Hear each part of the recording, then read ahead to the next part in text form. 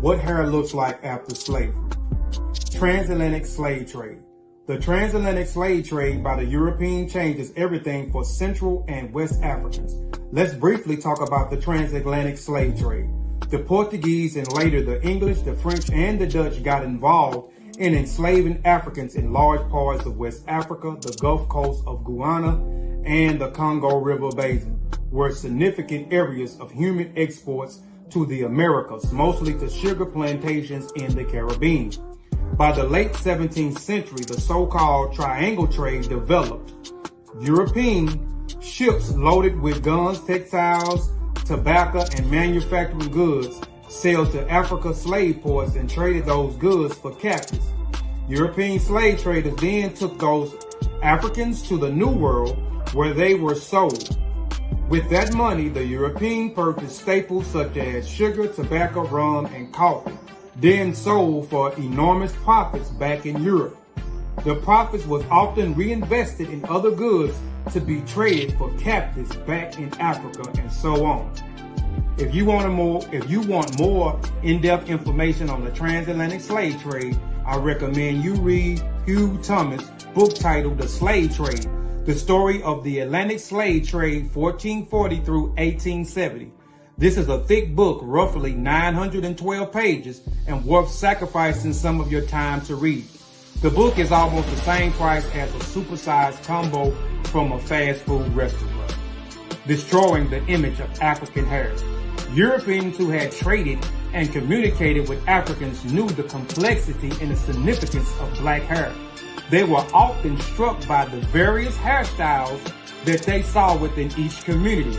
In an effort to dehumanize and break the African spirit, Europeans shaved the heads of enslaved Africans upon arrival to the Americas. This was not merely a random act, but a symbolic removal of African culture. The shaving of the hair represents the removal of any trace of African identity and further acts to dehumanize.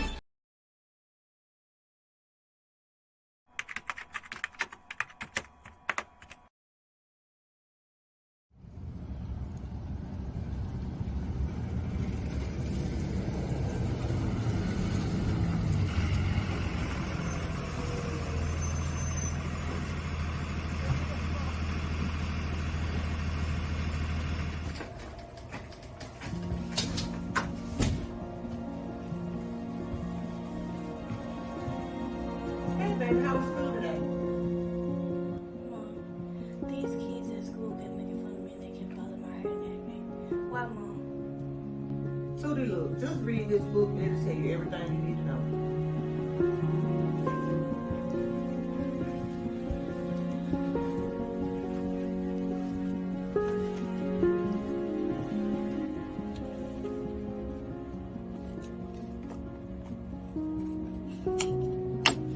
There's another N-word we throw around in and out of the black community called nappy.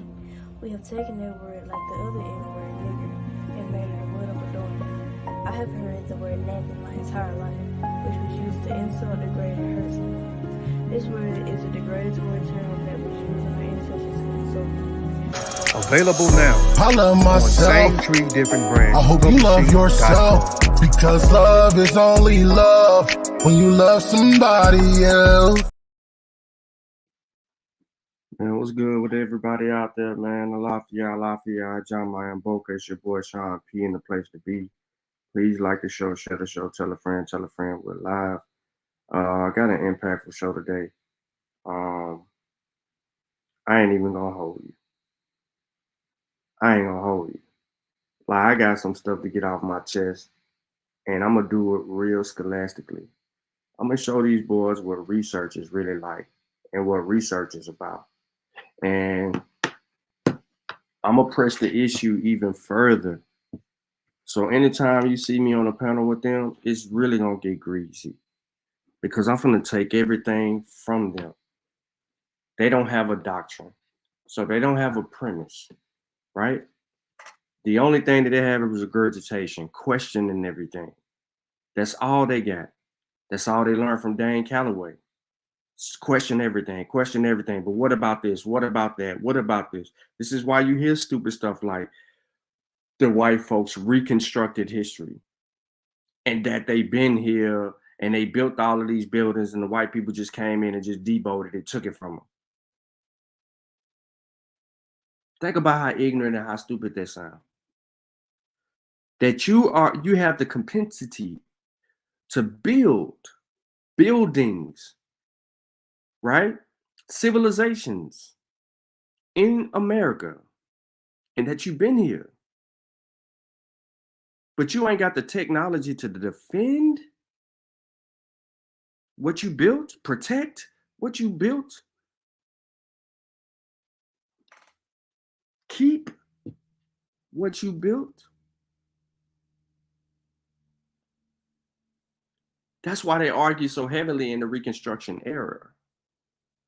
But think about this. If you've been here and you're indigenous and you've had and maintained a culture all the way up into Reconstruction, how do you lose that in less than 100 years? There's no way you lose your name. There's no way you lose your history. There's no way you lose your writing script. There's no way you lose your culture. Your identity cannot be lost over 100 years. So what are y'all really trying to get at?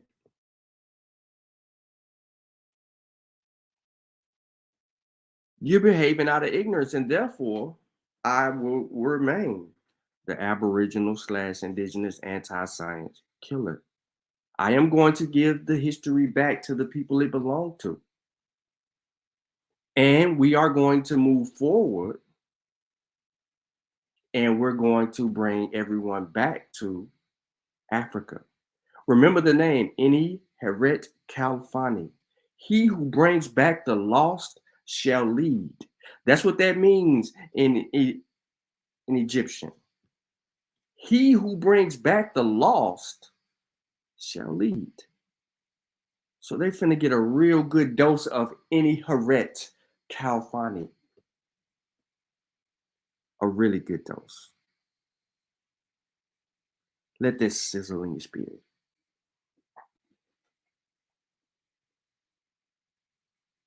And I see we have the first idiot of the day.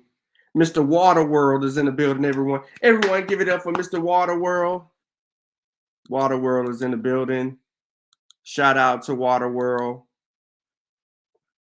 What up, Waterworld? What's good with you?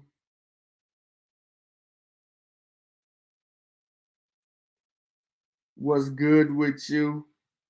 Why you asking Callie how you know me? What up, Callie? Mr. Waterworld is in the building, ladies and gentlemen. Shout out. Round 2? Come on, bruh. Bruh, you sure you want a round 2 with me? You don't want this smoke, bruh. Listen, bruh. Waterworld. I ain't with you. You don't want this. I'm being nice. You don't want the smoke, bruh. Because you can get it.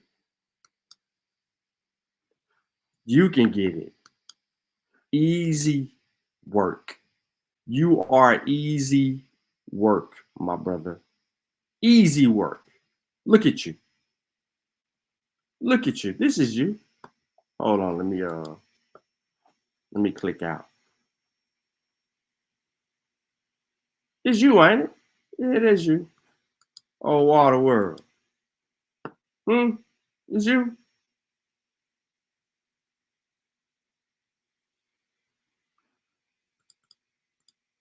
It's you, ain't it, Mr. Waterworld?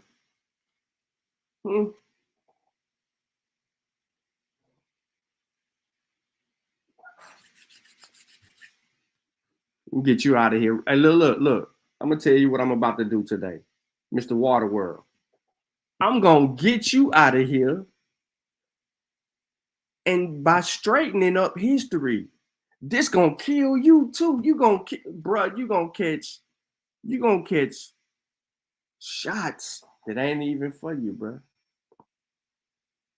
I wasn't even aiming at you, but you just was what they call it. What they call it when you shoot somebody that it wasn't even meant for collateral damage. Collateral damage, my guy. Real rap, Mr. Waterworld hypothesis. It's not a thesis. It's not a theory. It's a hypothesis. It's just a guess. And then it really ain't even a true hypothesis, because a real hypothesis still has a structure and a complexity to it to be able to be presentable so that it can be tested. You ain't even went through the grounds of that. So really it's just a guess. You ain't even a hypothesis. You on the smoke, bro. This ain't what you want. This ain't what you want. Nah. None of y'all. Because when I dig in, no, you don't want this work, bro. Stay on the safe side of reality. In the back hide. So, I appreciate everybody tuning in today. I am going to give you a lot of information, and I am going to get through this to the best of my ability. I am not going to rush anything. I am going to methodically walk that ass down, pause. And I am going to restore this shit back into the hands of the Native Americans. And I'm going to bring you sucker mother to Africa. We're going to get you all DNA tests. We're going to find out what your haplogroups are. We're going to figure out what your admixture is. And then we're going to introduce West African culture to you anti-African ignorant immigrants. That's what we're going to do. Not on this show. But eventually we're going to get to that. We're going to get back to West Africa and Central Africa and South Africa. We're going to get back to that. But my sights are on the elbows.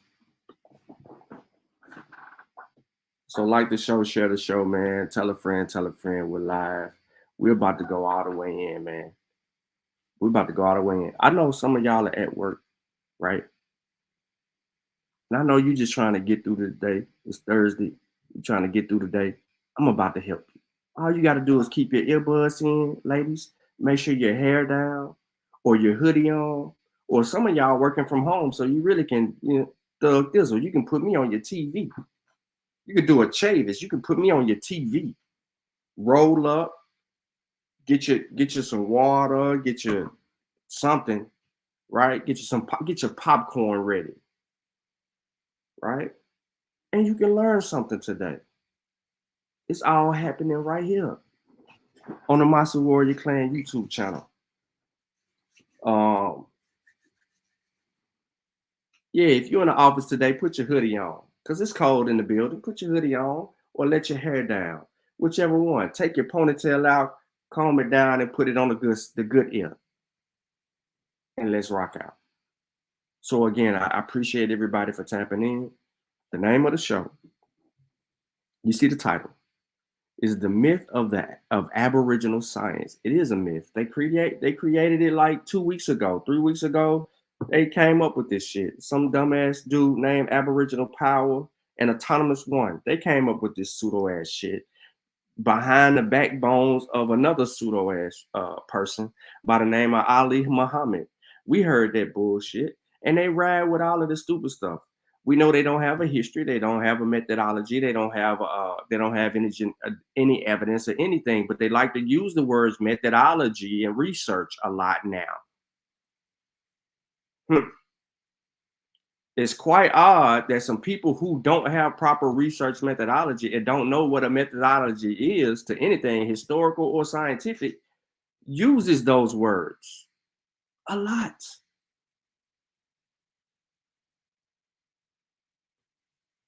Shaw said he got an hour left at work. I'm gonna beat you down and get you home, homie.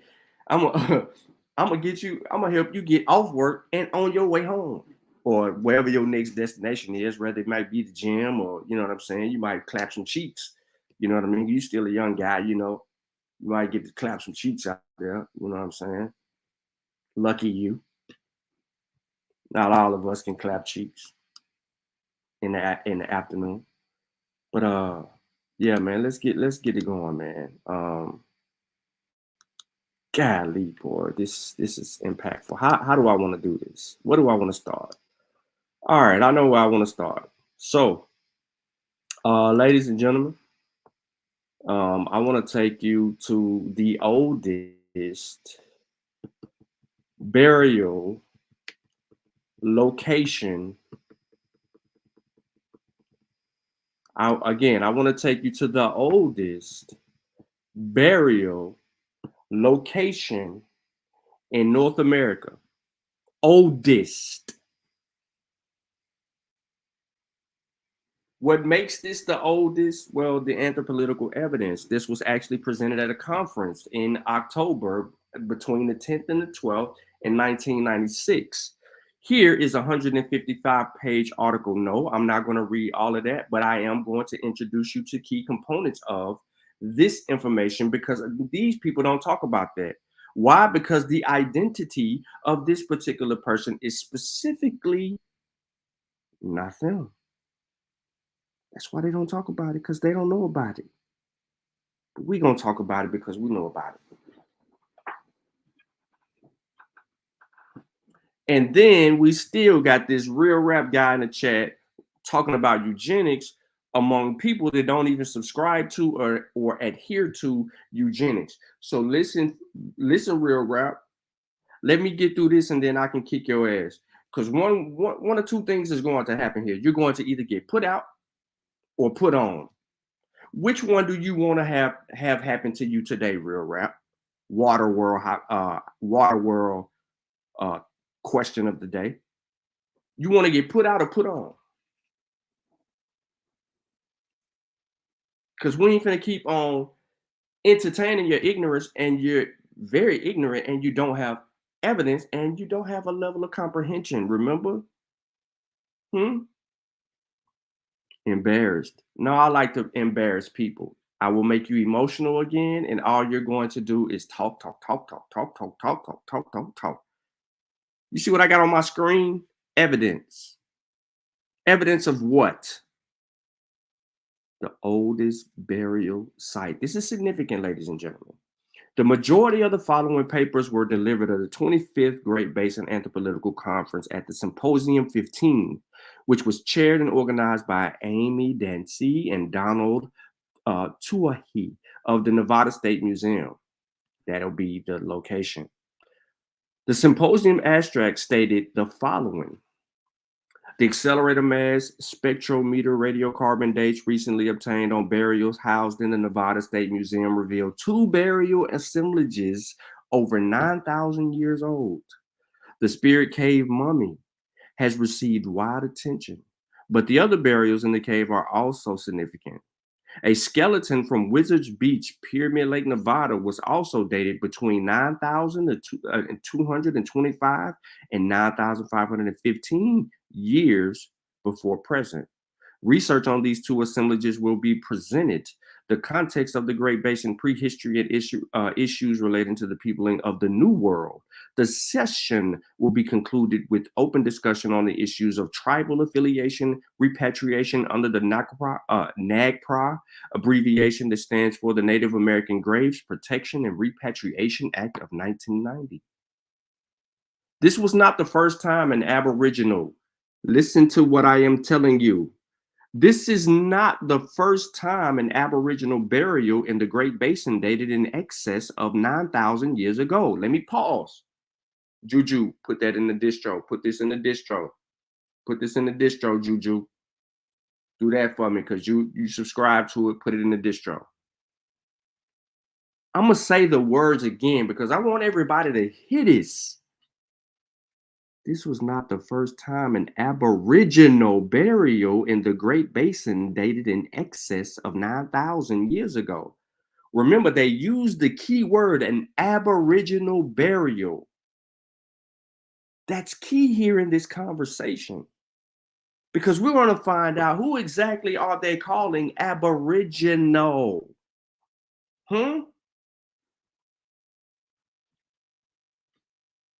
Now, L.S. Cressman's radiocarbon dated sagebrush fiber sandals from Fort Rock Cave in northern Great Basin in Oregon.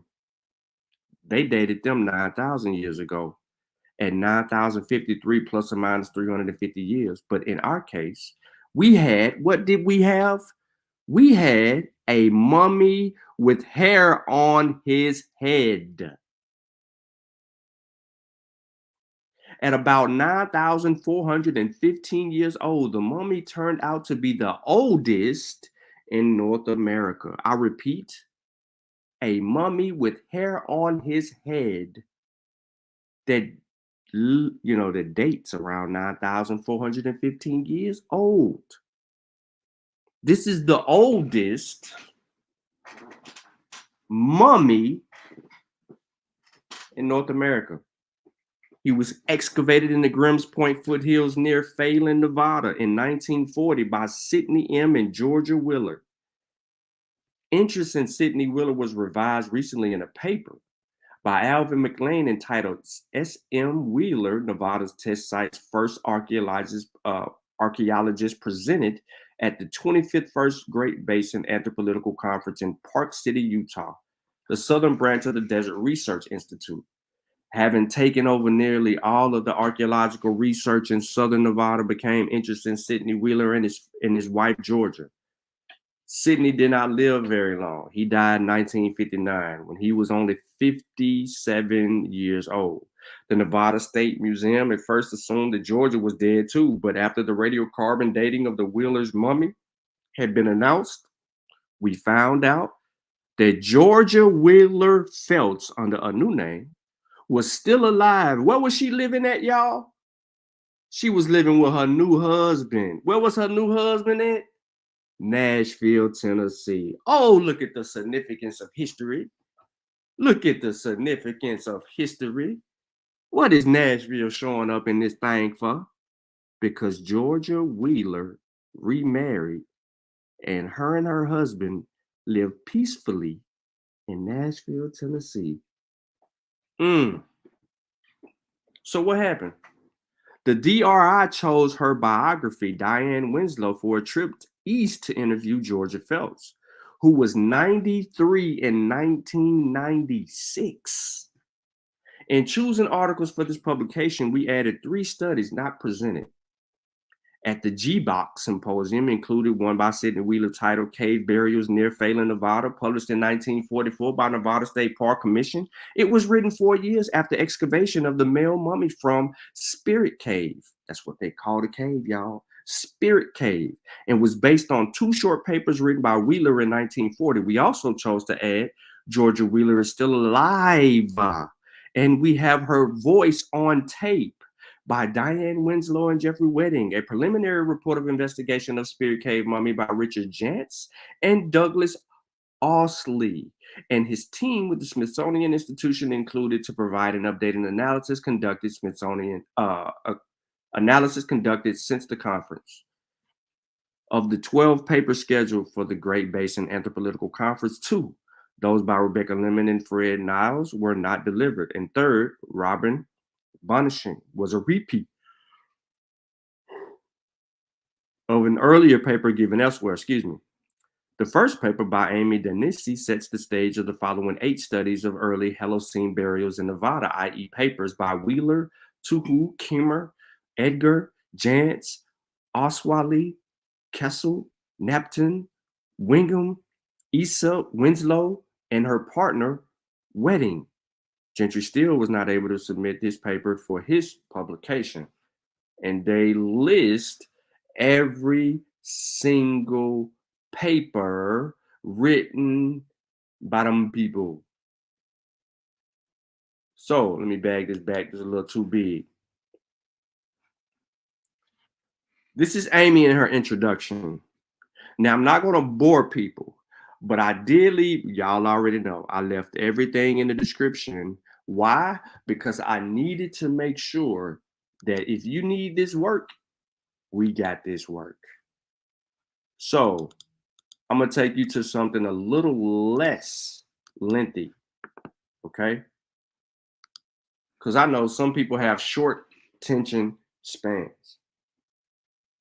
They can sit on a 6-hour, 8-hour stream and argue all day, but they can't read a freaking 10-page paper or 155 pages in a week. So this is that historical site that I was talking about in Nevada. You know what I'm saying? What makes this significant? And yeah, that's a piece of art, but we really do got the site. You feel me? But anyway, let's go directly to it. Let's get this work. The Spirit Cave Mummy. All right. Coprolite Investigations by Kyle Napton. Despite its great antiquity, as revealed by the enlightening series of radiocarbon essays made by R.E. Taylor and his colleagues at the University of Cal Riverside, the Spirit Cave individual is sufficiently well preserved that remains found with the partially mummified body can be identified with certainty as desiccated human excrement, often referred to as coprolites of paleofeces. Ooh, y'all didn't catch that. Paleofeces. Y'all didn't catch that. I'm going to say it one more time. Paleofeces. Okay? Why am I saying that? Because they can't even claim this Spirit Cave if they so-called were Aboriginal. Because guess what? They called the person that they found in the cave an Aboriginal. So let's go. This sample of human excrement is unequivocally associated with the mummified human remains from Spirit Cave, which are dated by radiocarbon. A suit of 7 dates of mummy, all are all within 210 years of each other, with the mean of the date being 9,415 plus or minus 25 years ago. Radiocarbon assays a sample on the bone yielded a radiocarbon of 9,430 plus or minus 60 years, 7,480 BC. Consequently, the coprolite samples are unprecedented importance and interest into archaeological, biological, biomedical, and genetic scientific communities. At the present time, the Spirit Cave coprolite samples are being studied prior to analysis. Therefore, this article reports only our preliminary findings. As many students of the Great Basin prehistory are well aware, the study of coprolites has a long history in the Great Basin and elsewhere. In 1912, during this exploration of Love Cloak Cave, L.L. Loud found examples of decimated prehistoric human excrements in the unspeakably dusty depths of the remarkable site. What they find? Loud broke up and few coprolites examined their contents and observed, what did you observe? The human excrement in the cave reveals on the part of the ancient inhabitants an incredibly coarse diet of seeds, hulls, and tough plant fibers. And some of the excrements was over 2 inches in diameter. Loud did not further investigate the Lovelock coprolites, although it would not have been surprising had he done so, since elsewhere, for example, Kentucky, had studied prehistoric human excrements, and there were other studies as well, notably the E.W. Jones 1910 involving Egyptian mummies. At about the same time, Warren, what did Warren do? Report his studies on the coprolite materials from prehistoric burial grounds in England. Okay, so coprolites produced by extinct ancient reptiles were identified and described as early as 1829 by Buckland. So by the late 1960s, motivated by E.O. Callan's research on the coprolites from Mexico, teams from the University of Cal Berkeley, led by Robert Heiser and other writers, analyzed samples of coprolites obtained from various parts of Lovelock Cave. These, we assume, were deposited at various times during human occupational or visitational events at the cave. The supposition was later verified by radiocarbon dates obtained by direct assays of the organic components of individual coprolites, since coprolites consist of organic remains. They are highly amendable to dating by radiocarbon. Thus, we were able to obtain a suit of dates ranging from the radiocarbon of 145 plus or minus 80 years to 1830 plus or minus 60 years. The oldest reliable radiocarbon date obtained from organic materials, not from a coprolite considered to pertain to human occupation of the cave, is 4,690 plus or minus 110 or 2,740 BC. But man, during this course of the University of Cal Berkeley corporalite investigation in the 60s, they found, as Loud had deduced, the prehistoric human inhabitants or perhaps visitors who contributed to the bevy of corporalites had a dietary regimen that included, what did it include? Fiber, seeds, fish, feathers, the last representing moudins and other wildfowl, as well as a variety of other edibles. The results of our studies reported by Heiser was what? Even at the remote date of the history of the Great Basin archaeology, the late 60s, we were aware that doubtless much more could be learned from corporalites beyond what might be referred to as simple food habit studies. There's no question, of course, that information about the inhabitants of the cave ate at an important and interesting.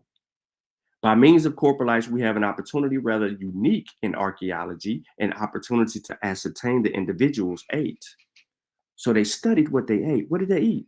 Rather than trying to deduce such information from a collective faunal and floral assemblages that represented only a portion of communal dietary signature.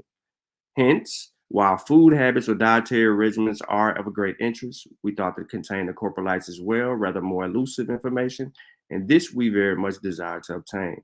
Accordingly, Heiser enlisted the aid of many of his colleagues, including the University of Cal, Los Angeles, D.Y. Yubbs and Berger, and other University of California School of Medicine, San Francisco, Dunn and Watkins, who analyzed some of Lovelock's corporalites for variable pathogens. None was found, perhaps fortunately. Now, in this study, there's something significant here.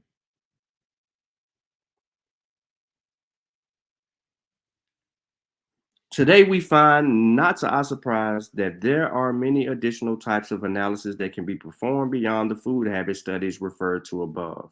For example, the study of DNA contained in ancient remains was, of course, unknown in the 60s. Hegelberg has pointed out it was not until 1984 that Russell Hingichu, the late Allison Wilson and Associates of University of Cal Berkeley succeeded in extracting DNA from the muscle tissue of the quagga, a now extinct zebra-like species. This team cloned and sequenced short segments of the mitochondrial DNA. Y'all know what happens next. Right? We talking DNA now. So, once the DNA was extracted, the team cloned and sequenced 2 short segments of mitochondrial DNA, sampled 23 different Egyptian mummies from one 2,400-year-old mummy of a child, was able to clone it, and then demonstrating the original human DNA had survived, although it was damaged and contaminated, mostly from microbial contamination. In 94, the colleagues extracted the sequence uncontaminated mtDNA from 5,000-year-old mummy, human remains in the Alps, the so-called Iceman. Other researchers have analyzed DNA from pre-Columbian Amerinid populations. Though DNA analysis, we may be able to determine the gender of the corporalite donors. The subject corporalite, my bad. Now y'all can see. Referral to an individual of known sex may prove valuable in this regard. Damn, what are we getting at? We have hopes, however, unrealistically, they might be of determining through DNA some idea of the number of sex individuals that contributed to the given corporalite assemblages. This concept, of course, embodies many assumptions that lie beyond the present research. Yet it is germane to our discussion because it is precisely this reason the research potential of this single irreplaceable specimen from Spirit Cave that we are developing the analytical protocols most cautiously.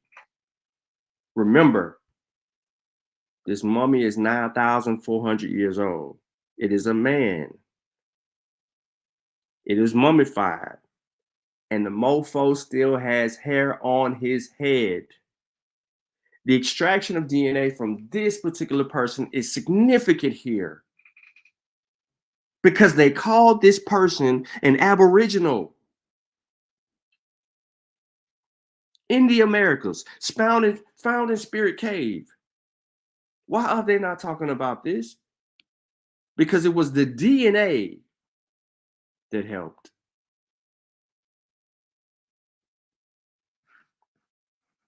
Let me take you further, ladies and gentlemen. Walk with me, like Jay-Z say. Walk with me. Gather around, hustlers, that's if you're still living, and get on down to this OJ rhythm. Come on, man. Just a couple of jewels to help you get through your bid in prison. Ribbon in the sky, keep your head high. Young Vito, voice of the young people, mouthpiece of the hustlers is back, mother. You know the words.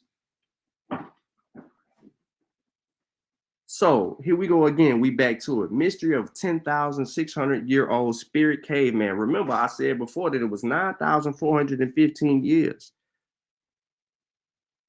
The information that I presented before was years before this was published. This is the most recent updated information that we have right here. So they moved the date from 9,415 years to 10,600-year-old spirit caveman, Earth's oldest natural mummy, finally solved.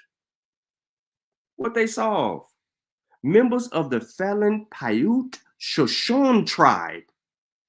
When I told you that we had the DNA, we walking it down. They know what tribe the person was from, the cultural affiliation with the mummy, and wish to give him a proper burial. This is an illustration of the spirit caveman. Genetic testing has ended a 20-year debate between a Native American tribe and the U.S. government over the origins of the world's oldest natural mummy, which has now finally been laid to rest. I'm going to say that again.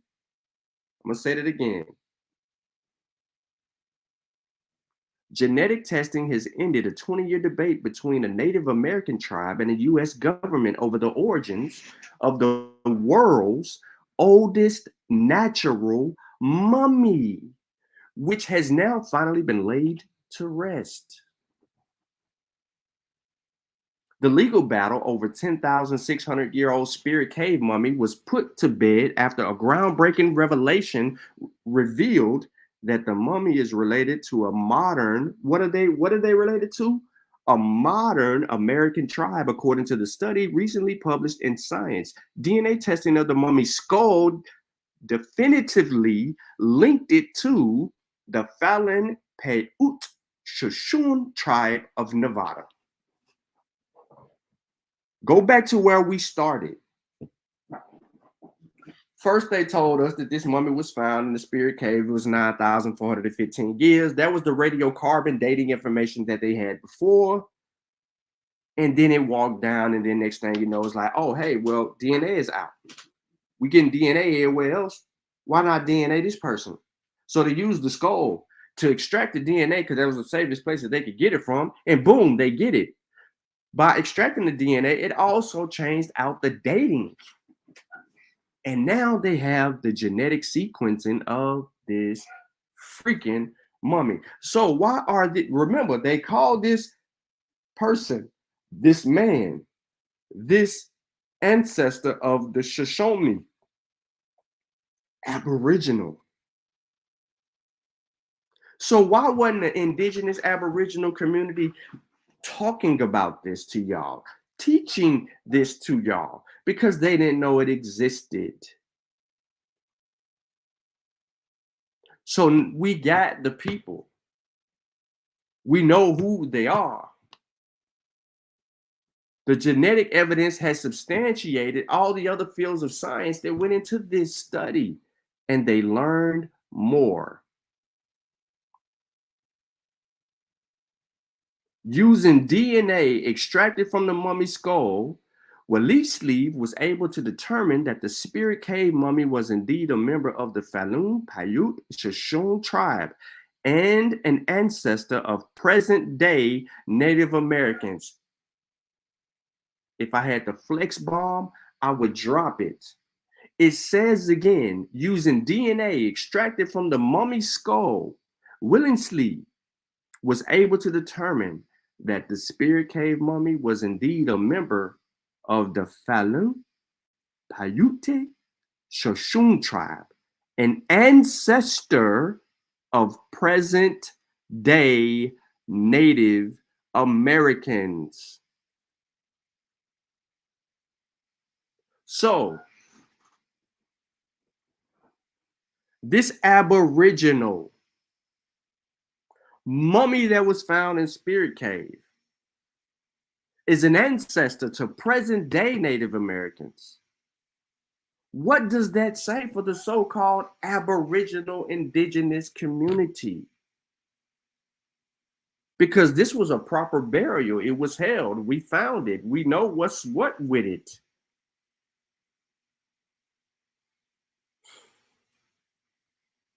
Where is your evidence? In addition to ending this 20-year battle, the study also dismisses a long-standing theory called the Paleo-American hypothesis, which claimed that a group of Paleo-Americans roamed North America before the Native Americans. As part of the study, the researchers sequenced the genomes of another controversial ancient remains from North and South America. They examined the 10,400-year-old remains from Alagoas, Santa, in Brazil, and found that they were Native American as well, and not Paleo-Americans. Previous studies on their craniomorphology theorized that they couldn't be Native Americans because their skulls were different shapes. These Native Americans are back in play. We can call them so-called Paleo-Indians, but they're Native Americans. That's all it is. Amerindians. We can name them whatever we want to name them, but they damn sure ain't no Chief Holiday, Autonomous One, Dane Calloway, what's the sister name? Phoenix Moon, Aboriginal Power, PF researcher, otherwise known as Truth Seeker, who is Root Words, Smoke Signal, all of these stupid motherfuckers. It's none of them. The natives are the natives are the natives are the natives are the natives are the natives are the natives. Here is the path taken for them to be native to the Americas, ancient Beringers, and the California Channel Islands. They populated this place in 2 migrational standards. I'm going to get to that in a minute because I'm going to show y'all where the science at. I'm going to show y'all where the science at. I just told y'all to walk with me, man. I'm going to say it to y'all one more time. Gather around, hustlers, that's if you're still living, and get on down to that OJ rhythm. Just a couple of Jews to help you get through your bid in prison. Rhythm in the sky, keep your head high, because that's what's going on. These dudes, they don't have an education. Ty Sam, you ain't graduated high school. Everybody that I've talked to, none of y'all have graduated high school. The one person that said that he graduated high school says he got a degree from Southern. Ain't really smart at all. Ain't really smart at all. Actually, he's very ignorant. So I want to take y'all to, I want to get 2 things clear. One thing for certain, but 2 things clear. The oldest mummy is not the oldest evidence. I'm going to repeat. The oldest mummy is not the oldest evidence. This oldest mummy that was found that we know that is a Native American, an Aboriginal, a real Aboriginal, right, is not the oldest evidence, because the oldest evidence would be the human fossil footprints in North America found in New Mexico that you see on the screen. These are this is the oldest. This got like 23,000-year-old dating, 21 to 23,000-year-old dating, these footprints. All right, so a team of scientists from the United States and Britain discovered footprints and indicated evidence of human life in North America during the last ice age. Researchers identified fossil footprints at White Sands National Park in New Mexico that date back to 23,000 years. Let me pause real quick because real rap, you're still talking in the chat and you're trying to confuse everybody, bro.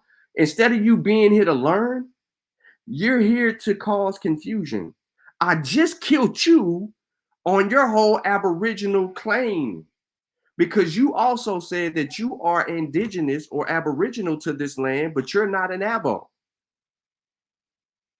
So you can't be indigenous no more because I'm showing you evidence on record of who the hell these people are. So let's continue. Researchers again, ladies and gentlemen, identified footprints in White Sands National Park in New Mexico, 23,000 year date.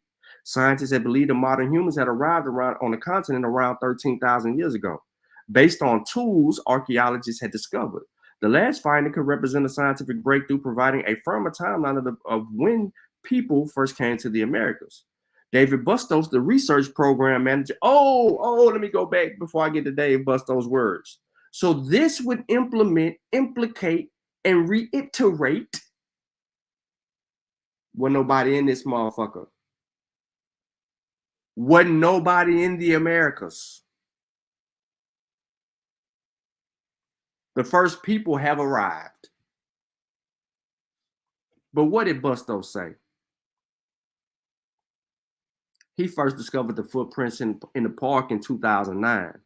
He and Matthew Bennett, a geologist from Bournemouth University in the United Kingdom, and other scientists studied the site more closely in 2019, in September 2019, 10 years later. Research from these U.S. geological surveys then confirmed that seeds found inside the footprints are approximately 23,000 years old. These incredible discoveries illustrate that White Sands National Park is not only a world-class destination for recreation, but it also a wonderful scientific laboratory that has yielded groundbreaking fundamental research.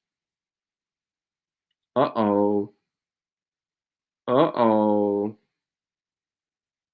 Uh-oh.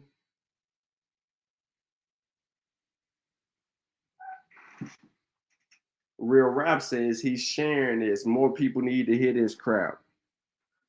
These are daggers, brother. Because we're not even daggers. My apologies. Wrong analogy. These are spears. So I gave you the oldest mummy found in North America was a Native American. His people are still in the Americas, and it ain't you motherfuckers. Then I give you 23,000-year-old footprints found as evidence of peopling the Americas 23,000 years ago. Resetting the date. But what gets better with this is this. The research team published the findings in September 24th edition in the Journal of Science. Their findings explain more about the earliest arrival of humans in North America. I think this is probably the biggest discovery about the peopling of the Americas in 100 years.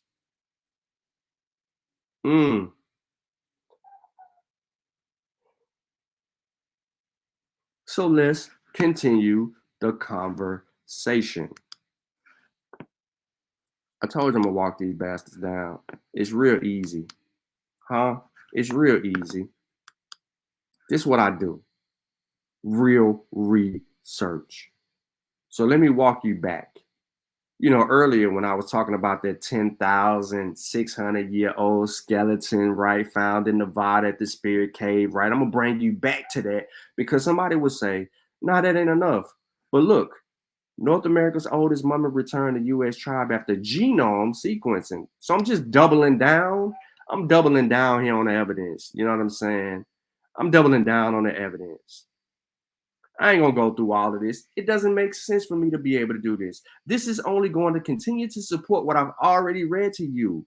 We know which tribe, we knew what happened, but we're big shout outing DNA. You know, for all of you so-called DNA deniers. What up, not a coincidence? So again, just for the record, because I don't know when not a coincidence came in here, but you know what I'm saying? But, you know, just to flex muscles real quick. The oldest mummy is an Aboriginal. The Aboriginal is a Native American whose people are still in the Americas today. But the DNA of the Native American mummy that was found in North America helps so sweetly put this all into perspective. Because where can you abos run now? Run, Negro, run. Where you running to? This helps tell us who the earliest people were in the Americas. And they call them indigenous. They use Aboriginal, they use indigenous. We all good here. Willis Lee's team concluded that the Spirit Cave remains are more closely related to indigenous groups in North and South America than to any other contemporary population. The BLM gave Nature a preliminary scientific report for the team and a 31-page memo outlining its reasonings for repatriation of remains. Willis Lee declined a comment because his team's data has not yet been published in the journal. Hockett says, the genome findings offer the only unequivocal evidence that the remains are Native American. No evidence links the remains to any specific group, not even the ancient DNA. But the NAGPRA allows the return of the human remains to the tribes that have a geographical connection. Lynn George, chair of the Fale Payet Shashun tribe, did not respond to the request for comment. The genome of a 12,600-year-old skeleton from Montana called the Anzac Child is the only other published ancient genome from the Americas that is older than 10,000 years. The Spirit Cave remains and the Anzac Child both seem genetically closer to South American groups than to North American groups, and the migration behind these patterns are not yet understood, says Raff, who's a source that I use. One possibility is that both individuals lived before their local populations began spreading across the regions of the Americas, says popular geneticist Pontus Skoglund at Harvard Medical School in Boston, Massachusetts. Sequencing the ancient DNA, which has become easier and cheaper in recent years, could help to determine the origins of many other ancient bones, remains as old as Spirit Cave mummy are rare, but there are many younger remains that are not clearly affiliated to any tribe and which might not now be deemed Native American through ancient DNA sequencing and thus repatriated, scientists say. The BLM announced its intentions to repatriate the Spirit Cave remains in October and received no formal objection, says Hockett. But Jantz, the anthropologist who co-led the Spirit Cave skull study, is based on the University of Tennessee in Knoxville. Lamnett's decision is just it's a sad day for science.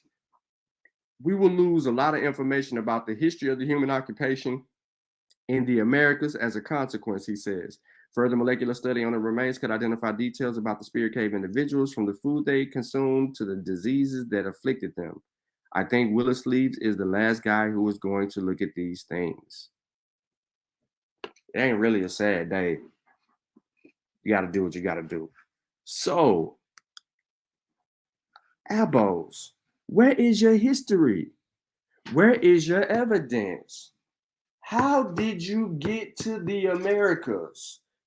Where did you sprout up from?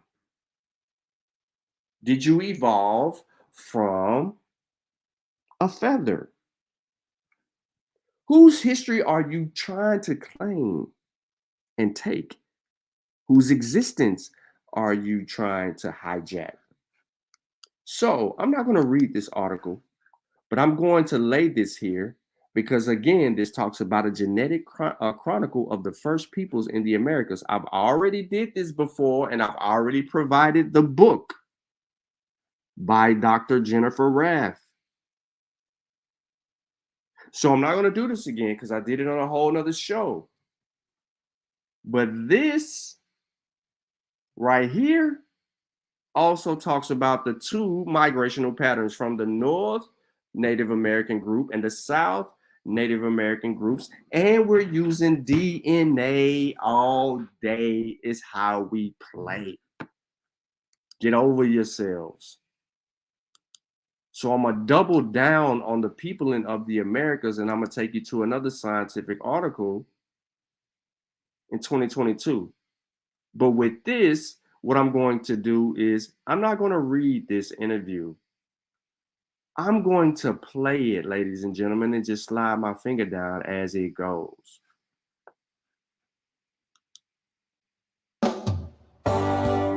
Hold up.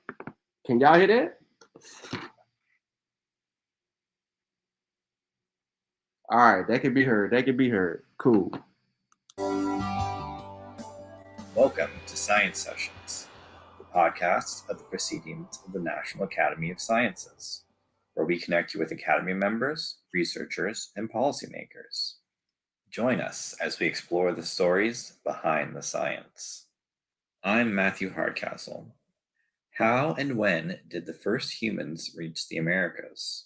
One theory you may have learned in school proposes that humans took an overland route called the Bering Land Bridge, which once connected Asia and North America, traveled over 1,000 kilometers through a gap between two receding glaciers, and reached the Great Plains around 13,000 years ago.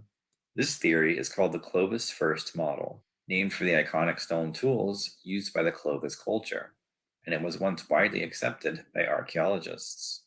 However, an increasing body of evidence suggests that the Clovis were not the first peoples in the Americas.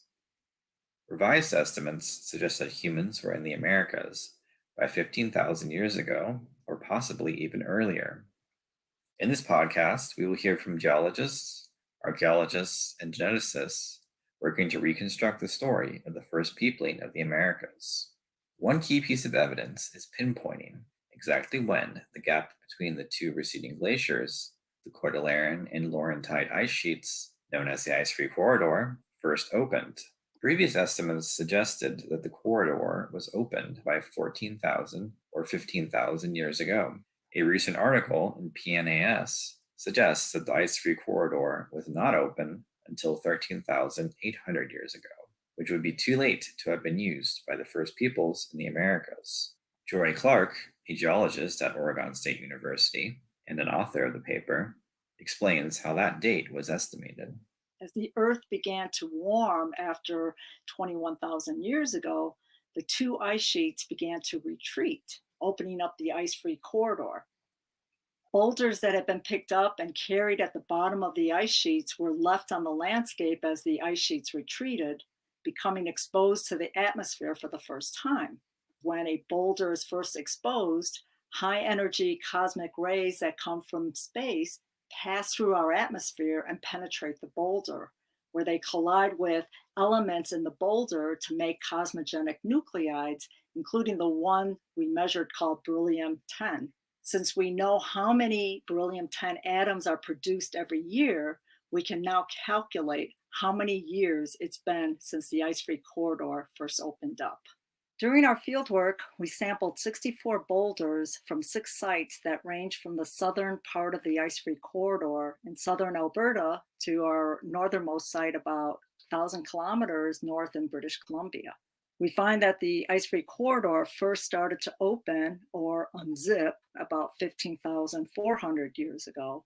Our youngest date of 13,800 years ago for the final opening of the corridor clearly shows that the corridor was not available for the migration that had occurred by at least about 15,600 years ago. One archaeological site that has been proposed to predate the opening of the ice-free corridor is Cooper's Ferry in Idaho. Lauren Davis of Oregon State University is one of the archaeologists who has worked at the site. Davis explains how he and his colleagues used statistical modeling and radiocarbon dating to estimate that Cooper's Ferry was occupied as early as 16,000 years ago. At Cooper's Ferry, we dated charcoal from the fire pit, and that returned a series of ages that showed us people were at the site a little bit before 14,000 years. And then as we went deeper in the site, we found other pieces of bone and charcoal that showed us that people were at the site even older, closer to 15,000. We use a statistical technique by analysts at Oxford University who were able to make predictions where they say, if you look at the radiocarbon ages in the vertical sequence at the site, There's a part of the very bottom of the site where we didn't have any radiocarbon ages, but if you were to take an educated guess, it's going to get you a little bit older than 16,000 years. Even if, for whatever reason, you might have trouble with accepting people are there that early, well, we have a campfire that dates to 14,400 or so. Some archaeologists have questioned the accuracy of the earliest dates from Cooper's Ferry and other sites. However, if at least some of these locations are credible, it raises the question of how people would have reached the Americas before the ice-free corridor was open. One alternative is the coastal migration hypothesis, which suggests that people traveled by boat along the Pacific Rim from Northeast Asia all the way down the western coasts of North and South America.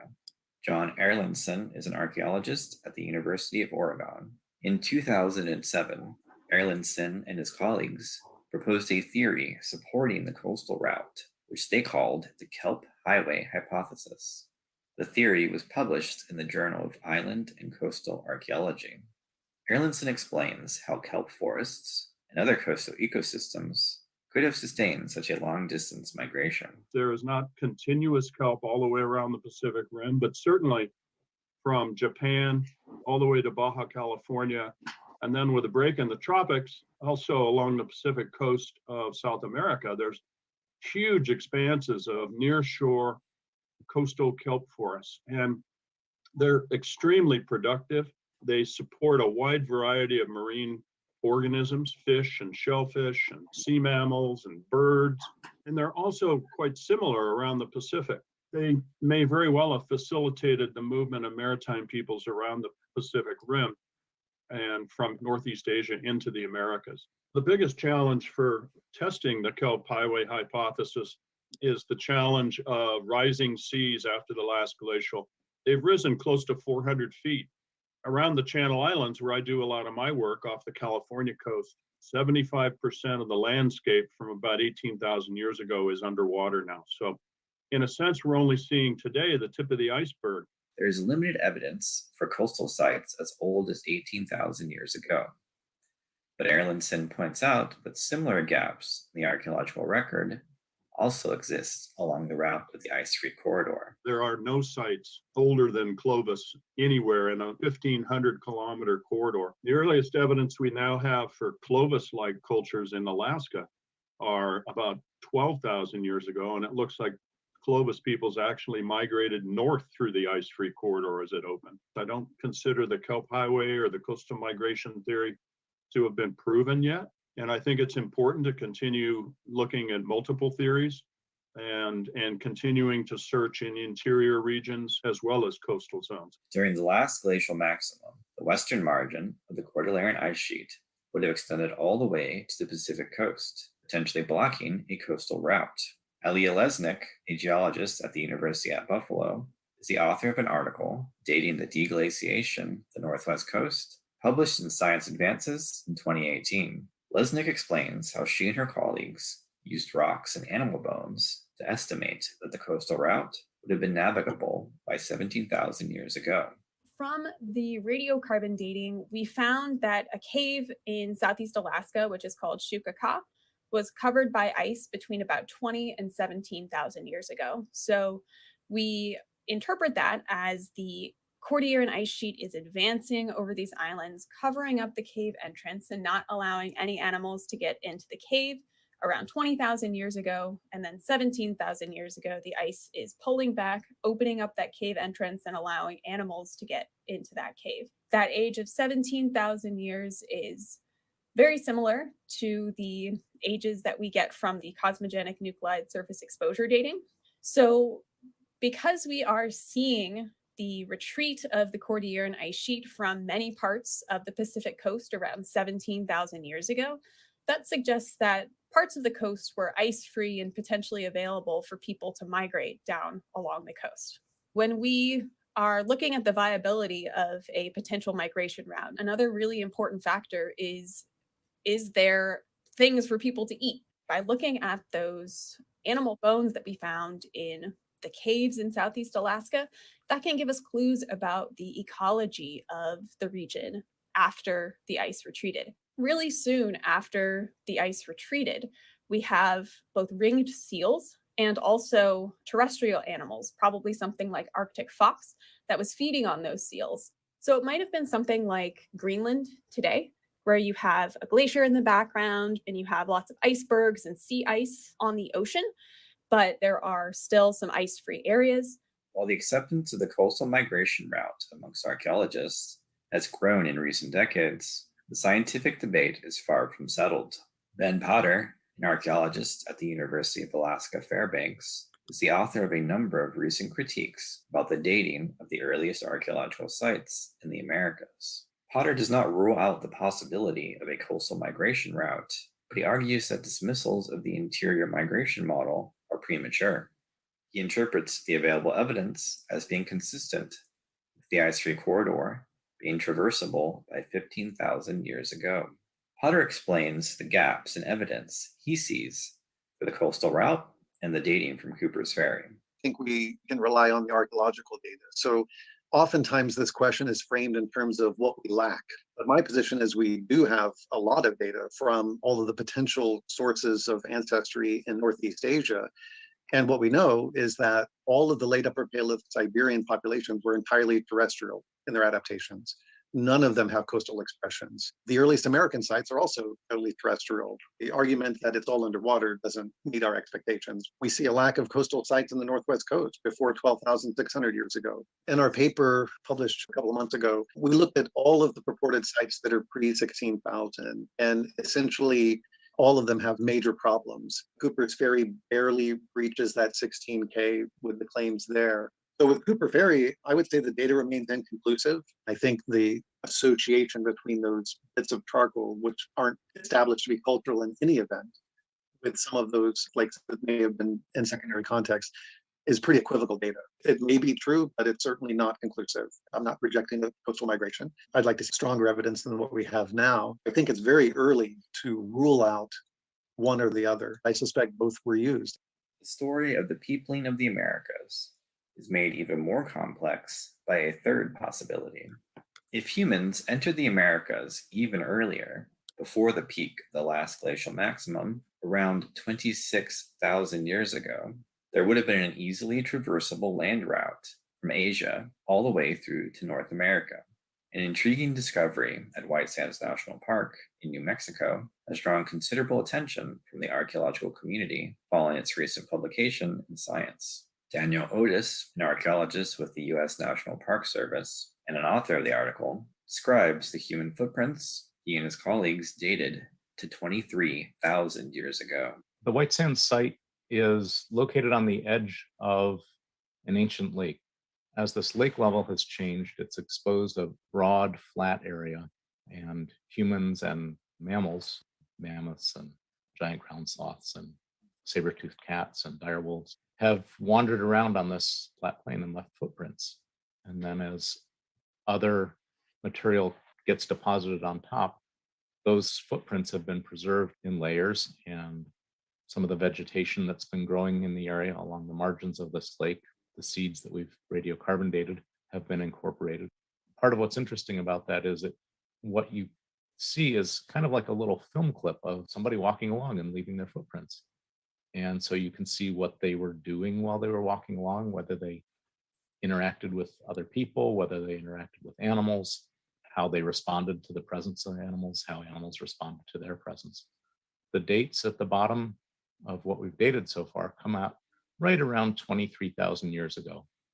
And we've dated successive layers, and the youngest ones we've dated so far come out about 21,000 years ago.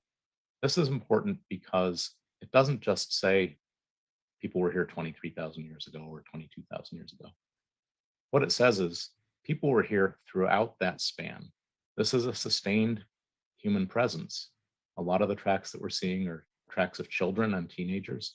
These are family groups. The findings from White Sands are still preliminary and controversial to some researchers. Like any scientific finding, the results will need to be validated with other lines of evidence. One area of scientific research that can add context to this debate is genetics. Jennifer Raff is an anthropological geneticist at the University of Kansas and the author of the recent popular science book, Origin, A Genetic History of the Americas. In close consultation with indigenous groups, RAF works to recover ancient DNA from ancestral remains, which can be compared with each other in modern genomes to reconstruct population histories. RAF describes what the genetic history tells us about the first peopling of the Americas. I actually look at this question of the peopling of the Americas in kind of a few different stages. So the first stage is really the formation of the population that became ancestral to Native Americans and other groups. And this population actually formed much earlier. There was a group of people living in East Asia who became ancestral to East Asians, and they separated and experienced gene flow with another population who we call the ancient North Siberians. And that intermingling of these populations occurred about 25,000 years ago. And then their descendants became isolated for several thousand years until about 18,000 years ago, give or take. This period of isolation coincided with the peak of the last glacial maximum. The question is really, where were they? We don't have a lot of good archaeological evidence to state that definitively. And genetics, of course, only shows that they were isolated. It doesn't say where they were. In any case, while this population is being isolated, several branches emerge, and one ends up going back to Siberia, one ends up isolated in Alaska, but then one branch gives rise to the first peoples south of the ice sheets. And so that would have been perhaps as early as 17,000 years ago, is when that migration would have taken place. The genetic models show that populations are dispersing very rapidly. We see genetic patterns consistent with a very rapid dispersal, which to my mind is much more likely by boat than the slower overland route. Theories about the first peopling of the Americas are more than just a matter for academic debate. Historically, they have had negative ramifications for the descendants of the first Americans. Theories that indigenous peoples arrived recently were used by European colonizers to justify the removal of peoples from lands which they had actually occupied for thousands of years. Anthropologists in the Americas once perpetuated racist theories and eluded human remains and artifacts considered sacred by indigenous populations. For these legitimate reasons, many indigenous groups are hesitant to allow scientists to study their ancestors.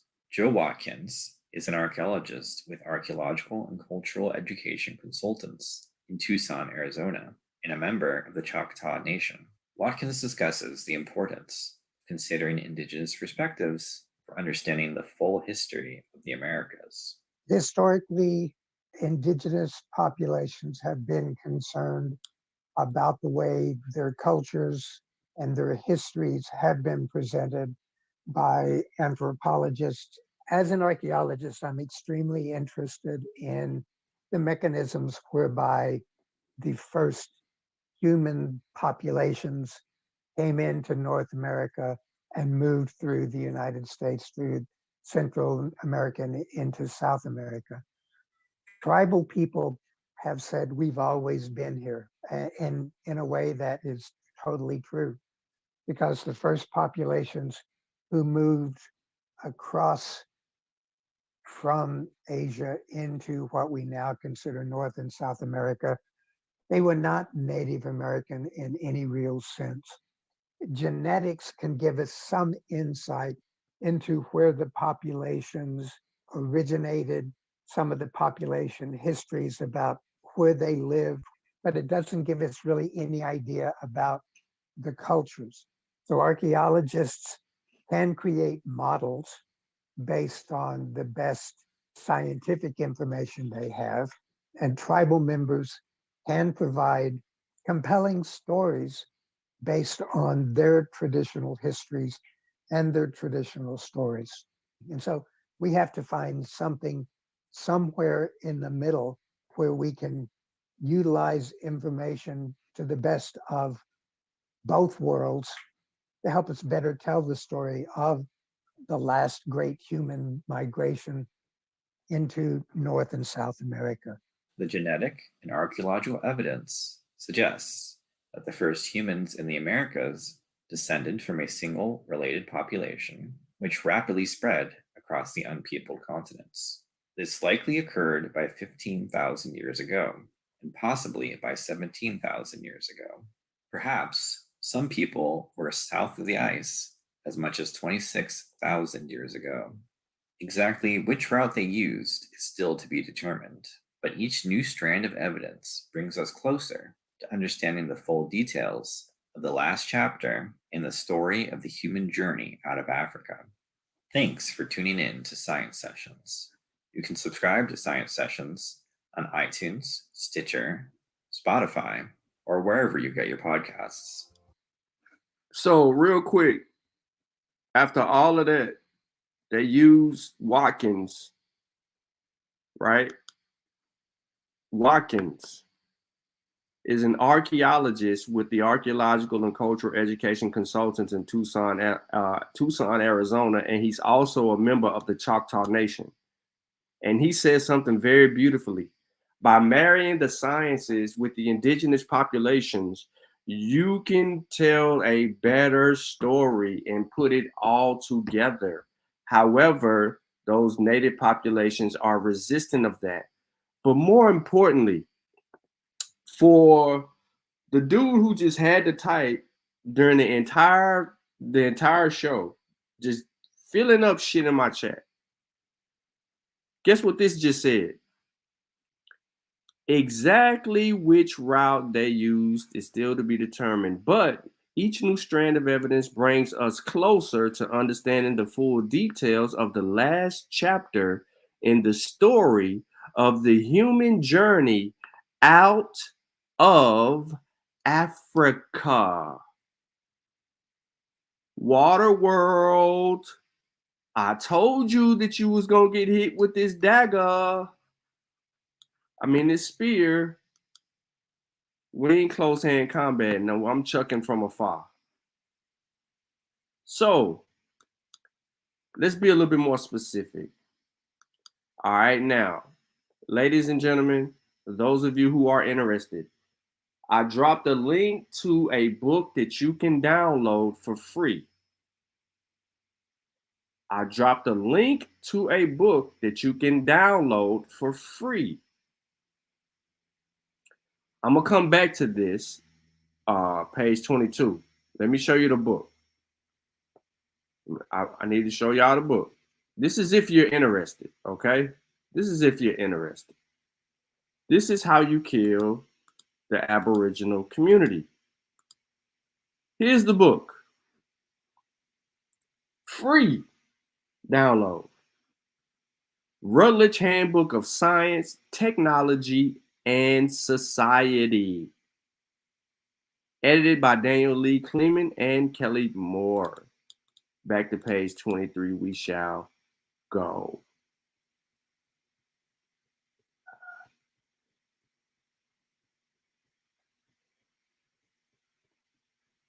I told y'all, man, I had a treat for y'all.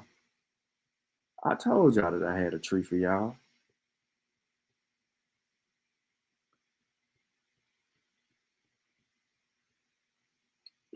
And guess what?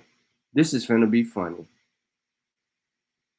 Because I don't want to take y'all directly to this one particular spot and just kind of get the conversation over with. I actually want to take you to a little bit more than that. Go back a little bit further than that. So,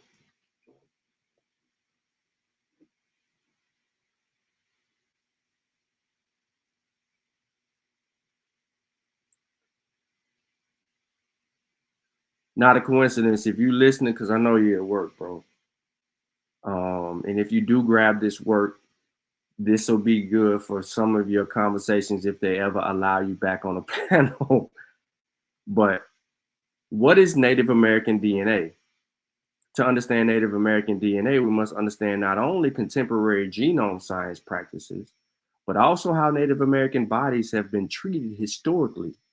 Native American bodies, both dead and living, have been sources of bone and more recently of blood, saliva, and hair used to constitute knowledge of human biological and cultural history. In the 19th and early 20th centuries, the American School of Anthropology rose to worldwide prominence through a physical inspection of Native American bones and skulls plucked from battlefields or from recent grave sites by grave robbers, contract workers, or scientists. It was certainly distasteful work to scavenge decomposing bodies and boil them down so bones could be sent more easily to laboratories clean and ready for examination. But two justifications emerged from the work. Justifications that will ring familiar in many analysis of contemporary genetic scientists' treatment of Native Americans' DNA. First, the Indians were seen as doomed to vanish before the STEM engine of westward expansion. The idea was then and is now that they should be studied before their kind is no more. Second, this sort of research was purported to be the good knowledge, and the knowledge was and is supposed to be for the good of all. Indeed, the notion that knowledge is power continues to be used to justify practices that benefit technoscientists and their institutions, but with questionable returns to the individuals and communities who actually pay for such knowledge with their bodies or their pocketbooks. Extractive genetics, research, and profit making is not, of course, limited to marginalized Native Americans. Shorbita Pathosarathi in chapter 5 of this volume produces the consumer of genetic testing, questions the knowledge is power narrative that informs Myriad Genetics and 23andMe's marketing of genetics tests is the public as they seek to turn patients into healthcare consumers. But knowledge that companies sell is of questionable use to individuals who do not have relevant scientific expertise, yet who pay hundreds of dollars for test results that are difficult to interpret and which are sometimes based on unreplicated scientific studies. Thus, we must ask for whom are particular forms of genetic power or profit, and at what expense, or whose expense. So, genetic ancestry. What in technical terms is Native American DNA? In the early 60s, new biomedical techniques began to be applied to traditional anthropological questions, including the study of ancient human migrations and the biological and cultural relationships between populations. The new subfield of molecular anthropology was born, sometimes also called anthropolitical genetics. Set of markers of nucleotides in both the mitochondrial DNA and the mtDNA and the chromosomal DNA were observed to appear at different frequencies among different populations. The highest frequencies are so-called Native American markers are observed by scientists in unadmixed Native populations in North and South America. These markers are the genetic inheritance of founder populations, allegedly the first humans to walk in the lands we now call the Americas. The so-called Native American mtDNA lineages are A, B, C, D, and X or Y chromosome lineages, MQ3 or M3, are not simply objective molecular objects. These molecular sequences or markers, their pattern mutation, deletions, and transcriptions that indicate genetic relationships and histories, have not been simply uncovered in human genomes. Native American DNA could not have emerged as an object of scientific research and genealogical desire until individuals and groups emerged as Native Americans in the course of colonial history. Without the settlers, we could not have Indians or Native Americans. Instead, we would have many thousands of smaller groups of peoples defined within the according to their own languages by their own names. It is the arrival of the settler of a half a millennia ago and many subsequent settlements that framed the search for Native American DNA before it is too late. Before the genetic signatures of the founding populations in the Americas are lost forever in the sea of genetic admixture. Mixing is predicted on purity, a presumed state of affairs in the colonial pre-contact Americas, which informs the historical constitution of continental spaces and contaminate groupings of humans into races, undifferentiated masses of Native Americans, Africans, Asians, and Indo-Europeans. This view privileges Europeans' encounter of humans in the Americas, standing where they do, almost never identifying as indigenous peoples themselves. Scientists who study Native American migrations desire to know the origins of those who were the first encountered when European settlers landed on the shores of these continents.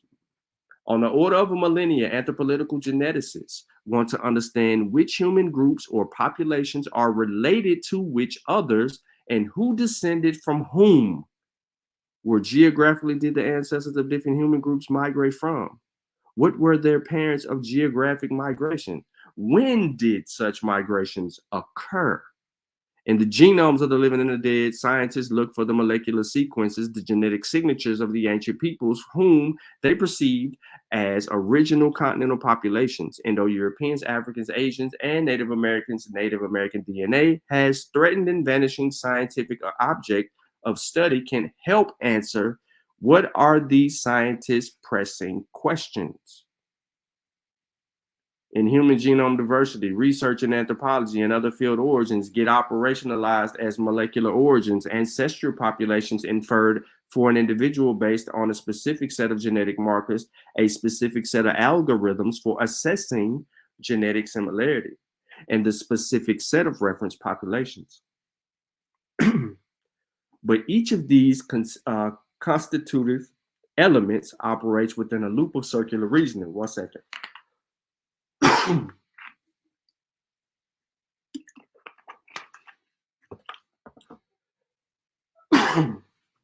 Now, I gotta cough one more time.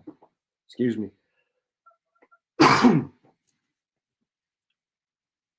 So pure biogeographic origins must be assumed in order to constitute the data that supposedly reveals the same origins. So that went down wrong. Excuse me. Notions of ancestral populations, the ordering and calculating of genetic markers and their associations, and the representations of living groups of individuals and reference populations each required the assumption that there was a moment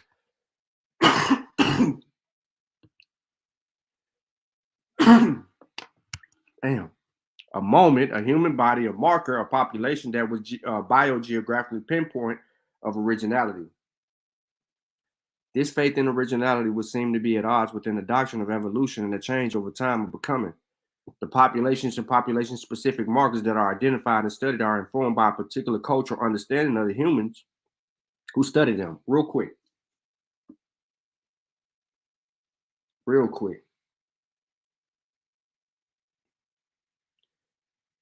rap. I had enough.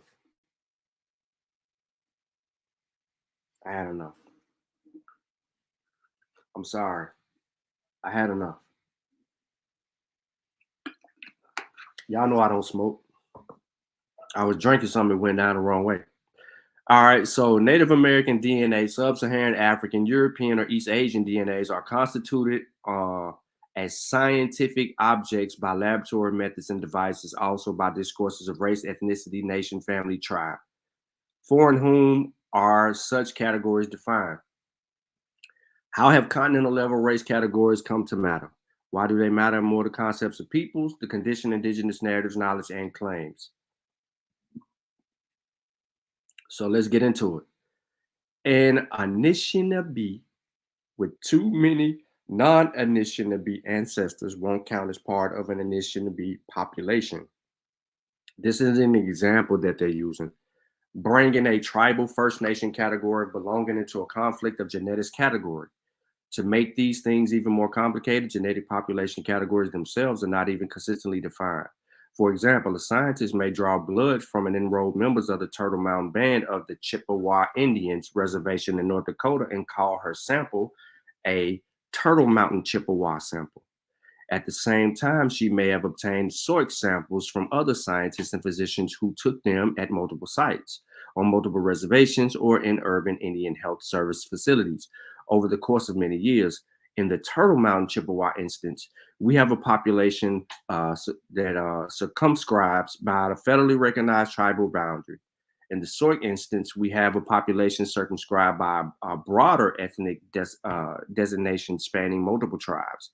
Histories of politics, and here the samples of politics are imposed on two samples of research enforce subsequent requirements for data, for example, that are unusable or usable samples come only from subjects who possesses a certain number of grandparents from within said population. Thus, the categories favored by scientists are not objectively true. So we can get into the DNA profile, but there's something significant here. I read it earlier,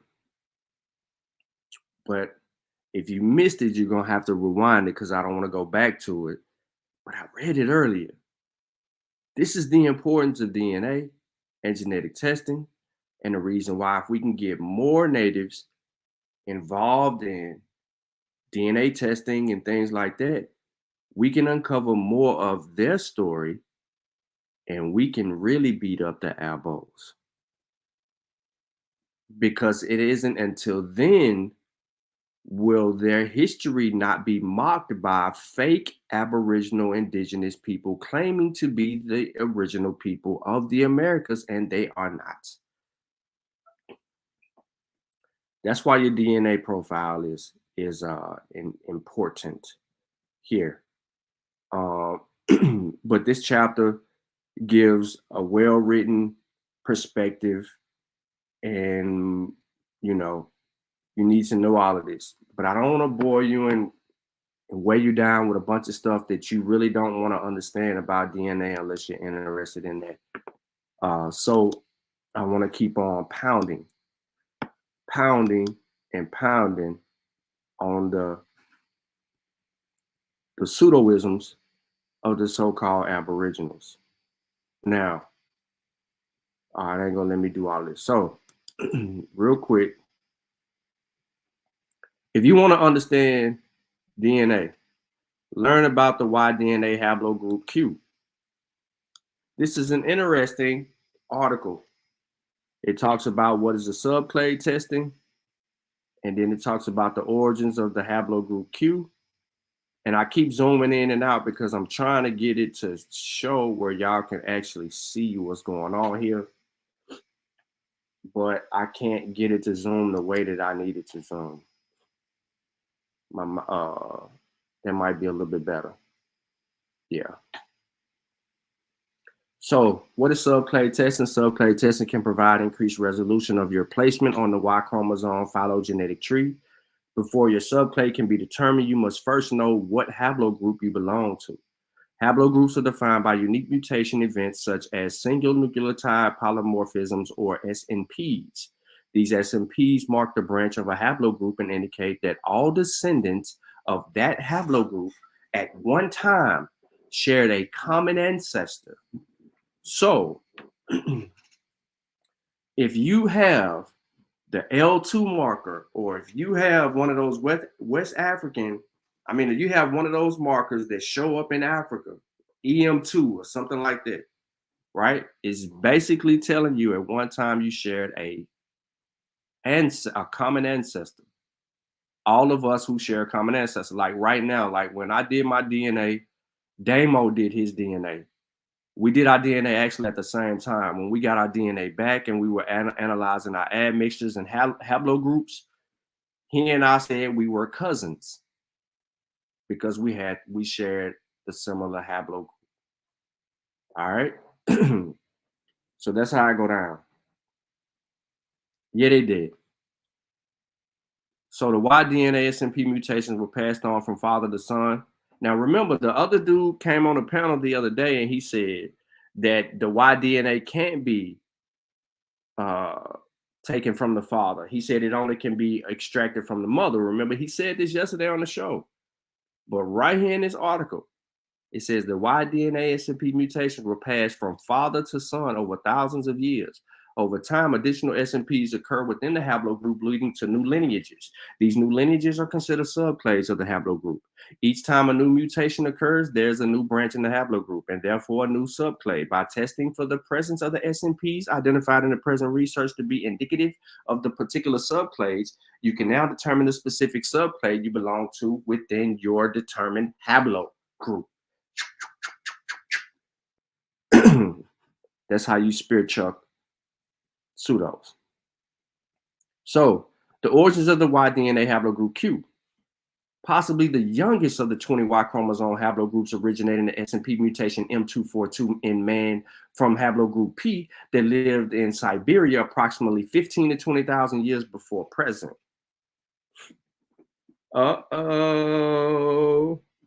Descendants with the M242 mutation migrated eastward across Siberia until they reached the northeastern point of Asia. During this time, sea levels were over 100 meters lower than at present because water was locked up in large glaciers. Actually more than 100 meters. You can say 200 meters, or just say 400 feet. Think of it in feet, 400 feet. The lower water level exposed the bridge of land connecting Siberia and Alaska. This area was called the Beringia, and it provided a passageway for migrants into the Americas. Haplogroup Q represents a recent paternal founder population of the Native American radiation into the Americas. There you go. There you go. So here's the Y chromosomal atom, and it breaks down. And there's your haplogroup Q coming up off of P. Now, the phylogenetic tree of the 20 known Y-DNA haplogroups, haplogroup Q is circled in the blue, indicated its relative position within the tree. You can see from this tree that it derived from the haplogroup P. And here is the walk of life. Up out of Africa into Asia, all the way into the Americas. Now, this is the proposed migrational path of men carrying the M242, the defining mutation for haplogroup Q. Now, we could do this for all the other haplogroups, but I'm just trying to show y'all this shizzle.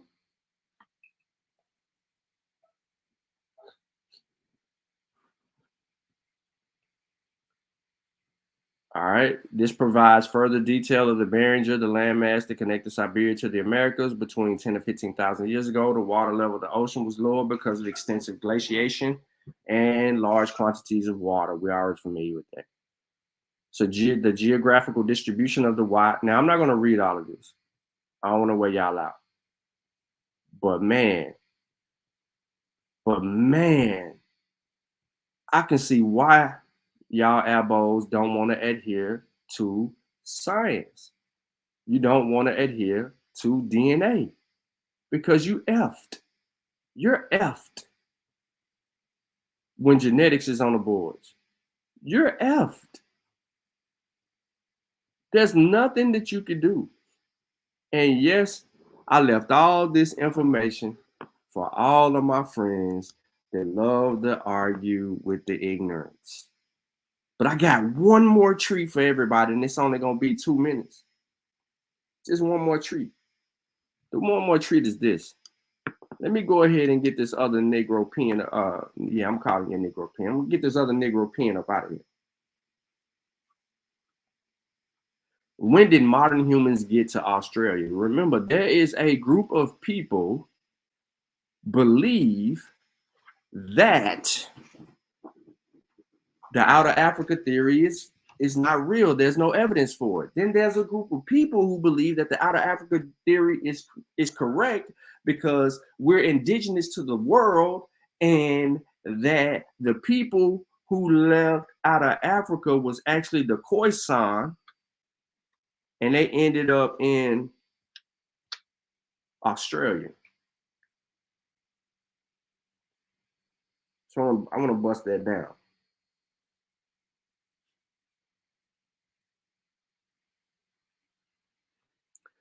And I see that my brother Thomas Oklahoma's in the chat with Solomon Adon, and they're talking about Australia. So this would kind of walk right into what they're talking about in the chat. The origins of the first Australians. The viewpoint about the origins of these people was once entangled with the wider debate regarding the origins of all modern humans. During the 80s and 90s, the two main viewpoints were the outer Africa and multi-regional models. However, new fossils and improved DNA research have resulted in these models becoming obsolete. The broader consensus now is that all modern humans are descended from an African population of Homo sapiens that migrated around the world but bred with local archaic populations as they did so. This is some debate about the role that is the interbreeding had in modern human origins. The recent African origin model states that the modern human traits merged in Africa, and while interbreeding occurred during migrations around the world, these had only minimal impacts on the genetic traits of modern humans. The assimilation model places greater emphasis on interbreeding, claiming that Homo sapiens traits evolved in Africa. But many new traits evolved through interbreeding with other archaic populations outside of Africa. Old models. Out of Africa stated that the first humans to colonize Australia came from a recent migration of Homo sapiens through the Southeast Asia. This is an old model, ladies and gentlemen. Many people have not given up this. These people belong to a single genetic lineage that were descendants of a population originated in Africa. Doesn't that sound familiar with you?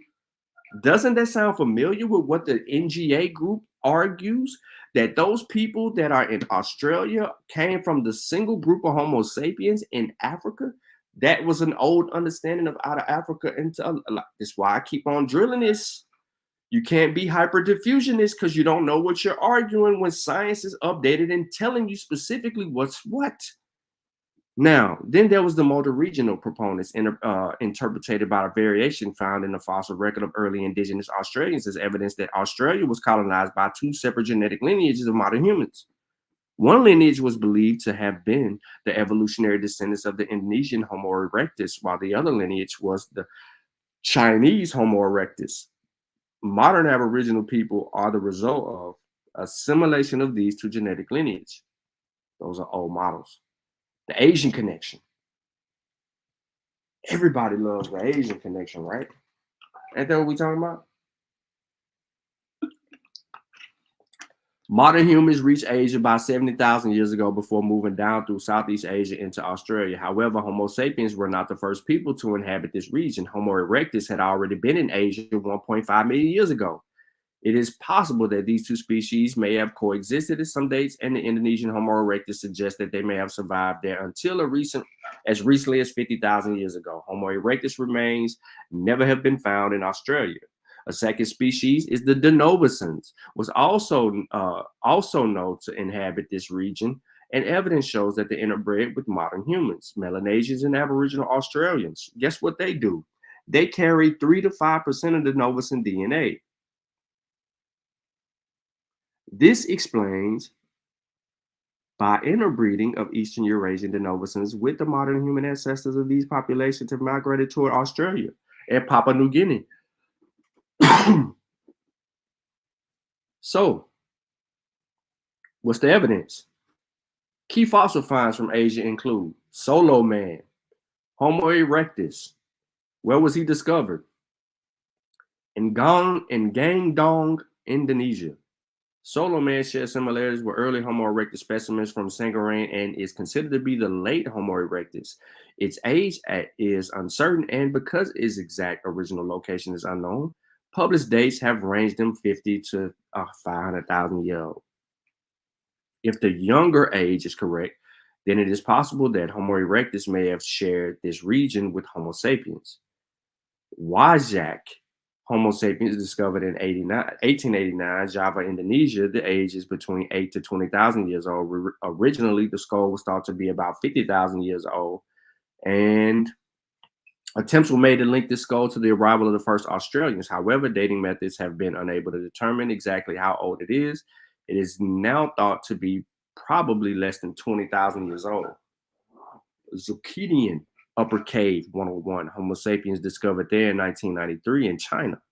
The age is 10 to 25,000 years ago. Gateways into a new continent.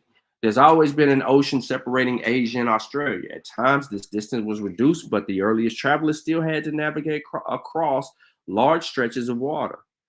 For much of the history of Australia was joined to New Guinea, forming a landmass called Sahel. These countries were finally separated by rising sea levels about 8,000 years ago. Genetic evidence supports the close ties between these two countries. The indigenous peoples from these regions are more closely related to each other than to anyone else in the world, suggesting a recent common ancestor. There are a number of likely paths of migration across Asia into the Sahel. These are based on the shortest possible route and take into consideration the land bridges that would appear during times of low sea levels. However, travel may have also occurred when the sea levels were high. High sea levels would have reduced the amount of unusable land and increased the population pressure. During these times, it may have been necessary to expand into new areas. So what's up with the change in sea levels? Change in sea levels have significantly affected the geography of Southeast Asia and Australia and the migrational patterns of prehistoric people. During this time of low sea levels, the traveling distance between Timor and Sahel would have been reduced to 90 kilometers. Present sea levels are higher than they have been for most of the last million years. When water is locked up in polar ice caps, known as an ice age, the sea level drops. When the climate becomes warmer, the ice melts and the sea level rises again. The original seafarers, the settlement of Australia, is the first unequivocal evidence of a major sea crossing rates as one of the greatest achievements of early humans. However, the motive and circumstances regarding the arrival of the first Australians is a matter for conjecture. It may have been a deliberate attempt to colonize new territory or an accident after being caught in the monsoon winds. The lack of a preservation of ancient boat means archaeologists would probably never know what kind of craft was used for the journey. But remember, we do have a craft that was found in South America. None of the boats used by Aboriginal people in ancient times are suitable for major voyages. The most likely suggest has been rafts made of bamboo, a material common in Asia. There's archaeological evidence of that. The earlier occupation of Australia now dates. For human occupation, Australia comes from the sites of Northern Territory, the Majibi, previously called the Melakunaji Second Rock Shelter in Arnhem Land, has a widely accepted date of 50,000 years old. Reports of the date close to around 65,000 years old in nature, which was contentious at the time, have been rebutted by Allen and Connell in 2020. Molecular clock estimates, genetic studies, and archaeological data all suggest that the initial colonization of the Sahel and Australia by modern humans occurred 48 to 50,000 years ago. Over the few decades, a significant number of archaeological sites dated of more than 30,000-year-old have been discovered. By this time of Australia, including the arid center of Tasmania, were occupied. The drowning of many coastal sites by rising sea levels has destroyed what would have been the earliest occupational sites. Recently published dates of 120,000 years ago for the site of the Morjeb in Warrnambool, Victoria, offer intriguing but unlikely possibilities of much earlier occupation. The site contains remains shellfish, crabs, and fish in what may have been midden, but definitive proof of human occupation is lacking, and investigations are ongoing.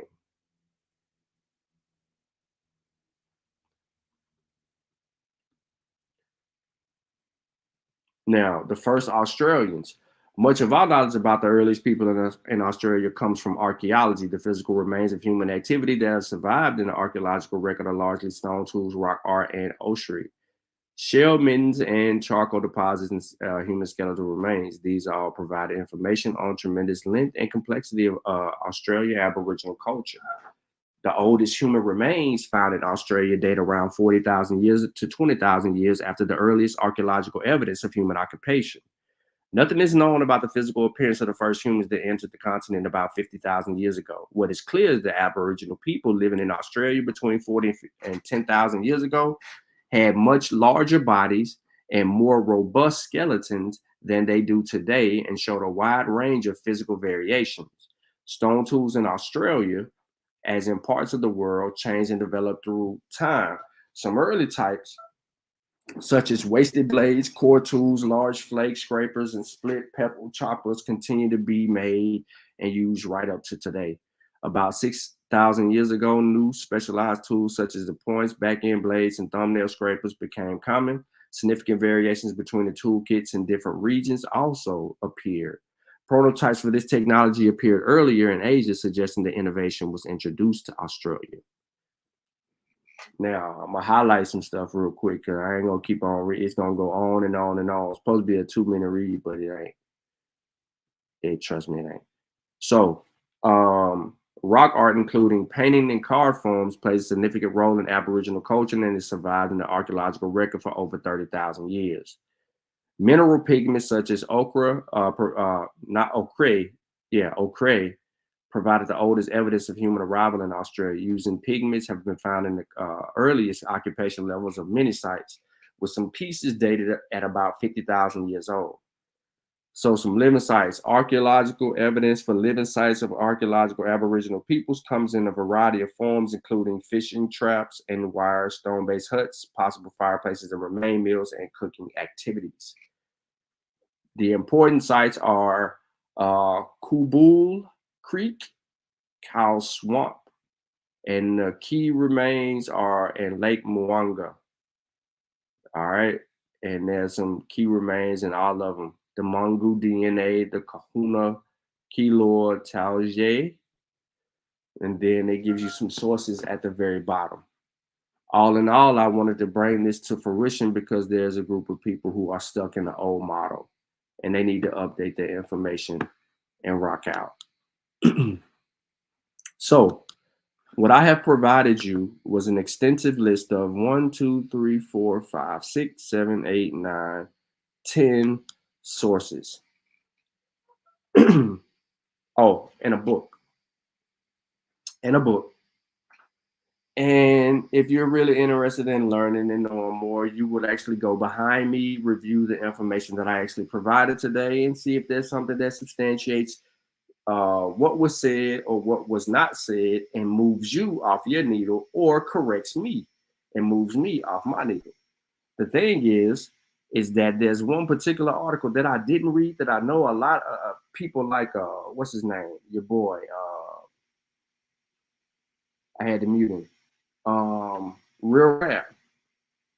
If Real Rap read any of the information that I provided today, and he does not come off the bullshit that he's on, then he wants to be that way. Can't get around this evidence. So we want to restore the Native American culture, the Native American history, and the Native American existence and people in the Americas back to the Native Americans, and remove the fake, fictitious science, pseudo history, pseudo archaeology, pseudo science from the fake, perpetrating the fraud ass Aboriginal indigenous community.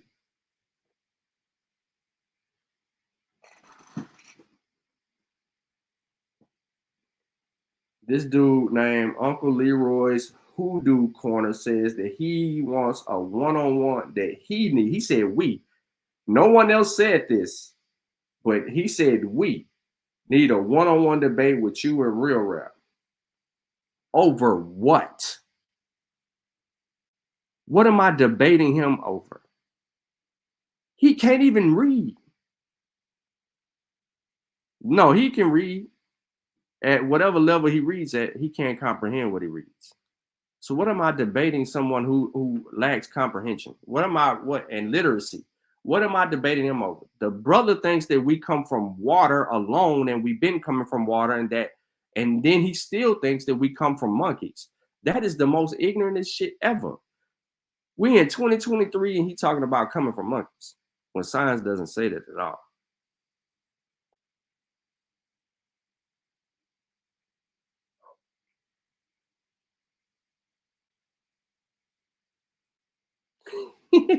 Now that I know it's Cash, I know he joking.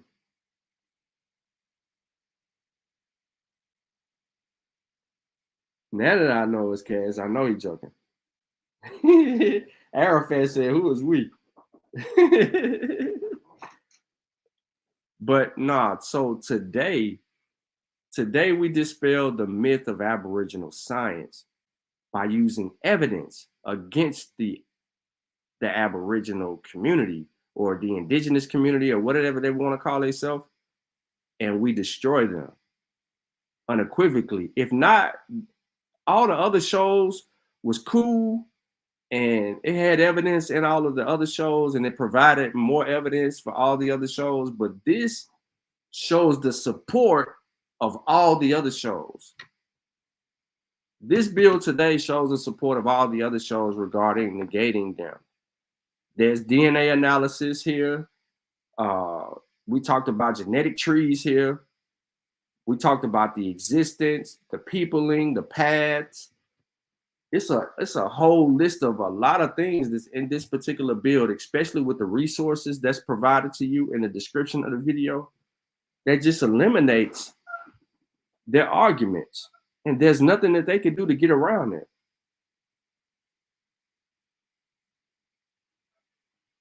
There's nothing that they can do.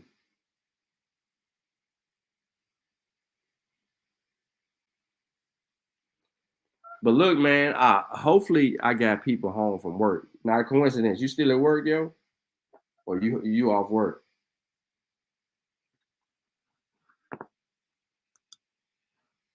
Hopefully a lot of y'all have clocked out. Some of y'all only got a little bit of time left.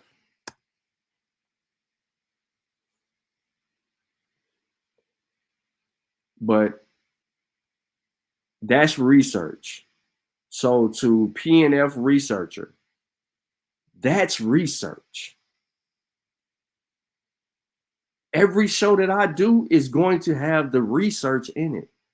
And I'm going to provide my people with the evidence. They're not just sitting here listening to me talk. I'm going to show, because demonstration beats conversation. So I want to go back to last night real quick. I want to go back to this video on Not a Coincidence channel.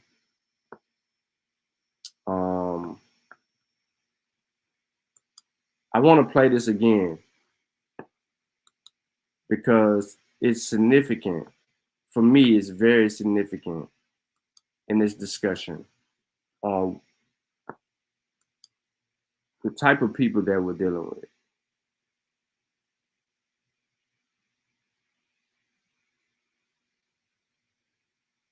So hold on one moment.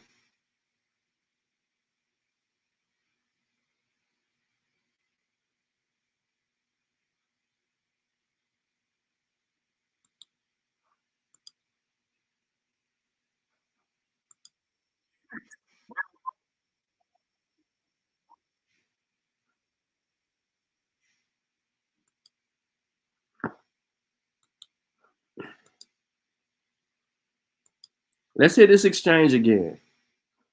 Now, according to what I presented, let's hit this exchange again. It don't get no better than this. I ain't living this down. All right, real quick. Hold on, y'all. There's too many people talking. Wisdom, hold on. I asked PNF to come up here. PNF, what's good? You jumped up here earlier. I didn't get to you fast enough, so you jumped off. What's going on? I had to take a ride. I had to go somewhere, man. I wanted to get up here while Shaw One was up here because he called me out. But once again, you know, I come to your channel every time I interact with you. You seem pretty cool, not a coincidence. But I try to be. Yeah, a lot of the dudes who rock with you, I don't really know them, and they just call me names, and that's not research. So I don't know what warranted that, because I ask questions and I stand up for what I believe. I don't do the name calling, because if we do that, that's not research. That's just fighting. So I'm questioning Sean P because, you know, we had a little back and forth one time, and You don't want to question Sean P. Just leave me out of it. Don't even say my name. Just leave me out. Don't say Sean P. Don't fix your lips to say shit. Don't even do that. Don't even cuss. Don't even say shit. warranted that because I ask questions and I stand up for what I believe. I don't do the name calling because if we do that, that's not research. That's just fighting. So I'm questioning. Remember, he says he doesn't do the name calling because that's not research. Sean P because, you know, we had a little back and forth one time, and it's not necessary to call each other's names, man. I'm not gonna do that, but I will deal with you, not a coincidence, because I don't got respect from these other dudes. So what I'm Not good to call each other names. What I do is challenge what you said about the Reina Loyola. That's the only thing we got, the only disagreement. And the word more. A lot of people is dragging the word more and Moorish and saying this Moorish doctrine, just making up stupid shit. I said that. Who said that? Ken? I said that. Yeah, King Cass. Oh, that's It's King Cass. Okay, well, we can go back and forth. I never had no disrespectful moments with you. Yeah. But yeah, I disagree with that. Moorish doctrine and more this, more that. It's a lot of dudes like Taj Tariq Bey and dudes from that umbrella. They follow that and they misconstrue and misappropriate Moorish culture. That's not what we teach. We teach that we are indigenous people who did set up kingdoms in Africa. We're not anti-African.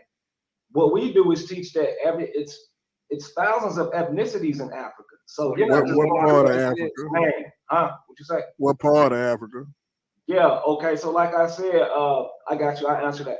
It's thousands of ethnicities and thousands of languages in Africa. You're not just going to just throw us in Africa without being specific. So, you know, we're not Africans. We're not black. You can't do that to us. You have to be specific. So we do support an African history of dealing with Kemet and even right? We support that. Where you at? Yo, right. I'll relinquish the mic for a minute. Go ahead. Oh.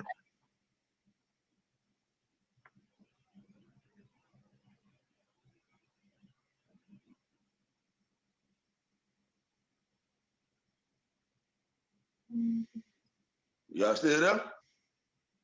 Yeah, I'm here. I'm looking for a documentary. It's about Mauritania and the Moors. Hold on, I'm looking for it.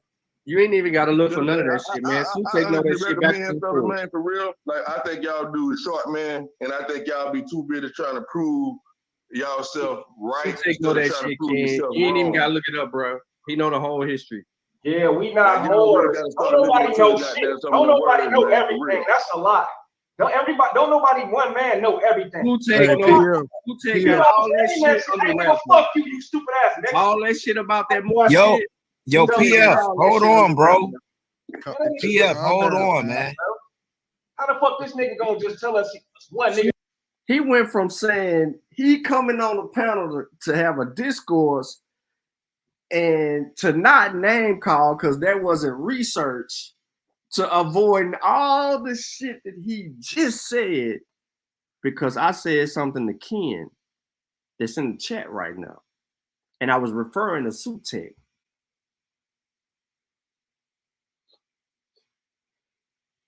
And he got like that because he knew that he was about to get pressed by his information. And I don't care if he was talking to me or not. But I was not letting him come through and make up some shit about indigenous people went out and populated the African continent and created kingdoms.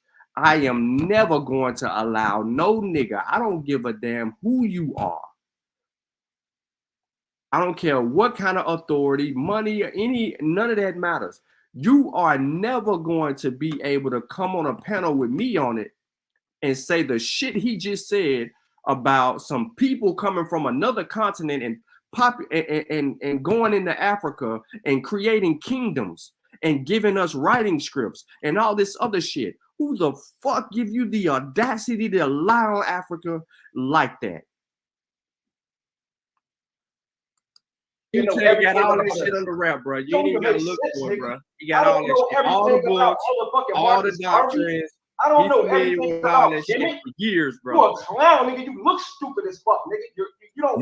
Yo, PF, bro. We here for the debate, bro. We ain't here to name call, man. Hold on, y'all. Hold on. Nobody talking to you. Who he talking to? Who he talking to? Yo, PNF, stop. Hold on, let me get this, y'all. Let me get this. Hold on, y'all. PNF, you came up here and you started off by saying, oh, you don't like how people resorting to calling names. As soon as Sean says something, you try to go right and call him names, man. Come on, man. You gotta stop. Listen, but hold on, you talk. No, you talk. Everybody let you talk. You gotta let somebody rebut you. They really didn't. That's why I snapped.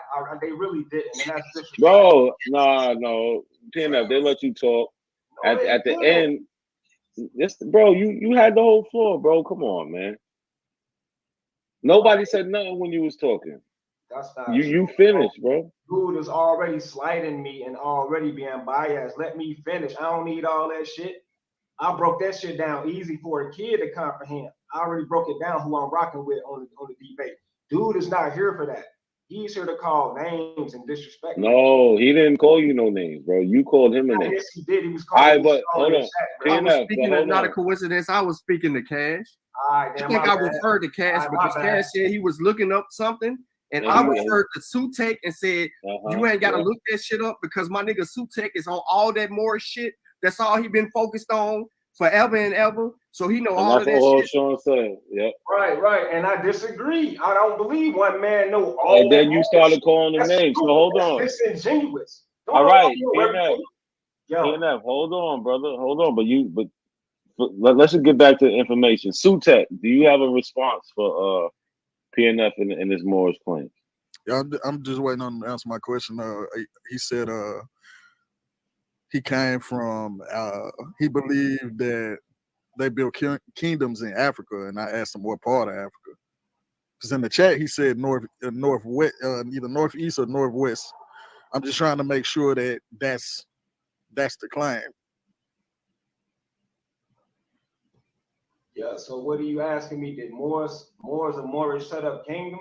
I said indigenous Americans left America and set up themselves kingdoms and civilization. In Africa? Indigenous Americans known as Moorish Americans to history or known as Moors went into Africa to set up themselves kingdoms in old times and in recent times. This can't be debunked. Because it was made up. That's why it can't be debunked. This shit was just made up right here during this hour. What do you mean? Okay. Well, I'm willing to debate that. I'm willing to debate it. I don't want to go back and forth with him. You're a funny looking dude. Like, I'm willing to debate that shit. Look, why are you attacking him? You just made that shit up. No, I didn't. Like, I'm okay, where you get it from? Where you get it from? It's like if I say something and all the motherfucker rebuttal is you made that up. You being biased. You being biased. Where you get that shit from? Where you get it from? Yeah, I'm asking because I ain't trying to be biased. I'm trying to get biased. We want to know where you got that shit from. Where did you get that cute shit from, my nigga? Where you get it from? Dude, hey, calm down, man. Stop asking me questions, man. We just want to know where you got it from. We just want to know what you want to know. from. Let somebody else ask me, Flip. Three people just asked you. You already asked, and I haven't disrespected you, fam. Somebody so said, "Get him, King." Let me get an answer. Yeah, bro. Yeah, you can ask me, man. This dude is just playing games, nigga. Like, fuck out of here, man. Your name, Abo Killer.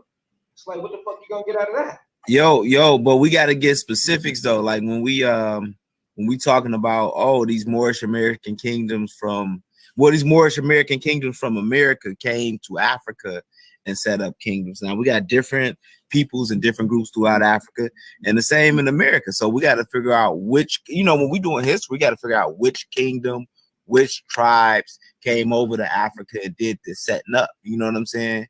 And then after that, we get into the specifics, language, culture, what they shared or whatever. So, which tribes did this, that came to America and did this? I mean, Africa. What's your evidence? That's all I'm asking. Yeah. All right. For recent time, I can show you how sub-Saharan Africans, West Africans don't have any writing script.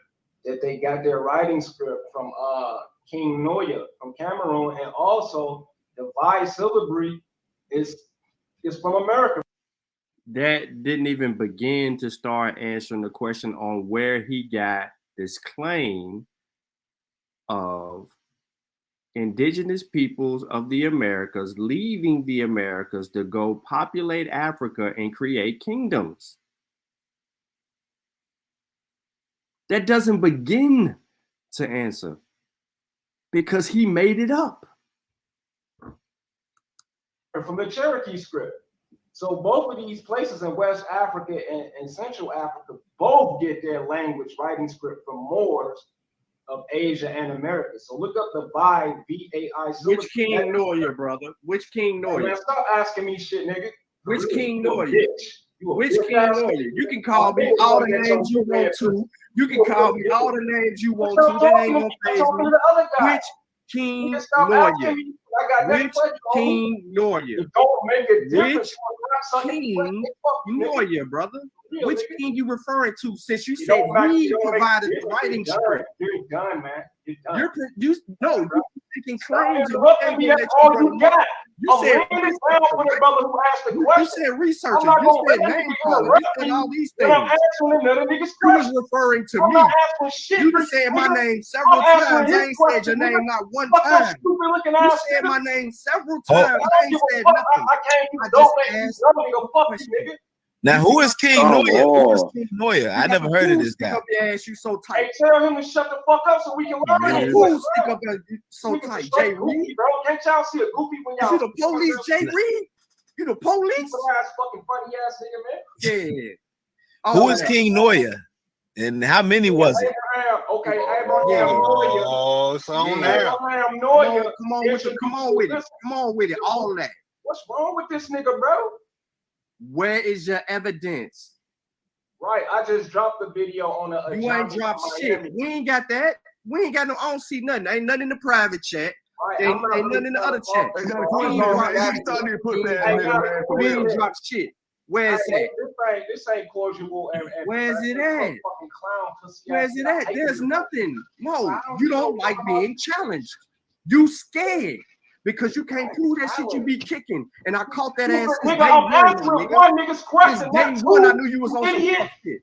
Nigga, I'm not answering no two niggas question. I'm answering one nigga question at a time. You heard.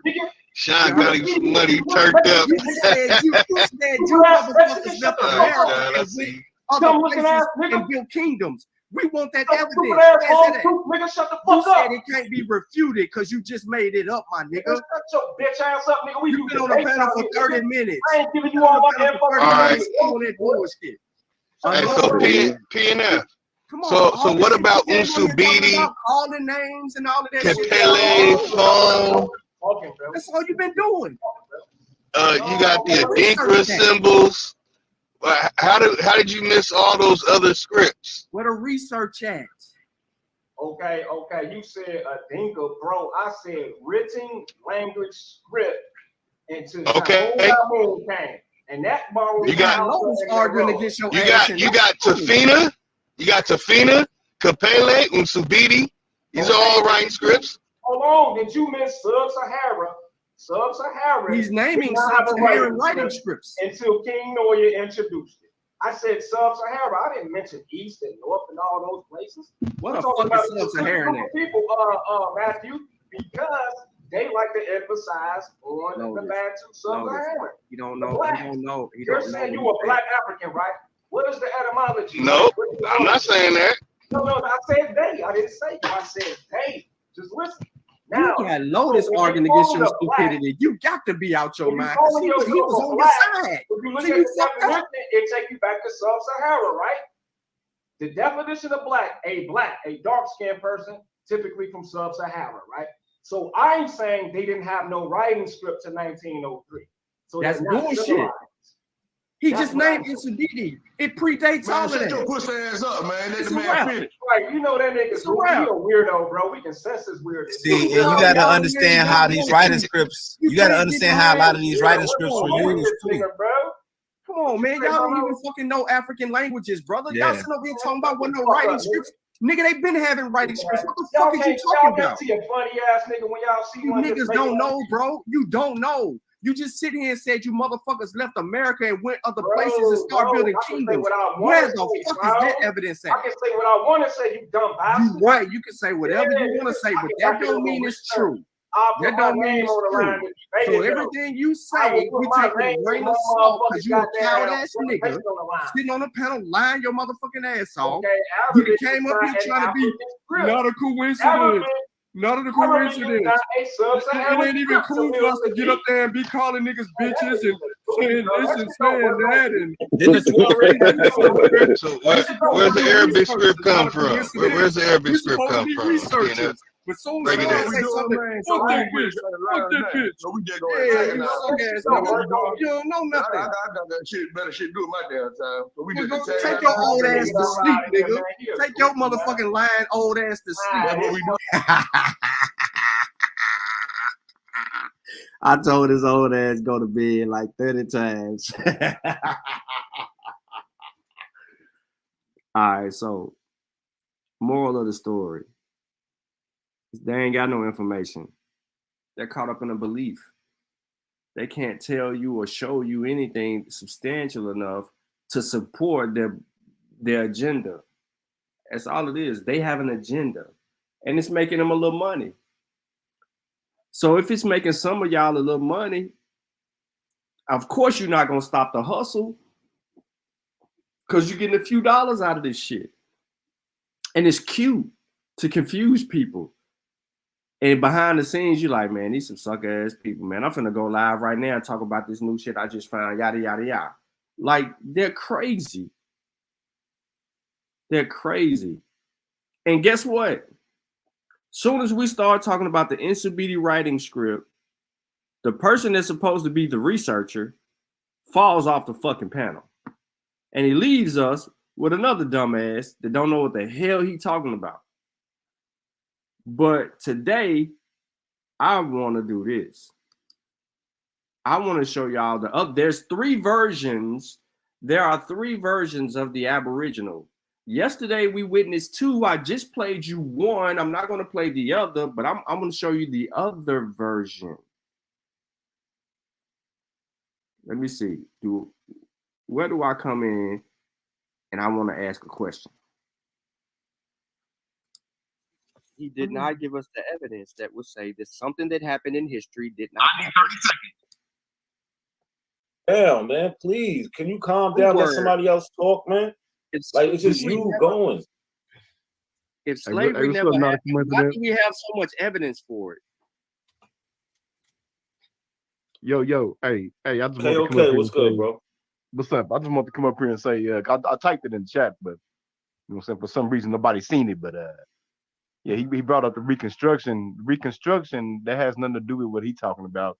The Reconstruction was the foundation of the prison system that they put the black people in. Say that again? Yeah. I said the Reconstruction Act, it was about the foundation of the penitentiary system, man.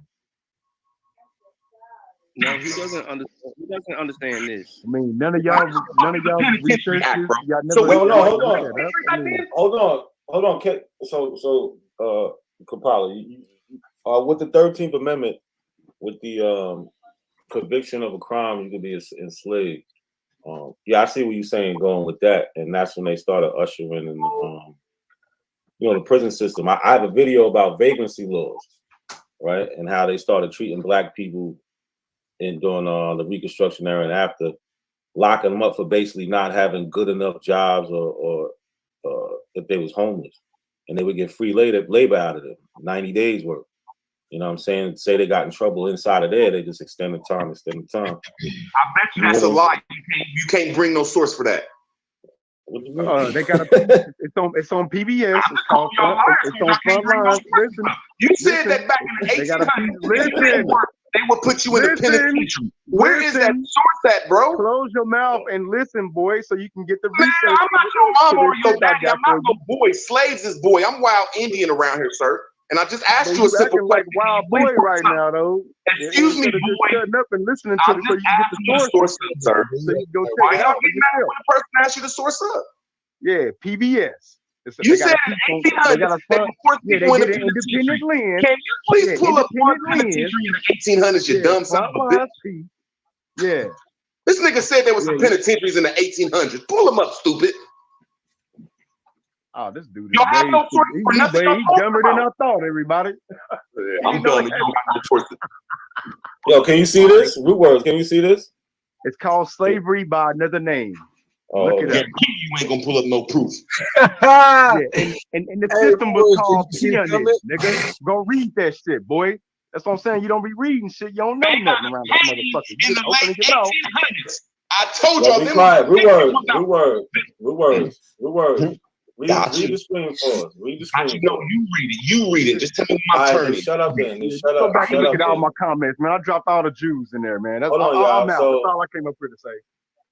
So the Vagrancy Act of 1866. The Vagrancy Act, and look, this is from Encyclopedia of Virginia, right? So the Virginia Act of 1866 passed by the General Assembly on January 15th, 1866, forced into employment for a term of 3 months any person who appeared to be unemployed or homeless. If so-called vagrants ran away and were recaptured, they would be forced to work for no compensation while wearing balls and chains. More formally known as the Act providing for the punishment of vagrants, the law came shortly after the American Civil War, when hundreds of thousands of African Americans, many of them just freed from slavery. Root Words doesn't know anything about history. He like visuals. Maybe if you play that video that you just put out, fuck wrong this nigga. All these stories y'all talking about come from Reconstruction. Then I can pull up the same pictures of 1800 and show that we was an empire over here. See right here is of Atlanta. See, hold on. This simple. I'm gonna show the same year, 1866. 1866. I'm gonna show Atlanta that went through a war, and that's my people over there. Oh, you're not. See, All right, Root Words, chill out. I'm not done.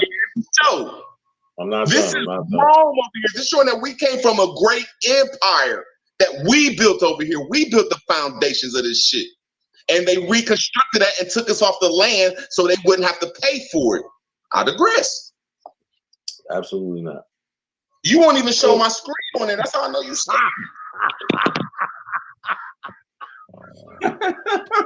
This is crazy. So Edwards giving Rose sentence. Root Words. 1866. Where's the picture All of right. that story? Chill out, Root Words. Chill out. I'm reading. It was a bike drop. Oh, I'm gonna read this real quick. Sean, you got something to say? Let me just read something real quick. Edwards given Rose sentence. Convicted of vagrancy and using bad language. Right? 2 white men are shot. Negroes tramp. Resist arrest and fires. Anyway, let's go to social to the banner. Montgomery, Alabama, March 20th. Fred Edwards, who has been convicted of vagrancy and using profane language over the telephone and sentenced to 12 months of hard labor, has been put to work with the street gang of city convicts. Right? And there's more articles like this. But go ahead, Sean. All right, so man, I think the issue with Root Words is that he is under the impression that Reconstruction era was an era of trying to hide information. That would be very hard to do with the amount of evidence that supports everything that transpired. We talk he bring this is what he's dealing with, right? When he says that there were black people fighting in the war, right? Then he says all of these other things. Everything is based off of belief and not evidence. And he thinks that he could just go on Google and show some images and say that he's talking about these people, but those images that he's showing are referring to shit he's saying.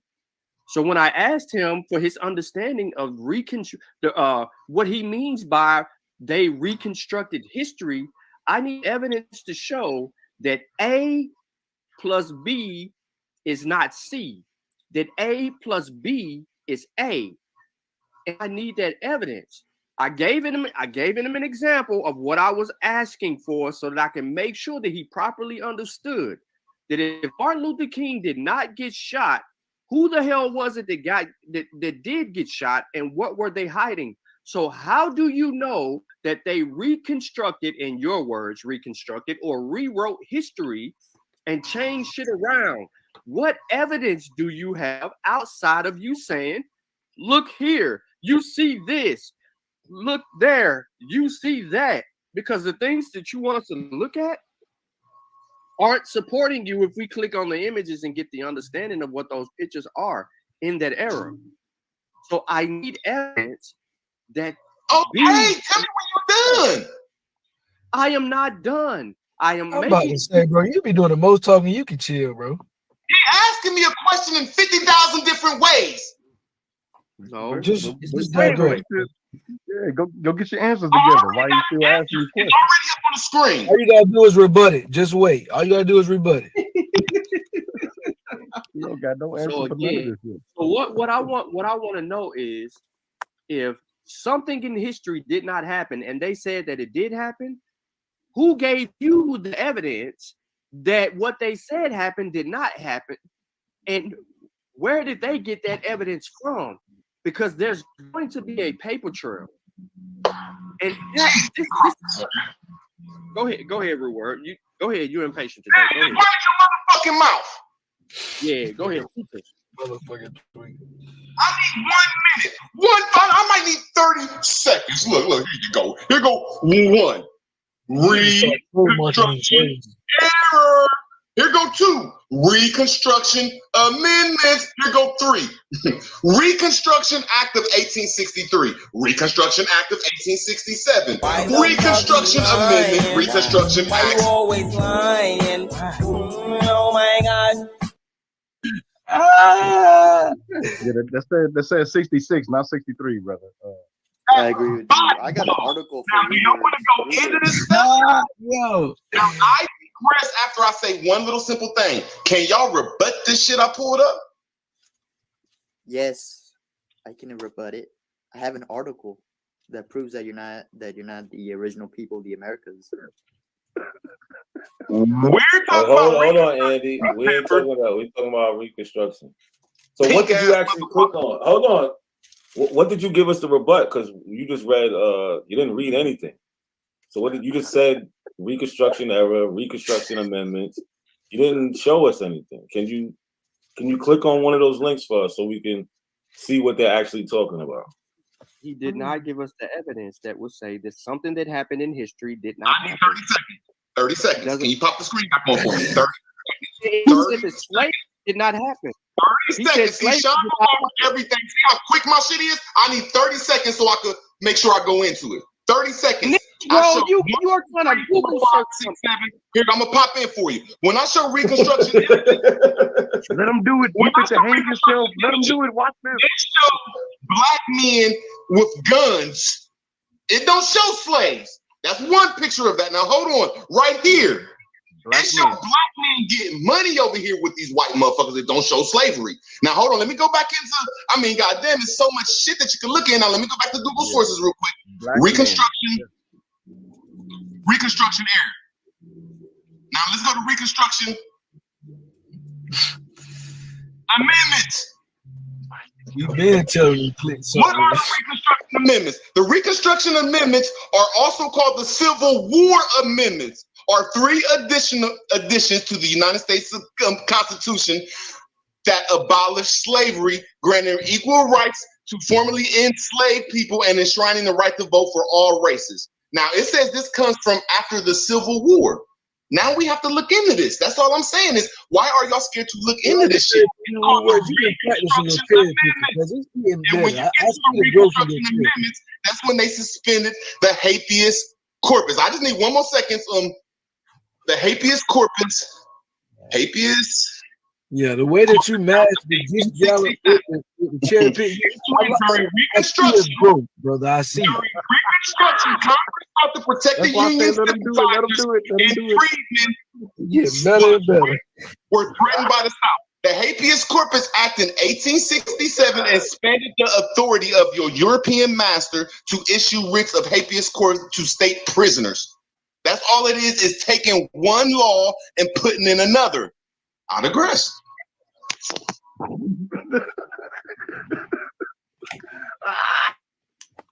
Hall of Fame root. That's right, Lucky. That's right. So root words. Why do you keep bringing up habeas corpus? What does it mean? Tell us what it means, because we honestly don't know what it is. I know you don't. It's Latin. It's 2 Latin words. Yo, Andy. It means we have the body. So when it's in law, I just want to ask one simple thing since he asked me a question. Well, what do it mean? Well, what do it mean? It means we have the body of law. Asking him a different question. There you go. Just tell me when I can talk. You're allowing him to reflect, and he's not dealing with what we asked him. Nigga, he asked me a question. What do habeas corpus mean? I gave y'all. You said, well, what sources do you got to show that reconstruction is true? I gave you over 50 sources. No, He's you talking did to me. not. He's talking to me. No, Yeah, I'm let talking to him talk. What do you Andy. say? I'm talking to Andy. Andy. Sean, your stupid ass still ain't answer. What is reconstructionary? We're letting him off. Sean, well, I'm asking you a question, Sean. What is reconstruction? Shut your stupid ass up, nigga. Andy. Shut your stupid ass up, boy. Yes. When we ask him a different question, it allows him to run, and he wants to retreat because yeah, you act like you want to smoke with me, man. You a fucking little boy. Man, you just sit up here and slice your own body up, man. Oh my Andy, God. so that's why I said that. That's why I'm Mary, saying one of you people up here gonna rebut anything I said, and I'm attacking everything y'all saying with disrespect. Boomed it yourself. I'm attacking everything y'all saying with disrespect, and ain't none of you boys said anything. Yo. You lucky I walked away. Shut up with all that bullshit, man. Like, relax. You shut me up. You scared. All right, that's how I can shut you up. So he still hasn't answered anything yet, right? No, he is Nothing. not, and he will not, because he can't give us an example where they said something in history happened and it did not happen, and provide us with that data that says that did not happen. So if A happened, but B, and they said B happened and B did not happen, then where's the evidence for B not happening? We still haven't got that. And that's important because the claim is that they reconstructed history. And I had that up on the screen that to let him know that you don't understand what the Reconstruction era was. And I asked you to explain to us what it means. Stop cutting Sean off, man. Stop cutting him off. All right, so here's the thing. So once I understood that you have no idea what the fuck you're talking about, then I was going to work with you to gain an understanding so that you can correct some of this misinformation that you actually have. So what is the actual Reconstruction era? It was a period in American history following the American Civil War and lasted until the Compromise of 1877. During Reconstruction, attempts were made to rebuild the country after the bloody Civil War, bring the former Confederate states back into the United States, and to counteract the political, social, and economic legacies of slavery. During the era, Congress abolished slavery and remnants of Confederate succession in the South and passed the 13th, 14th, and 15th Amendments to the Constitution. The Reconstruction Amendments, ostensibly guaranteeing the newly freed slaves, freedmen, the same civil rights as those of whites. So when we say that did not happen, right? Where's the evidence saying that the 13th, 14th, and 15th Amendments did not happen? Where is it showing that the Compromise of 1877 did not happen? Where is it showing that newly freed slaves became freemen? That did not happen, right? This is what you're saying did not happen. All of these things real quick that was just mentioned in the first and second paragraph, you said did not happen. So how the fuck do we have evidence of all this shit happening and you got evidence saying that none of this shit happening and then you just rewrote history yourself off some images? So where's the evidence for all this shit that we just read not happening? That was a good one. I mean, I gotta say, wow, he said some decent shit. Now here go my.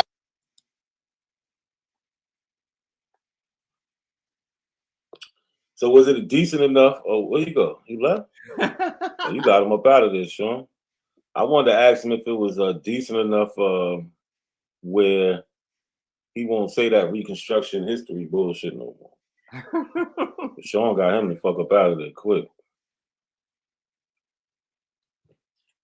I ain't kick you with words. You left. I didn't kick you off. You was scared, bro. Yeah. Whole time, he was trying to turn up. He was trying to avoid what Sean was saying. He didn't even want to talk to Sean. Hey, well, I don't know what it is, Sean. These Ebos do not like you, bro. They do not want to go one-on-one with you, brother. I don't know. Might be a disposition, man. They're all illogical. They have a pattern. Hold on, we got root words back. We need to make sure he was able to intake this information Sean gave. We don't want to miss this opportunity. Root words. You said I'm about to get into it. If I don't get cut off, just tell me when y'all done. I'm gonna get into it. I know. You got it. I just want to ask you a question. You said it was decent. Is it decent enough for you to stop making this claim about Reconstruction history? No, I would like to debate you fools over that. Y'all scared. Y'all can't just say something. No, we want to get into it. We want to get into the details. Do y'all want to take that debate that Reconstruction history is all that garbage he said? Or is it the garbage I'm saying? Who takes that debate? I'm saying that Reconstruction history shows that they took the forts over in America. It showed they took the pyramids over in America. They took over all the waterfronts. They took over all the buildings, all the what year did they take over those pyramids, brother? Of the habeas corpus, and that's Reconstruction history. Do you want to get that challenge, Sean? No. Hold on, Root. Or do you want to show me on everything I just said about the Freedmen's Bureau and adverse possession? That didn't happen, remember? They reconstructed history. So the Freedmen's Bureau is fake. You cannot be disingenuous, Sean. You asked me a question, and I'm do you want to build over this, or do you want me to hear you go ahead? Tell me when you're done. See, this is not right. It's some order, not a C. According to you, that did not happen. Sean, I didn't cut him off, Sean. I mean, not a C. Brother, I didn't cut him off, and you kicked me out, my nigga. You're not I did not kick you out, man. Okay, well, tell him to shut up while I'm building for a second, or you acting like some pussies, bro. And y'all No, like you acting like a pussy saying 10 different things at once. Let me talk after I can rebut. I need to leave then, bro. You gonna get me out of here? He just said that Reconstruction history means something. I said Reconstruction means something else. Is that a challenge? Pussy?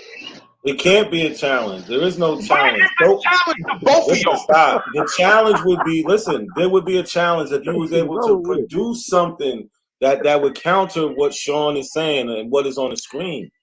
You can't produce anything to counter it. You would have to start there for there to even be a challenge. There is no contention. You have nothing to show that there's contention. Like you're making it up. Now, after the Civil War, I'm looking at the Freedmen's Bureau, the Bureau of Freedmen and Abandoned Lands, also known as the Freedmen's Bureau, was established in the War Department by the Congress. It's freedmen and their lands abandoned and seized during the Civil War. See, this is a totally different story that y'all talking about. And the Bureau of Daily Operations in the former Confederate states and borders and state borders and the District of Columbia, after the Civil Wars we was in, they came and squatted. I'm asking y'all, dude, now, is this proof enough, me? Yeah, yo, can you read the last paragraph on that? Just read the last. No, I'm challenging you. Do you want the challenge? It's two no, sentences. you said I got evidence. You asked me for evidence. Look, bro, here's the source. You look it up and do it yourself because you're being disingenuous. No, I want you to read. All right. I'll read it. No, that's not right. Why don't you challenge me, bro? I am. Why don't you I am right now. I'm right now. Look, look. I asked him to read. Is this a debate, not a C? Look, I asked him to read. Is this a debate or are you acting pussy? Because be quiet, man. Why you didn't want to read this? We're talking about African American slavery. Pussy, man. I want the challenge. See, look, you had your time. You didn't want. People are debating around here, bro. Are you going to accept the debate? No, there's no debate. Your source kills you. It talks about African American experiences during slavery, bro. Your debate, your source says, listen, bro, your source says, everybody is debating. Why don't you debate about? Shut up, man. It says, this is what his source says. It says, because the Bureau's records contain a wide range of data about African American experience during slavery. The shit you saying didn't happen. This is what you just pulled up. And these are the records that document these things. So what are you talking about? You're not making any sense, man. And you didn't answer the question. Sir, I'm asking both of y'all. Are y'all going to be willing to step up to the plate and debate this? Because that's all y'all do over here is act like pussies, and everybody else is debating now. Bro, he's debating right now, brother. What are you talking about? Are we going to set up in the middle of a debate round as we speak, words? What are you talking about? This is not a debate. We're This losing. is not a debate. Like Nada and motherfucking A1 got in the debate because y'all scared and y'all acting pussy. We jabbing you with the blades right now, bro. 5 minutes. Nada versus words is the Reconstruction era about slavery. I want to debate. Anyone don't know shit, dude. Is that pussy or something?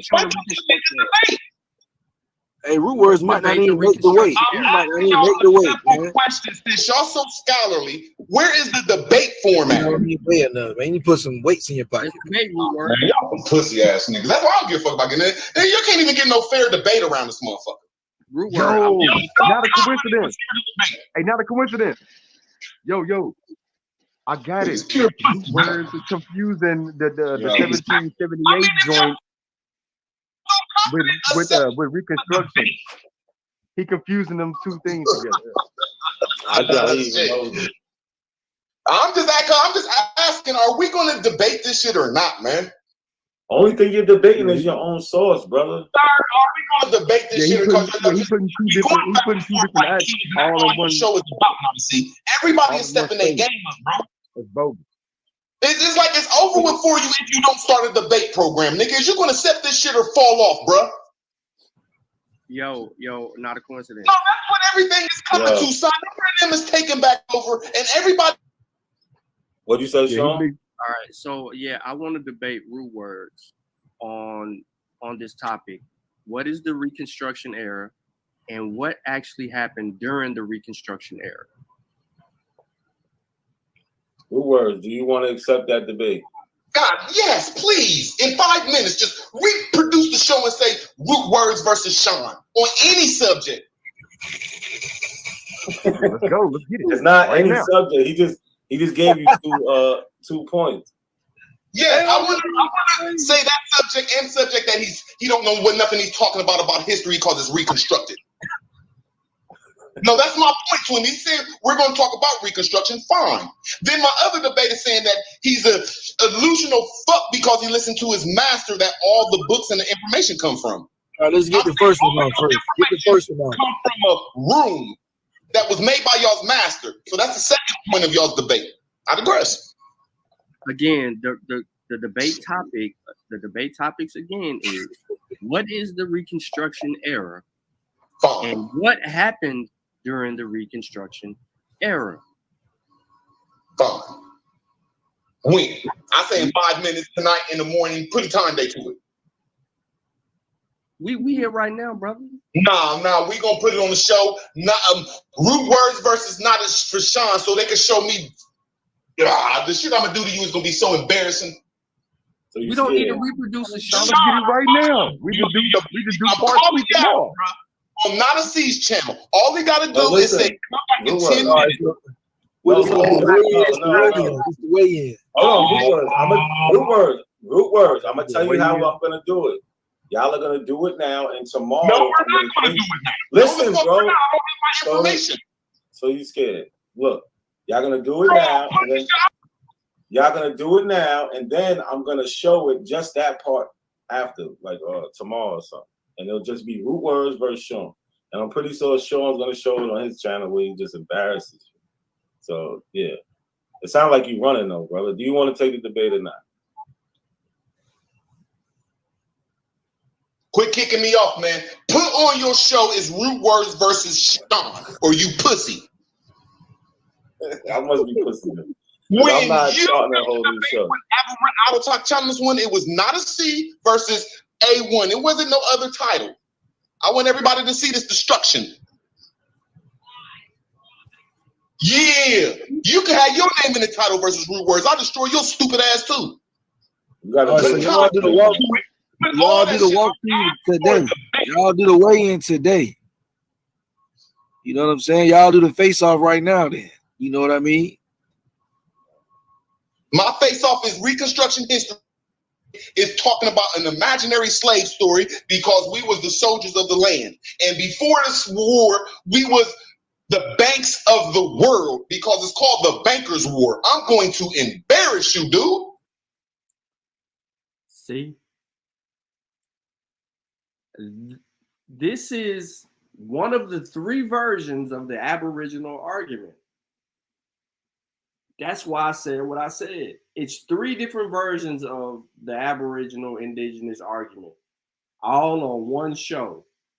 And you just heard Root Words make the claim that they reconstructed history and that they were the people already here and they were already doing this, that, and the third, and slavery was false. Slavery never happened, is what Root Words is arguing. He literally is saying that slavery never happened.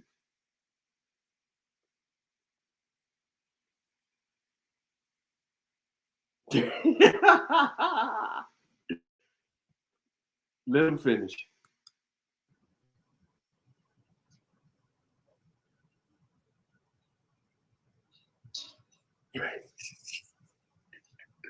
Let me go back and play it. And what happened during the Reconstruction era? When? I say in 5 minutes tonight in the morning, put a time date to it. We here right now, brother. Nah, we gonna put it on the show. Root Words versus not for Sean, so they can show me the shit I'm gonna do to you is gonna be so embarrassing.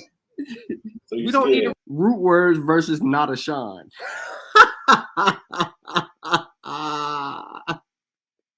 That motherfucker so mad at me, and not coincidence. Yo, he even tells me that he hates me, he don't like me. Yo, y'all gotta hear this shit. Every last one of them self-destruct with me. I don't know what it is. I make them motherfuckers self-destruct. We produce a show. Let's get it right now. We can do part 2 tomorrow. On Not a C's channel. All they gotta do is say, come back in 10 minutes. It's the weigh-in. Root Words. I'm gonna tell you how I'm gonna do it. Y'all are gonna do it now, and tomorrow. No, we're not gonna do it now. Listen, bro. I don't have my information. So you scared? Look, y'all gonna do it now. Y'all gonna do it now, and then I'm gonna show it just that part after, like tomorrow or something, and it'll just be Root Words versus Sean. And I'm pretty sure Sean's gonna show it on his channel where he just embarrasses you. So yeah, it sounds like you running though, brother. Do you want to take the debate or not? Quit kicking me off, man. Put on your show is Root Words versus Sean, or you pussy. I must be pussy then. When I'm not you starting a whole new show. I will talk challenge one. It was not a C versus A1. It wasn't no other title. I want everybody to see this destruction. Yeah, you can have your name in the title versus Root Words. I'll destroy your stupid ass too. You gotta so y'all do the walk. Y'all do the walkthrough today. Y'all do the weigh-in today. You know what I'm saying? Y'all do the face-off right now. Then you know what I mean. My face-off is Reconstruction history. It's talking about an imaginary slave story because we was the soldiers of the land. And before this war, we was the banks of the world because it's called the Bankers' War. I'm going to embarrass you, dude.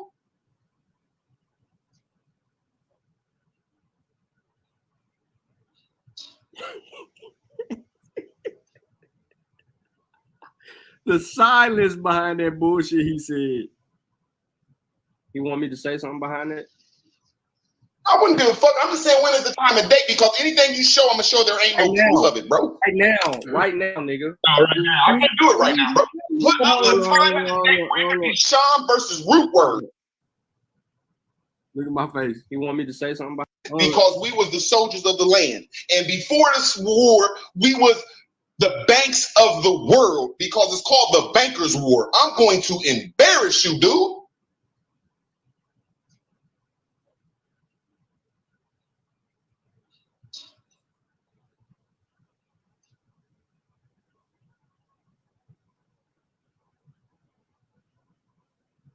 You want me to say something behind it? I wouldn't give a fuck. I'm just saying when is the time and date because anything you show, I'm gonna show there ain't no proof of it, bro. Right now, nigga. Right now. I can't do it right now, bro. Put up a time and a date where it could be Sean versus Root Words, or you pussy, my nigga. No, that's how a real debate go. Or you're acting like a little pussy. You don't want to have a one-on-one. Where the whole YouTube know is the Pan-African big ass nigga versus the Aboriginal. Let's go right now. Root Words, are you scared or not? Like, what's going on? Sean said 2 10-minute rounds. Let's go. Not a C. Yes, I do. See, look, yo, listen. On this side, we ready to go all the time. Listen, I'm ready to go at any time.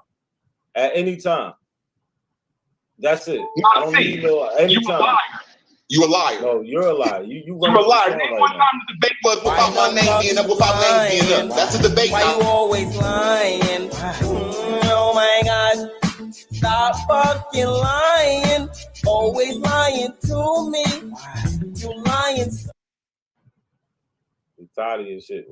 You gonna debate or not, man? You can come back in 5 minutes, put Sean P versus Root Words in the title, and get more people in the motherfucker. You're scared, and that's pussy, my nigga. That's just pussy, my nigga. All right, moving on. You pussy, my nigga. Not cloud.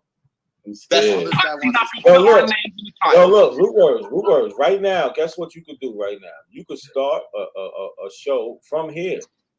I can give you the ability to start your show from here. Bro, when I start shows, I get 20 to 50 views anyway. My channel is the same. I'm saying we are your show right now. Nigga, why can't you just restart it and say Root Words versus Sean P? Because I'm not. Look, you wasted mad time, bro. You don't want to do this. Talk about it's over with. You pussy, my nigga. No, you're the pussy. That's hard. You don't. All right, hold on. I'm gonna bring something else up real quick. The last debate you got in, it was between A1 and y'all started off like this. Root Words, stop, bro. So you scared and pussy, my nigga. Listen, the man is here. He said, "Let's go." You the one running, bro. Why don't you start off in 5 minutes? No, why I'm can't not. we get time? Why can't we get a 5-minute time to pull up all our sources and to get everything ready? No, you do have time. You Bro. telling me Get yourself together. 5 minutes and you start the show.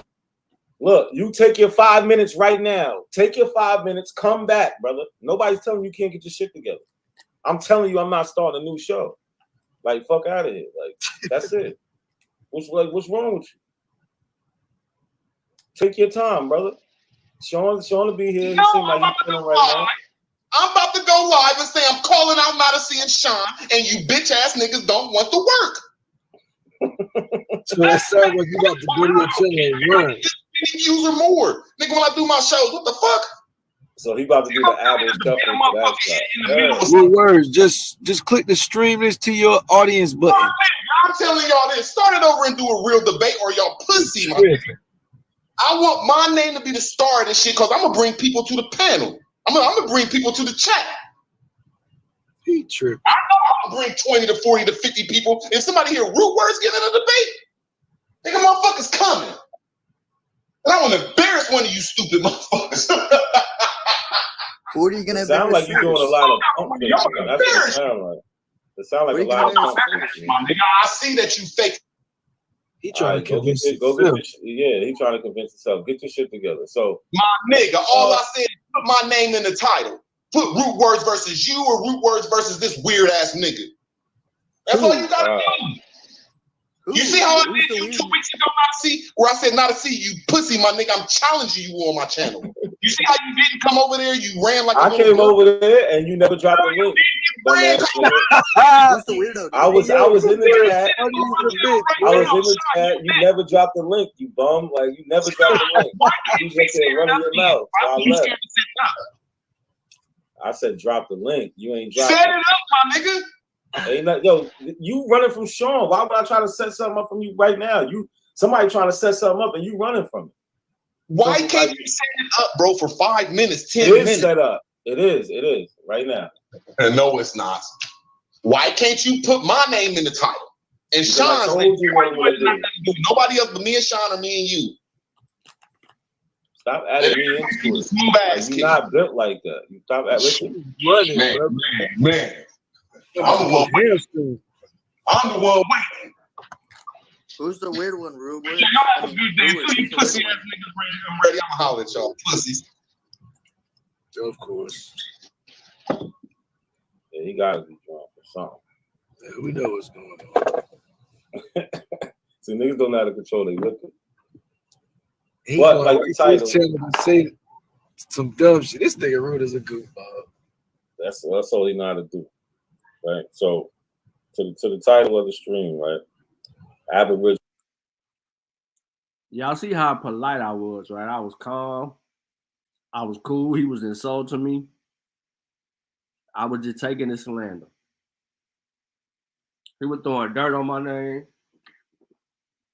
All that. I didn't force him out. It wasn't on me. That's why I said we could debate right now and I shut up. I shut up. But there's 3 different types of Abo indigenous copper color people that we're dealing with. He's one. The old head I kept telling to go to sleep. That I was gonna bust his daughter down if I ever met her. Yeah, I was disrespectful to him on purpose because he was doing a whole lot of talking shit. I'm not gonna play what he was saying because his voice is annoying, but more annoying than Truth Seeker. But he was real disrespectful. So I just basically told him, he was trying to call me gay, call me the police, say I take the sting, all kind of, mess with my character. So I just told him that I just ask your daughter what type of man I am. Type of deal. You know what I'm saying? But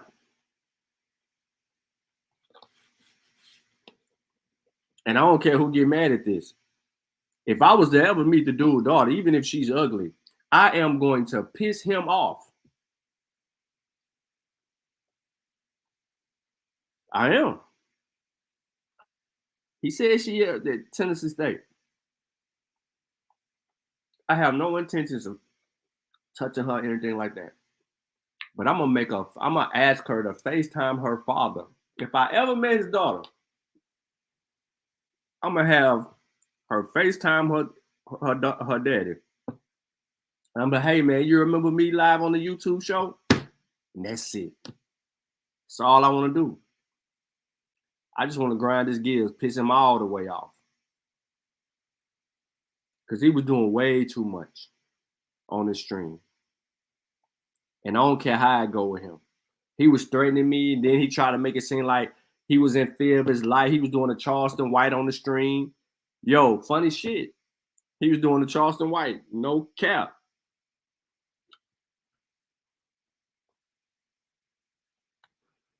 But I'm gonna be that disrespectful.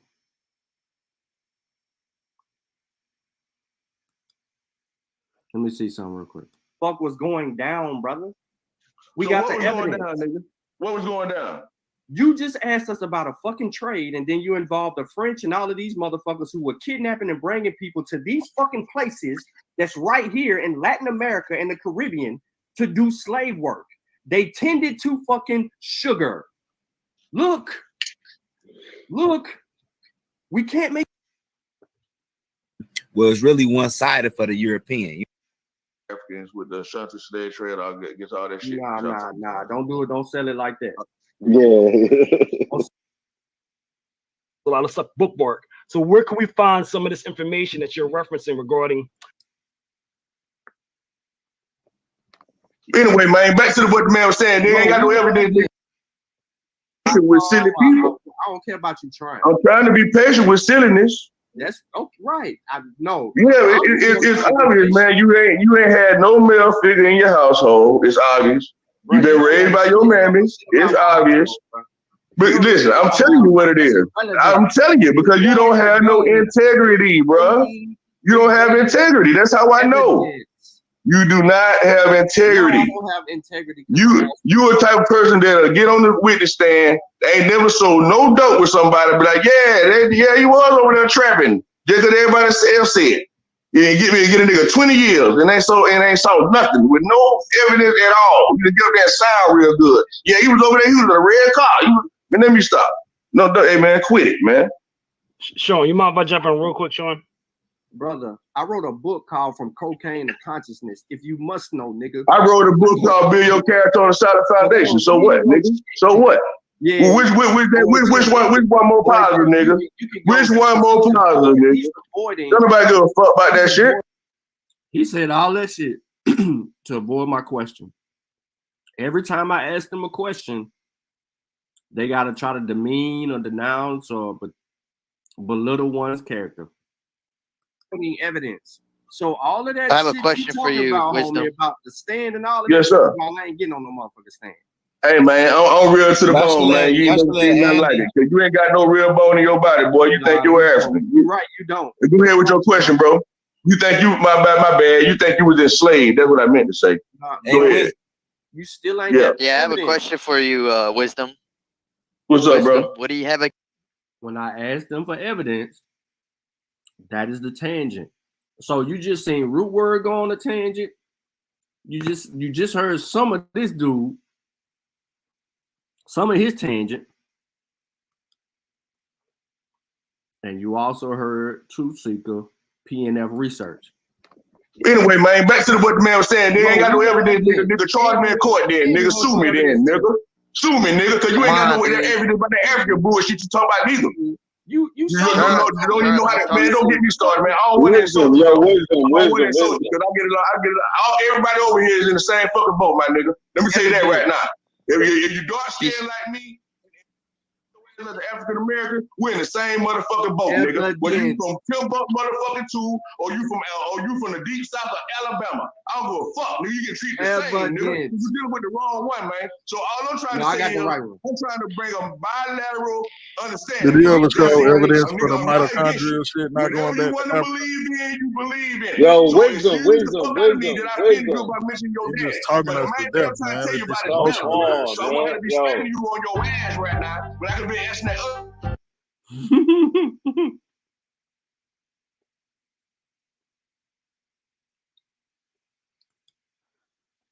Hold on.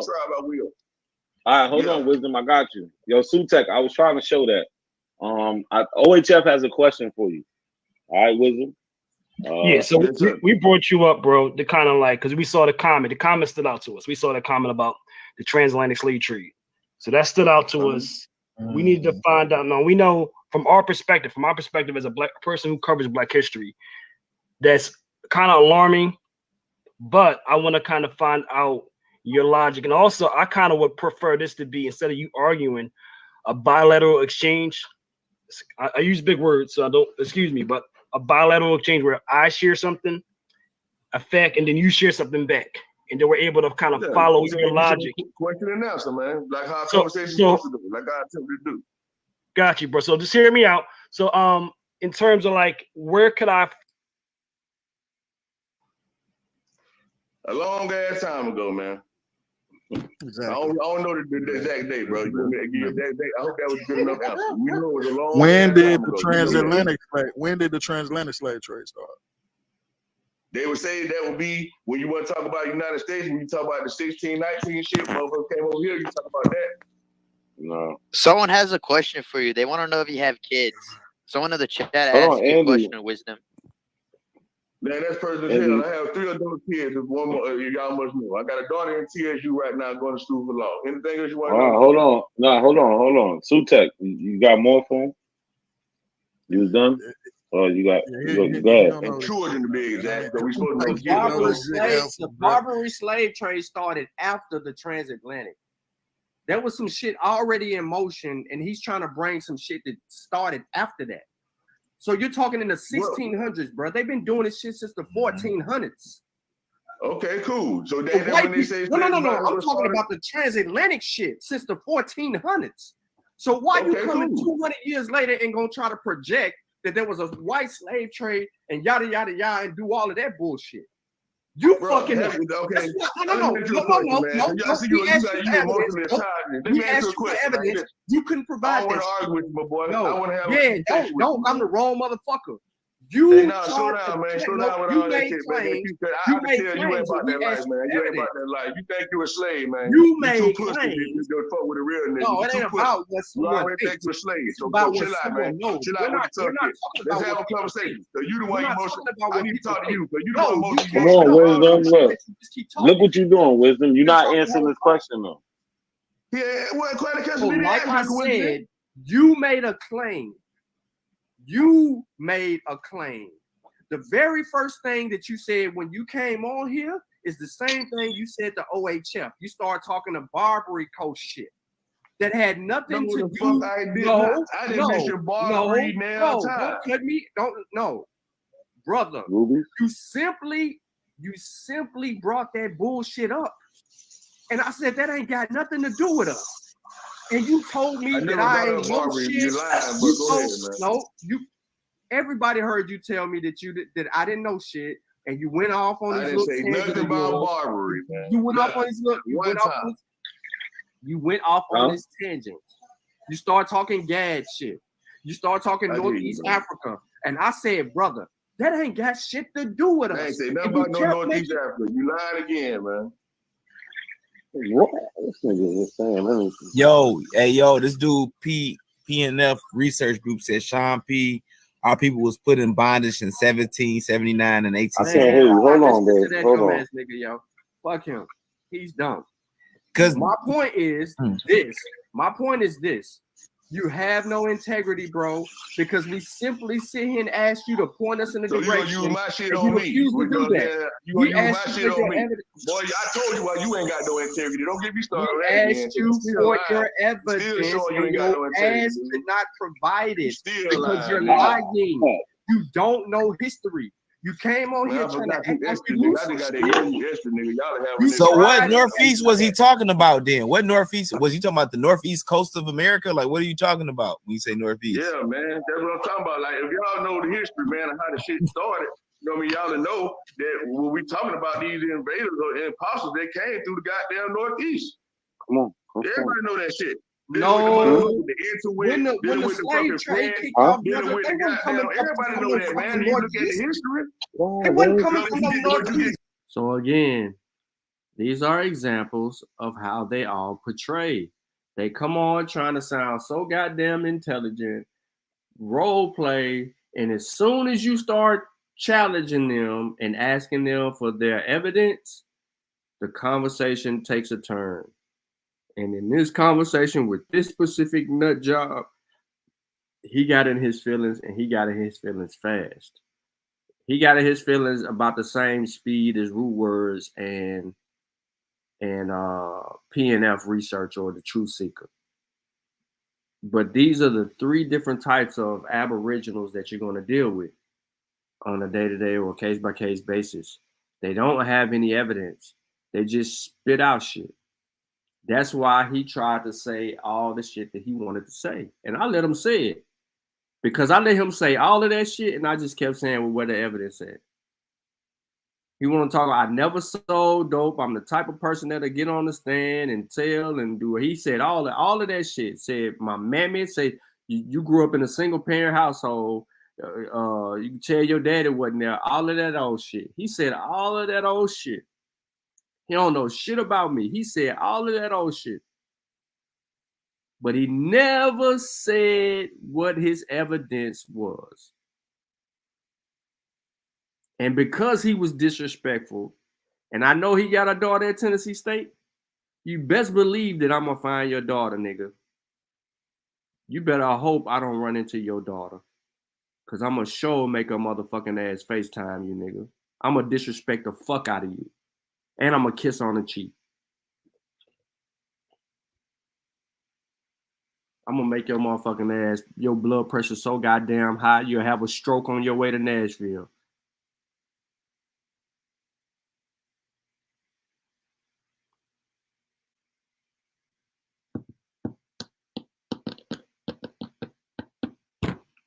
But that's what you deal with when you're dealing with these people.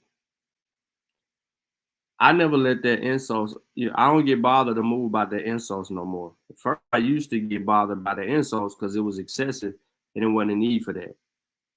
Now that I know, all of them don't, 98% of the Aboriginal people that are claiming this bullshit did not graduate from high school.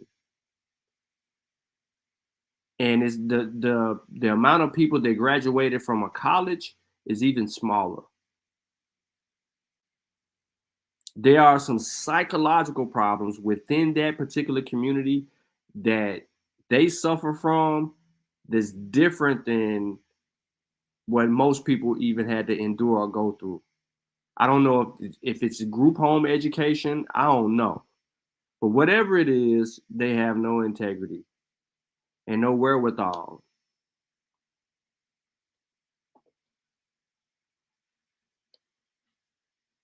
So, it is what it is with those people. And that's why I said the myth of Aboriginal science dies today, because they all talk in circles and say shit that is very irrelevant to the subject matter. And therefore, they don't even deserve shit. They don't deserve respect from us. Because they sit here, and if you're Pan-African, they sit here and frown upon that shit. And that's the part, right? That's the part that Unc and Garfield, that's the part y'all gotta get the fuck off the wagon with. It's cool to attack them dudes that claim the Pan-African shit, treat it like a religion and pseudo that shit up. But y'all are participating in allowing these sorry ass Aboriginal dudes to stay claiming that disrespectful intent as well, because they see y'all do that to those Abo dudes. And they're like, yeah, all of it is, fictitious, even in contention. But a lot of them don't know what Pan-Africanism is. And all of y'all display Pan-African behavior. Because every last one of y'all, and I'm talking about the people who say certain things, you for your people. You're going to help your people. And you're going to do what you need to do to help your people. That's what y'all got into this shit for. But, that's a different conversation. But I do understand Unc's intent with certain Pan-Africanists, because they have tried to make it a religion and they argue from ignorance. Scientific literacy, they don't have any of that. And that poses a problem and a challenge. And their unwillingness to adapt and adjust and have that integrity to be able to understand that, hey, I need to make some adjustments in my train of thought, that would be real African. But we banging. I'm at war. You hear how they talk about me. Every last one of them called me a name. Every last one of them tried to insult my character. Every last one of them tried to belittle my patience. Every last one of them took my kindness, quietness for weakness. I'm at war. You see this emblem right here behind me? Right here. This one. I'm at war. And I'm about to do it. I'm about to do that to them. If they ever come live, It's chitty chitty bang bang.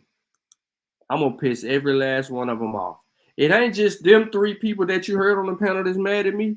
It's a whole nother dude. His name is ZTPS. They call him Zab. Mr. GPT guy. He tried to use GPT to debate YK the truth, and he got caught out there on that bull jump. He hate me too. Like I told y'all, by the end of 2023, I'm gonna have more haters than a Saw Imhotep.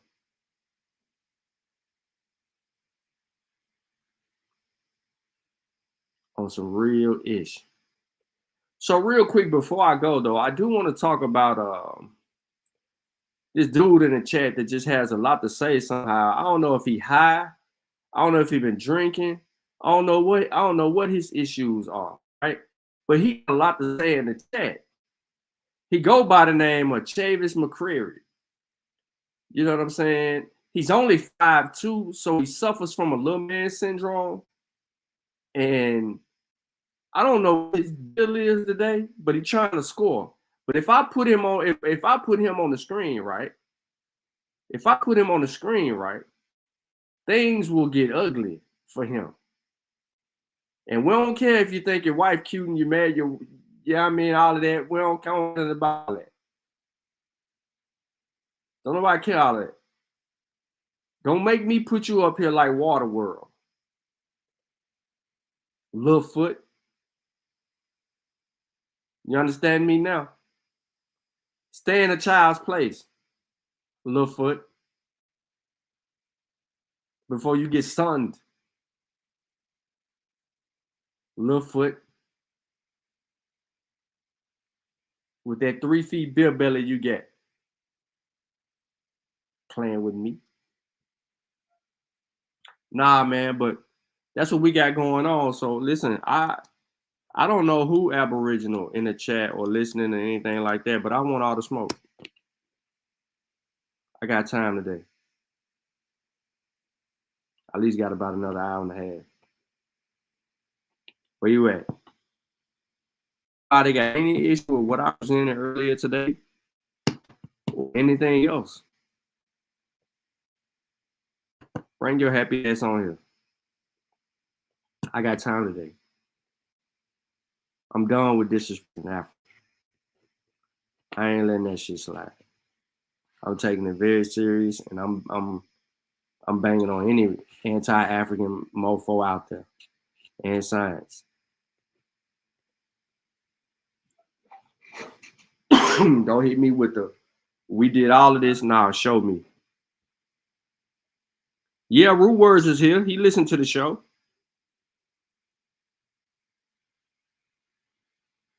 KDB, what you shaking your head for? What you shaking your head for?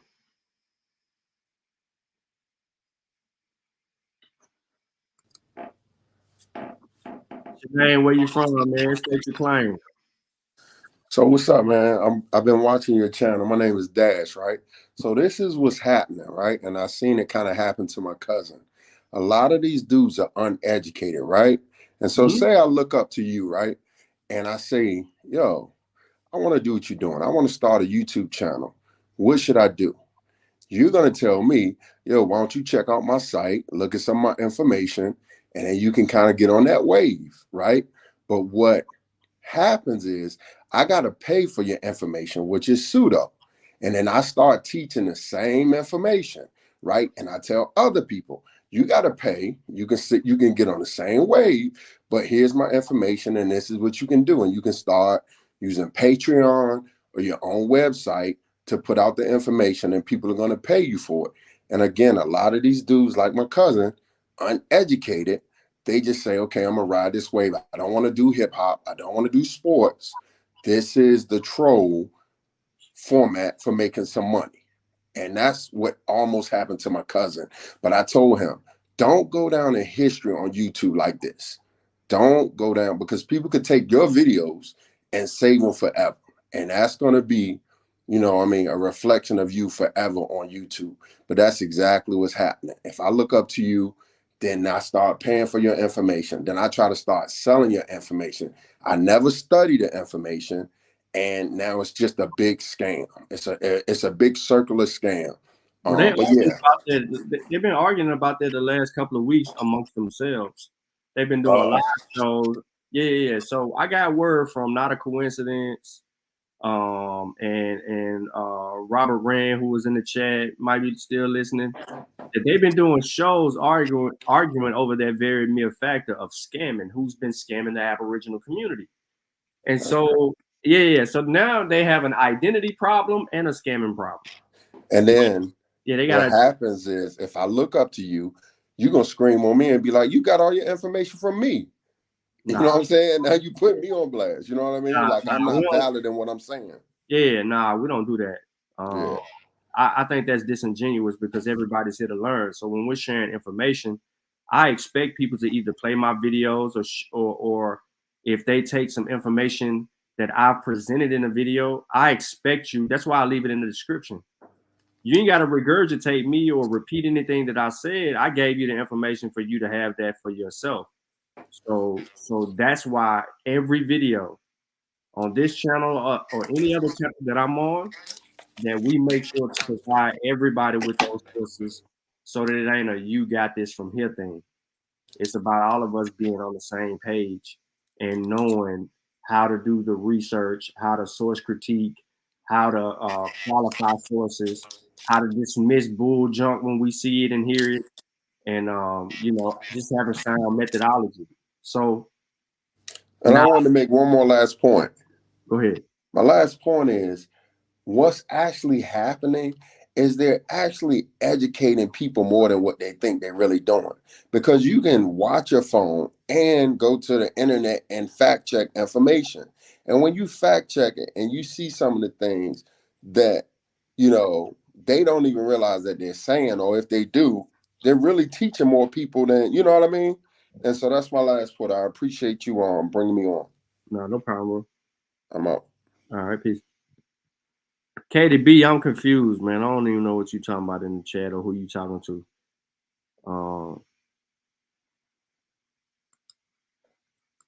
I think you might be talking about them, but I don't know what you're talking about. All right, so let me break. Now, cut your camera back on, sucker. Cut your camera back on. Nah, sit up straight. Ain't nobody trying to see you leans. No, sit your ass up straight. Yeah, sit up straight. Don't try to make yourself look a certain way at an angle. No. I'm not bringing you on here till you sit up straight like an adult. You acting like a little bitty lazy ass kid. Hey man, where all that was at when that nigga was talking and you called it all the pussy? Where that was at? I want to fight that nigga now. I want to fight him for you. You ain't even got to worry about fighting him. Shit, that nigga, you let that nigga talk all crazy like that. No. Because if I would have argued with him about him talking shit, he would have got away with everything that he said. So no, I would have doubled back after I got on his motherfucking ass talking crazy like that nigga tripping, bro. I got on him real good. Oh, that's crazy. You to his daughter. And I'm gonna she want to be a lawyer? All right, okay. She a TSU? All right, okay. You just help me out. Your daughter in my vicinity. Go get her teeth clapped. That was gonna happen. You play it. But outside of your forehead being, super wide, you know what I'm saying? This video, it was a good video. Huh? You trying to lean all the way back to make your head small, bro. You want to see it? How you want to see him? How you want? It's a line. I just got chopped up. Anyways, outside of your forehead, you know what I'm saying? Outside of the large forehead that people had to be subjected to today.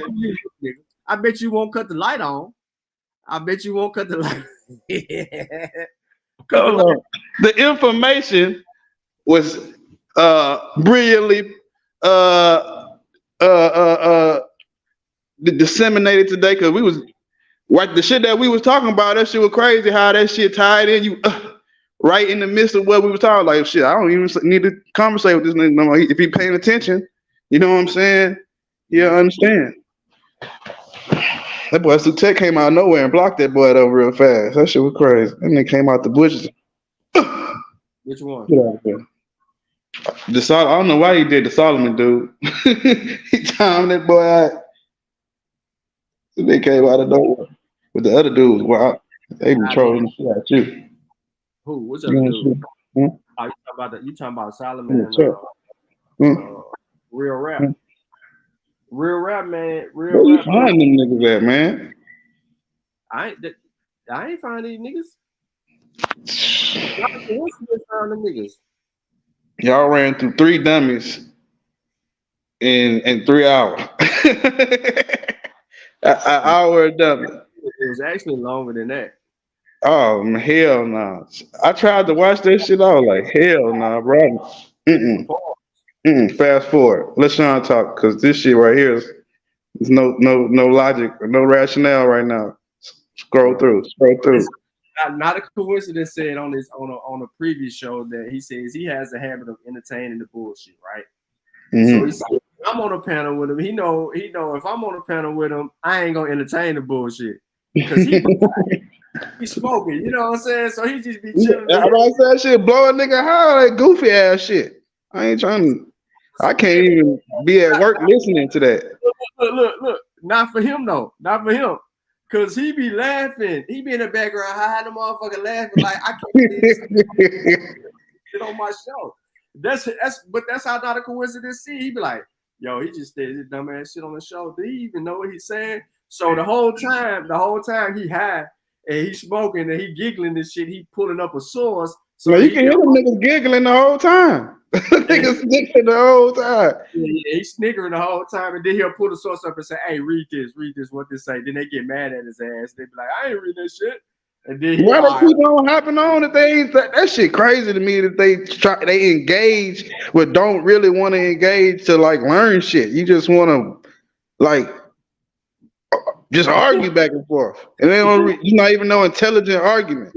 That nigga was sounding crazy than a motherfucker arguing that reconstruction shit. What the fuck? What is this nigga? That fool said they reconstructed history, fool. He said. So that's what he was trying to say. That's because I was trying to figure that shit out. Like, what is his point, bro? So he's literally trying to say it's called the Reconstruction era because that's when they was. Man, fuck no. You can't be serious, bro. No. Come on, bro. He wanted to debate that. He passionately wanted to debate why it's called the Reconstruction. Come on, my nigga. Yeah, he do. He doesn't understand it. So I said, so that's why I said, so basically what you're saying is that all the stuff that's telling you what happened during the Reconstruction era never happened because they reconstructed all of that and they just shit up. So we didn't fight for our freedom. We didn't do this. We didn't do that. Yada yada yada. All got to be reconstructed. So he's slow. I think that listen. That shit's laughable, kid. Let me tell you what I'm dealing with. So you're dealing with someone who was a felon, right? Who didn't get an education. He admits no education. Right? So he doesn't have a degree, and says that he does have 2 trades. He said he learned while he was in the pen. So I congratulated him on learning the trade because had he not learned the trade, he wouldn't be able to do shit. But are those trades applicable to the topic at hand? No. Okay, so that's irrelevant. We'll skip over that real fast. Continue. I'm just giving him credit for that for being able to earn some money, right? Yeah, kudos to that nigga for that. None of it is relevant to the subject matter. But he seriously has the belief, right, that they took history. No, first let me change it up. Black people been here, built everything, and then white people came here to take the shit that the black people built and make them slaves in the process. But slavery never happened because there was white people that was doing the same work that we were doing, and it wasn't called slavery. Not knowing that the white people that he was referring to, right? Were immigrants and shit. Nah, they were working, bro. But what is that? I don't even understand how he tied all that together. How did he get that? Man, he don't know how he got anything. He just said that the funniest shit that comes in his mind, yo. And not a coincidence, sit there and listen to him and laugh his ass off the whole time, because he know if anything, it's gonna pose for a good laugh, and then it's gonna make the chat look at him like he crazy, and it does. I agree with not a coincidence in the fact that if you just sit there and let them talk, they show you how stupid they are. No, I agree with. I mean, you'll do some serious extraction of stupidity with that method right there. You're gonna get a whole lot of that shit. I don't know how y'all sit through it. I can't do that. Not with them. When you're in it, you ain't thinking about it. When you're in it, you don't think about it like you are when you're watching it. When you're watching it, you like, I can't listen to this shit. But when you're in it, it's like you're trying to extract all the bullshit out of everything they say. So you gotta have some patience. If you in the audience and you listening to that dumb shit, bro, you better. I'm clicking off that shit. I'll be clicking off. I try to fast forward and I click off. I don't want to hear that shit. I can tell when a nigga don't know what he's talking about. That's why I joined the panel. So instead of me, I always join the panel, because if I sit in the chat and just listen to this shit, I'm like, this is stupid motherfucker. I'm just doing that the whole time. Well, I ain't gonna watch it. I just get on the panel without a coincidence and help fight through the bullshit. That's what I've been doing the whole time. Man, this nigga dumb little motherfucker. Man, this nigga stupid. But you just saw this crazy. You just saw 3 stupid people. What I'm saying, fast, back to back to back. They all stupid. And they all saying different shit. They don't even agree with you. There's no consensus. They don't even know they don't know what that is. There's no mutual agreement among any of them. That shit's baffling. What up, Gab? What your pseudo ass been up to? But nah, it's all of that. He said I can feel each brain cell dying while you watching. Nah, real talk. That's how I feel. Like it's kind of frustrating. Cause you be like you wanna. I can tell niggas wanna help them niggas, and all they gotta do is just like pay attention. But niggas be too busy calling niggas names, trying to get their point across when they don't really even have a point. Like you say, it's circles. Just talking in circles. Like, what the fuck, bro? You do a lot of make no sense. Niggas talking about they not primates. You don't know apparently how the taxonomy thing goes. They say they don't come from monkeys, and I was like, I don't know where it says we come from monkeys. I still ain't learned that. No, it's nobody says that. Darwinism, I'm like, Darwinism ain't even a real thing. Eugenics has nothing to do with what Darwin It's catchwords. These is just Darwinism, Darwin, eugenics. These is catchphrases, just hot words and shit. Them niggas hold on to. They can't even really explain them hoes properly. Yeah, they're a little worse than the Hebrew Israelites. At least the Hebrew Israelites are trying to source the Bible. I don't know how, but at least they have something that they try to show. These dudes ain't got nothing. My mama said. My grandmama said. My auntie said. My uncle said. My cousin mama said. Silly shit like that. Talking to scientific niggas, talking about your mama said, and all nowhere. I got that. Then they get their feelings hurt when you start telling them shit that go against what what I'm saying they believe. Cognitive dissonance start kicking in. They go, no, don't debunk me like that. That's crazy. Dude is crazy though. That rude word, dude. Like y'all got it. Ever since y'all been fooling with the not coincidence, y'all extracting some characters, man. They got some real live characters over there with some super reckless mouths, man. I can't do that. What these niggas talking about? I just wasn't gonna let them get off that point, man. They was talking so much craziness. I was like, nah, I'm not finna I ain't finna argue with him. I'm gonna let him just keep talking. Who the pseudo dude, pseudo Tutek talking about? Him and Gib. Uh-oh. Yeah, they been arguing in them back chats that Sutek be in about sports and shit. Oh. That's what they arguing about right now. You say you think you from Kemet. He said you an Egyptomaniac. I think I may have exchanged. I don't know. That's what he be on That's what he Facebook. was out there arguing with Black Lion. He mad at Black Lion too, Sutek. Yeah, I heard him. Really. I mind my business, man. Me and Black Lion got the same birthday. That boy born on the 21st. But yeah, I don't like all that stuff he was saying. I don't know, man. I don't know. 21st of May. He said November 21st. Oh yeah. Yeah, y'all pseudos about the same. No, I don't, I told y'all my 0.9% is valid. You know what I'm saying? I solidified my elbow. Y'all really can't argue with me. You know what I'm saying? You can argue with these other niggas, but my 0.9% is not, it's non-debatable. You know what I'm saying? Like, you gotta concede. No elbow love. You gotta concede to my 0.9. You know what I'm saying? You gotta respect that. Let's put on the sock. See what I'm talking about. The boy said, pulling up to the house. Yeah, he ready. He ready to go on. Y'all, the boy said, hop on that panel. Yeah, you Get commission. it in. I want to know what a commission is.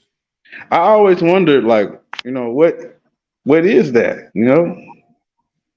They didn't even call it this shit. That's what I was about to say. That ain't what they call themselves. I ain't never seen that, in no hieroglyphs, no. I ain't never seen that.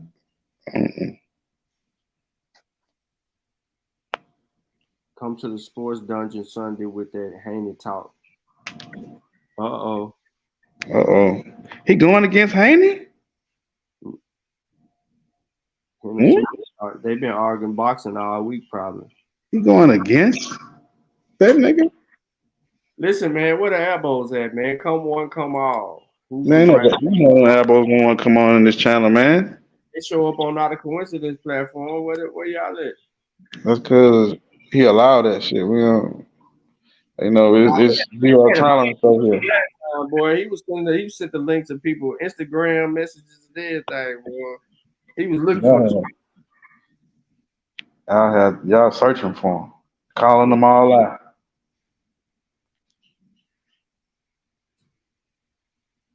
I'm looking for him right now. Where Root Words? Where you at? You talking about you want to debate? Where you at, sucker? Yeah, we need to record that debate. That need to be documented.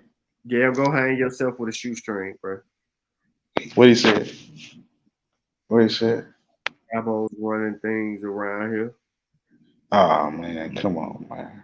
Oh, we are joined here today by the one and only. Not a coincidence. What's good? What's good, bro? What's good? It's good, man. Yo, y'all gonna stop blaming me for the fucking. Somebody gotta take accountability. You know what I'm saying? Somebody gotta be held responsible for this. Hey, something classically ignorant is always said when Not a Coincidence invites an elbow on his panel. That's why they hiding and shit. And they don't want to let you on the panel no more because they got fucked up over there saying the dumb shit. Yeah, they done got in trouble. Remember, I was showing you all the clips and they was telling them stop going on Pan African channel. Yep. They was talking about the bigger ones, but they see when they come on and say the dumb shit, and they don't have a uniform explanation for this shit anyway. You know what I'm saying? Like they got so many different versions. Right. Like in the rest of everybody else's history, we can find a book or we can find some sources, right, to substantiate where they got some of their bullshit from. Even like the American Moors with the Circle 7 Quran shit. Like there's literature that exactly, yeah. They ain't so even like got. if you was to convert to an abo today, right, and you just talked amongst a certain group, and then you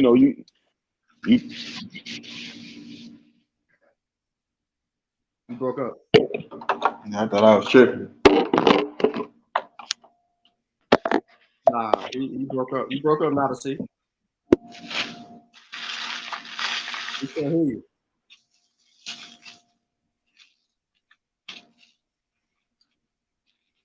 Oh shit! Here's my this Lukumi ass nigga right here, man. Yo. Okay. Ha! Y'all see me, man. I don't know what happened to not to see, yo. You on mute now, not to see. Yo. Okay. We hear you, fam. Who that?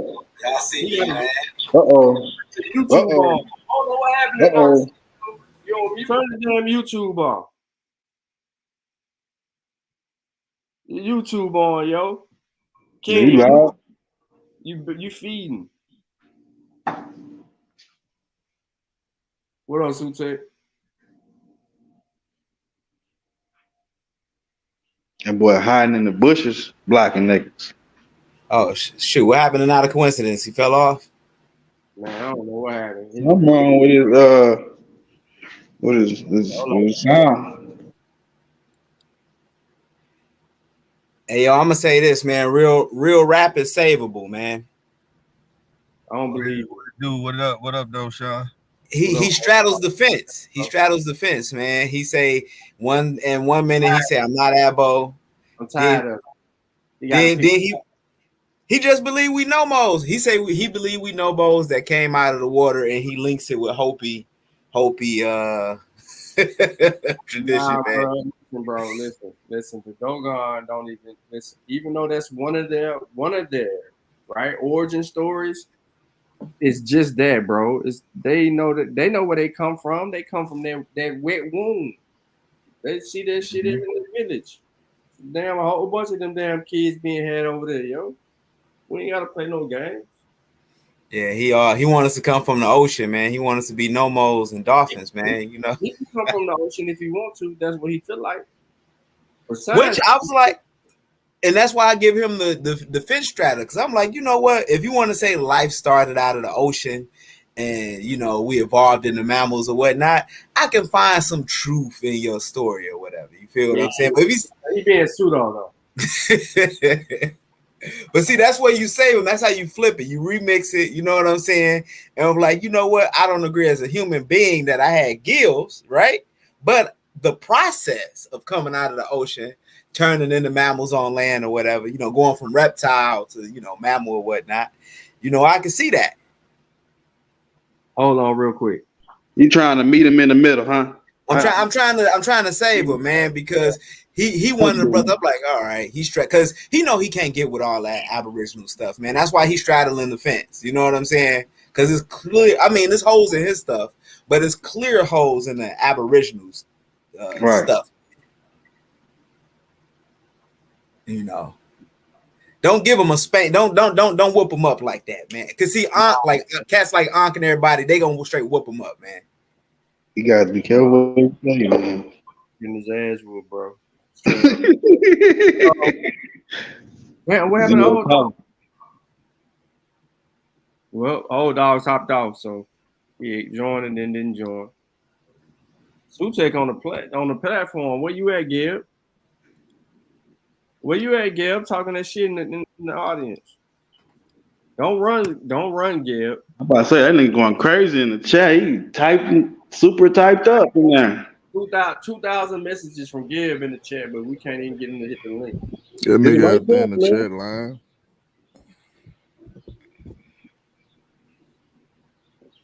What up, Old Dog? What you got for us? He said the jab is print. What is he talking about? Hold on. Old Dog. He talking about the punch?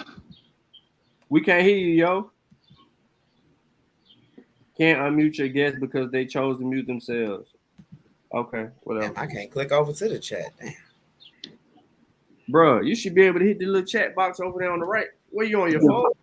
No, I'm on the computer. My computer is stalling out. That's the thing. Your computer suit up. Oh yeah, it's computer. Ah man, It's a Chrome, man. I got one of them too. I got one. Probably gotta just take some of that. Delete some shit, man. Delete some. Take some maps off.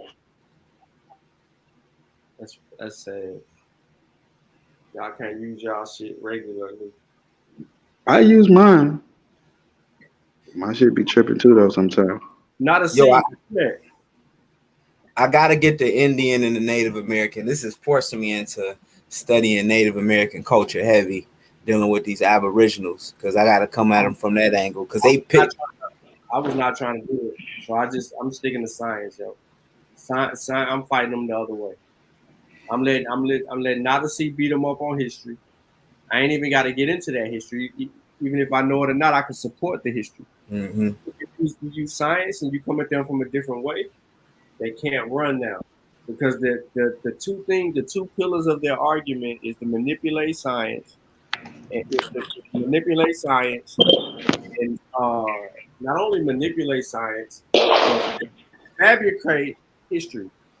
So they're fabricating history and manipulating science by denying, genetics and the other things that it would take. So once you kill the arguments right there, it's on the popping. And then I'm scared. If I do say something to them, some Native American history or culture, or whatever, they're just gonna take it and steal it. Shit, no, they ain't. You just put them up on something they ain't know nothing about, and then now they can't use it. They be on the other panel like, yeah, see, well, that was us doing that. And oh shit, he done stole the whole premise. So why the hell they wasn't talking about that damn mummy over there that I was talking about earlier in the bill? Which mummy? See, you ain't even know. You're gonna have to go back and watch it. I ain't even gonna tell you. You have to not the black mummy in Libya. You ain't talking about that mummy in Libya. Right here in America. The oldest. I thought they claimed that mummy. I thought they claimed all the mummies in America. Who? Them Aboriginal. Don't know shit about them. I'm about to say the sister. I've been hanging with them. Not the one with the micro braids in South America. You ain't talking about that one, is you? Here in North America. 10,600 years old, found in Nevada. In a cave. They ain't talking about it. Radiocarbon dated at 400 years old. Then they got the genetic evidence. They got the genetic evidence to push it. And they call it an Aboriginal. Oh, so they ain't reached that one yet. Oh, they can reach it. Theirs gonna get clipped up too. Because we have the evidence of it. Now to see where you at. You still on mute, bro. What up, old dog? Where you at? What you got? What up? What up? Yeah, I've been missing y'all guys because I've been over there in the TikTok world, man. I'm dealing with these what's their generation called? Z? Whatever the hell they are, man. These kids going crazy over there, bro. They really believe this shit, man. Were you battling the feminists or you battling the No, the abos. I'm abo hunting over there.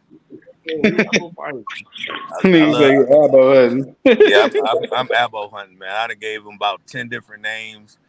Everybody over there picking up the names. I give them like Nickasaw instead of Niggasaw. I really want to say Niggasaw, but it's TikTok. I got Quackasaw Indians. I got I'm not a Blackasaw Indians. You got Mohican. Yeah, I got all that. I got a Mary Indian Inks over in that bitch, man. And they going crazy, man. I mean, the things that they talk about, I think is more, especially for that generation, that younger age group, not the ones that are over here on YouTube. The ones over there, it's almost like they want to be called everything other. I mean, they want to be called natives and stuff like that because it's almost like being called they or them. They want to change the pronouns. So they want to change the adjectives. They don't want to be called black because now they're using that black means dead. You know, it's a different world over there than it is over here. So it's just really important that we keep on putting it out here, man, because they crazy. I even It's all showed the Moors. It's the Moors' fault and them fast talking ass Nubians. All them niggas that was slick talkers on the street that came up with these new religions and shit. I agree 1000%, bro. We even brought that up. You know, today in my build over there, I had a probably about a 2-hour live, and one guy got up there with that Moor shit, and I'm like, bro, stop it. One guy even showed us. He showed us the Moor with the emerald, with the emeralds on it, and was saying that this is a black Indian from Southeast America. And the whole thing is it was carved out of ebony down in South America. And it was a depiction of it's a Moor slave, but it's really considered racist. And this guy sharing this shit on my live like it's a real depiction of a black slave. I mean, a black Indian, my bad. And we basically laughed him off the live. He was pissed off at the situation, and then DM me privately and told me that that I lied on him in front of everybody. He was pissed off at me, man. I was like, dude, I didn't lie. You just didn't read. You didn't dig a little bit deeper. All you did was what abos do all the time is use lookership. They always use lookership. They never use real research methodology. They don't do it at all. And it's crazy, man. That's one of the biggest problems with these people, man. But I'm over there every day, and I don't get on live every day over there. But when I get on live, people jump on there, and especially them because they know I'm talking a lot of shit to their asses. It's crazy. And it's all about money. Yeah, it's all about money right now because Aboriginal Power, he wouldn't let me up. He said, "Oh no, you ain't." He switched it because we were supposed to debate today. We were supposed to debate did the CIA fund Pan-Africanism and everything. So he didn't come through, huh? Nah, he put the chat on for members only. So I guess you got to pay for that. And when I went in the back chat to come on the panel or whatever, he's like, "No, this for members only, man." You know what I'm saying? And he got some debate with some other Native Americans or something like that. So he ran. Yeah. So I did. I was listening to. I think it was Cuddy. DJ Cuddy was on, and he was dogging Aboriginal Power because of this cryptocurrency, black. That's Aboriginal TV. Aboriginal TV. Okay, yeah. So they were dogging the shit out of him, and then I go over on his channel. He dogging the shit out of them. I'm like, oh shit. The division in the Abo community is thick in here, man. They don't know up from down or right from left in this bug, man. It's crazy. Yep. TikTok, another world over there. Y'all should go over there and check that shit out, man. Them kids. I didn't know they were doing them long lives over there now. Now I gotta go because I finally made a TikTok, bro. Because it was this dude roasting Aboriginal. I was like, yo, I gotta listen to this dude. So I made it. And I'm not over there fully, so I still gotta learn how to work everything, man. Yeah. I mean, I'm still learning, but I know you got to get up to 1,000 followers before you can actually go live. But you can listen in on some of these lives, and I'm telling you, it's probably about a good 10 or 15 of them that be on live, and they always have over 100, 150 people in the chat. And I mean, dude, the TV, the arrows be all up throughout the chat. You know what I'm saying? And it's like, why do they think this way? What really gives them the proof, the evidence? Where is this proof and evidence? Because they don't have it. Everything they bring up, when we go back and look at it, we're easily able to debunk it. We notice the cherry picking. We notice the not comprehending what they're reading. I do what Sean do. I'm always asking what's their educational level, because again, when you're talking to people that's really just regurgitating or parroting what they heard, from a Dane Calloway and from a top chief, top cats, whatever the hell his name is, and all these other people, it never makes any sense. But you can't tell them anything, bro. They are stuck in this belief. They are stuck in this belief, and it's sad because, like I say, that demographics over there is between 18 and 30, and you get that, you see it, you can hear it in in their voices. Like, yo, how old are you, man? I'm 18, but we been here. Where you get this shit from? You know, and it's like, where's your uncle, your granddaddy, or somebody that can really tell you that you're going down the wrong path? But they don't really want to hear it. You know what I'm saying? But I stay on their asses. I stay on it hardcore. Hold on real quick, man. We got brother Cujo joined us. What's up, Cujo? Cujo. Hey, big up Virginia. Big up Virginia. That's what's up. That's what's up. Big up Sean. Big up. up. Thank you for letting me up. Big up Not a Coincidence. Big up everybody I knew on this jump. What's up? Big up Virginia. I see the division. I said that shit, not a coincidence. I said they're gonna start beefing with each other eventually. Cause they really don't have a foundation at all. They going at him hard. Cuddy brought up some white guy who supposed to be into the whole crypto thing, looked up this whole coin that this guy talking about, and called it a shit coin. And so I typed it to Ab TV, like, yo, they over there calling your Bitcoin shit coin. And that all he went off then. You know, I guess he don't realize who I am, because me and him got into it once I came over on that platform. But I guess he thought I was one of his fans, and he went off. Oh, they talking shit about me over there? Well, let me show you this. He pulled up some shit like they always do.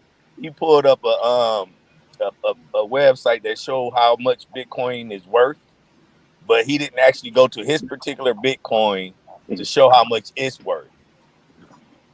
And he just, the cherry picking. I said, damn. That's the thing. See, they run in the grip, and that's why, we got to keep on assaulting them. It's not so much the people in the audience that believe the nonsense. It's the grifters, like the Sister Bethy and the Top Cats and all of them. They grifters, man. And that's how come it's going to come to a point where you're not going to be allowed on their forums, because they're trying to make money. That's all it is. It's no sense. They're not genuine about it. They're not even genuine about it. But to their followers, it's just something they want to believe, because we running away from being niggas. We running away from being slaves. We're still running away from that. A lot of us. You know what I mean? Yeah, man. We see haven't it up here. grips with it. I see it up here at my job where black folks up here are trying to claim to be indigenous. One of my friends up here, he took 23andMe and Ancestry, and he said he doesn't believe it. He said, there's no evidence of ships. I'm like, what the hell did you hear this from? You heard this from Dan Calloway. He said he makes sense. I'm like, what has he ever shown you? He doesn't even show you. He never provides you any evidence, and yet you have to pay for it. Remember, at one point he was selling status correction sheets. I mean, it's a more scam. So, I mean, this is just where this industry is. I mean, where the Abos are at. But I just want to tell you something on Real Rap. Real Rap, you had heard him 3 years ago, man. He's come a long way. He wasn't even into science or anything like that. Now, it's pseudoscience, but he's come a long way. And he actually stopped rocking with a lot of them Abos a long time ago. He was way too aggressive with Sean, in my opinion. You know what I'm saying? Oh, I've been on Sean for quite a while on here. And he was way out of line, to be honest. No, that's unfortunately, that's one of his issues, too. At times, he could be very disrespectful, but I'm going to tell you, for the real, me knowing him a long time, he's a guy that's trying to find himself right now. He's my brother regardless. He's my brother regardless, but, I'm viewing him with a bit of prejudice, because of the way he interacted with Sean. But I'm not, unfortunately, I put it this way, I've known him a lot longer than everybody else. So I'm just telling you, from where he's come from, he's somebody that is absolutely salvageable. If you would have heard him, he sounded like Chief Holiday 3 years ago. 4 years ago, he sounded like Chief Holiday. I understand change is real. Like, I actually grew up in the Moorish Science Temple. My mother was a member of the Moorish Science Temple. My legal name is Bay. It's not something that I added on my name. I grew up in the temple. So, you know, I'm ultra aware of this. I was into the Nubian shit before they were Nubians. In like 89, 90, I was into the Ansar Allah. You know what I'm saying? When they switched over. So, you know, it's like I've always seen it coming. You know, I've seen it coming for years. And it's unfortunate that it's gotten to this point. But, you know, that's the thing. We don't have any scholastic background. You know, so when you go into these things, you get all these so-called facts on YouTube and on TikTok and all that shit.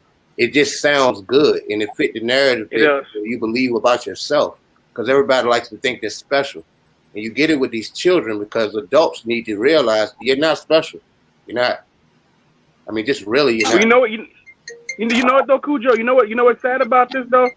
You know, free information doesn't. You know how it is with black folks. I'm gonna put it like this: you can sell shoes, right, or clothes. If you're selling tennis shoes that cost $25, remember the Marburys? Remember the Starburys, the shoes that he was selling? I think he was selling the first for like what, $25, $35 or something like that. But when other shoes are going for like $100, he priced them at that price for a reason, because he wanted the black people in the hood to be able to afford them. Unfortunately, the black folks wanted something more expensive because they feel like it's worth more value, even though those shoes don't cost nothing but like a couple dollars to make. Right? You're only paying for the name. But unfortunately, a lot of our people have that mindset where they rather pay. They think if you put a premium on information, it becomes more valuable. That's the sad part about it. Hold up, Callie. Hold up 1 second. Go ahead, not a coincidence. What's he got on the screen? Yeah, I just want to show this quick. I get it. I won't ignore you, but I was talking to my sister. I'm sorry. Because one thing you hear Abbo say is like, where are the slave ships, right? I heard somebody just mention that too. That's some of the things they like to say. So there's a lot of slave ships. We got the Manifest. We got this one, the Journal of the Slave Ship Mary. It's in 1795. There was actually a slave revolt on the ship, right? Because what they did was they left from Europe and hung out in Africa for a couple months, you know, going from port to port, picking up different things. And now Apples would be like, well, look, that's typed out, right? But we actually have the primary, and we got a bunch of these. You know what I'm saying? There's a bunch of these.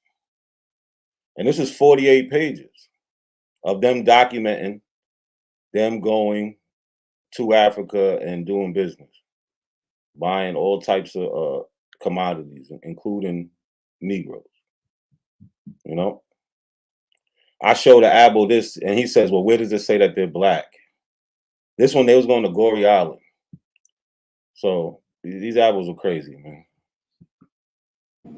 How did he? When did black become relevant? He was saying it wasn't a slave trade. He's showing them as a slave trade. No, but now it's the Slav is the slave is the Slav. Those are white people. The origin of the word. word. Yeah. But like that's an etymological fallacy, huh? Yeah, that's what they go. But you see, it says towards Goree in Africa right here. Yeah. You know what I'm saying? And this is You heard? Well, you guys heard Wisdom Show. Wisdom Show was trying to imply that white folks are the indigenous people of South Africa, and then he was trying to imply that white people were just the indigenous people of South Africa, and that Aboriginal Americans populated Africa with Arabs and Black Europeans. Mm-hmm. That's his scam. Yeah, I knew he was a buster from the beginning when he had no integrity earlier on.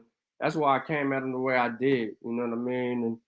And piss him. I had to piss him off early because I didn't want to hear that shit later on. But he just stayed with it. I will say that he was consistent in his stupidity.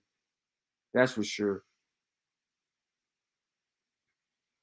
But he don't have any integrity though. So it is what it is with him. Why he sit over there and try to. And that's what you get. It's a lack of integrity all the way around. All the way around. Because there's no way that they could see the information and just, you know, keep it going. You know what I mean? It's a religion at this point. You know, they're treating it like a religion. It is. Because we know all niggas grow up hearing that they got Indian in their family and shit. A lot of niggas hear that shit. A lot of us grew up hearing that shit. But that shit is baseless in most cases. Yeah. Sean, he been saying the same shit for years now, though. He has been consistent with his bullshit. I'm starting to believe he believed that shit. Sure.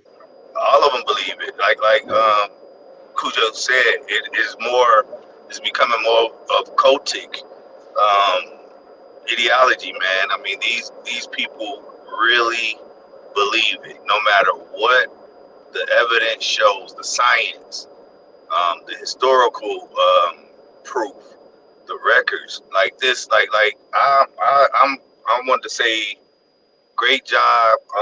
Not a coincidence, man. That Paul Cuffey or your Cuffey people, that was good, man. I really did enjoy that, and I'm gonna use it just so they can see how genealogy and DNA can work hand in hand.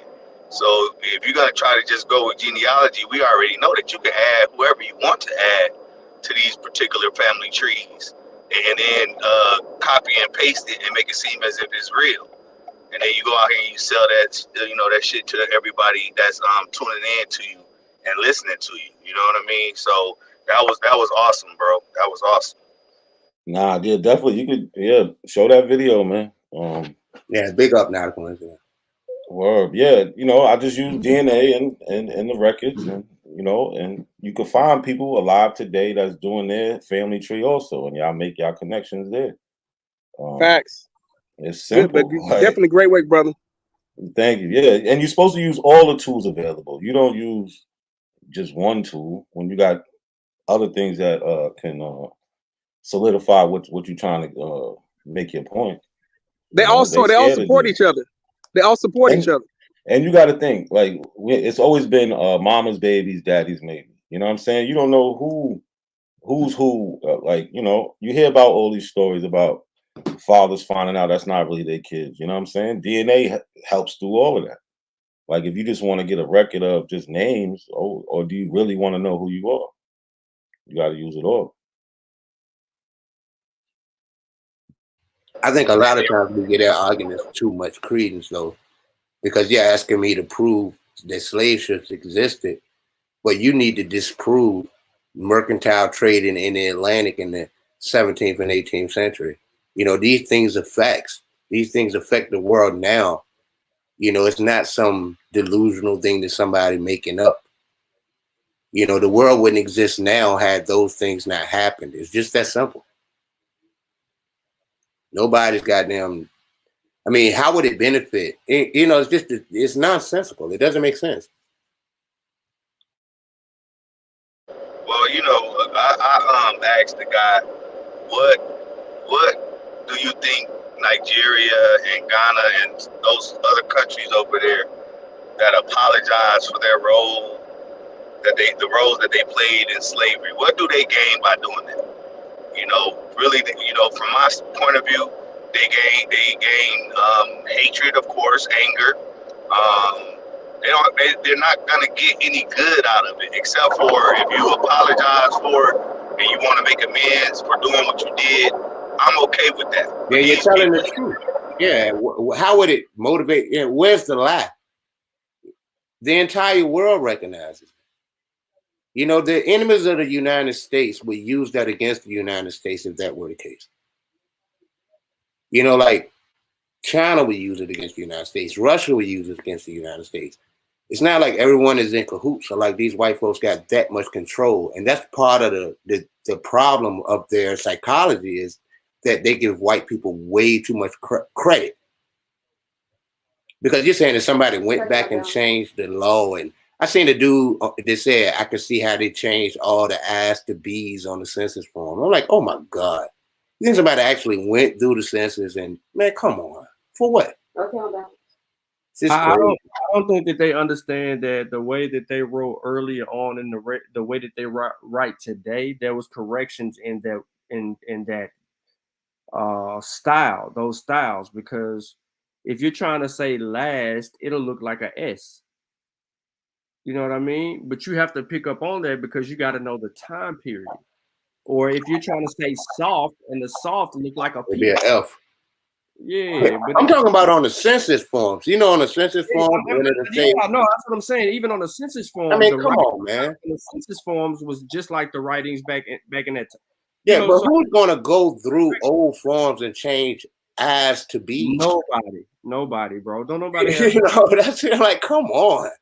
No, they documented. First of all, they're not changing any of that shit because anything that got money tied to it, they writing that shit down. You have to think about it. The commodity of human cargo had a price tag on it. And it paid an insurance, it was paid off in insurance form if it didn't reach its destination.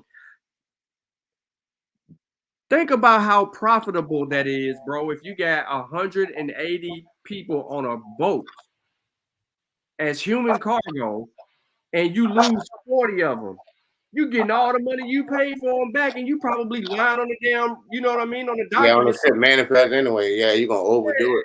So you got more than what you had.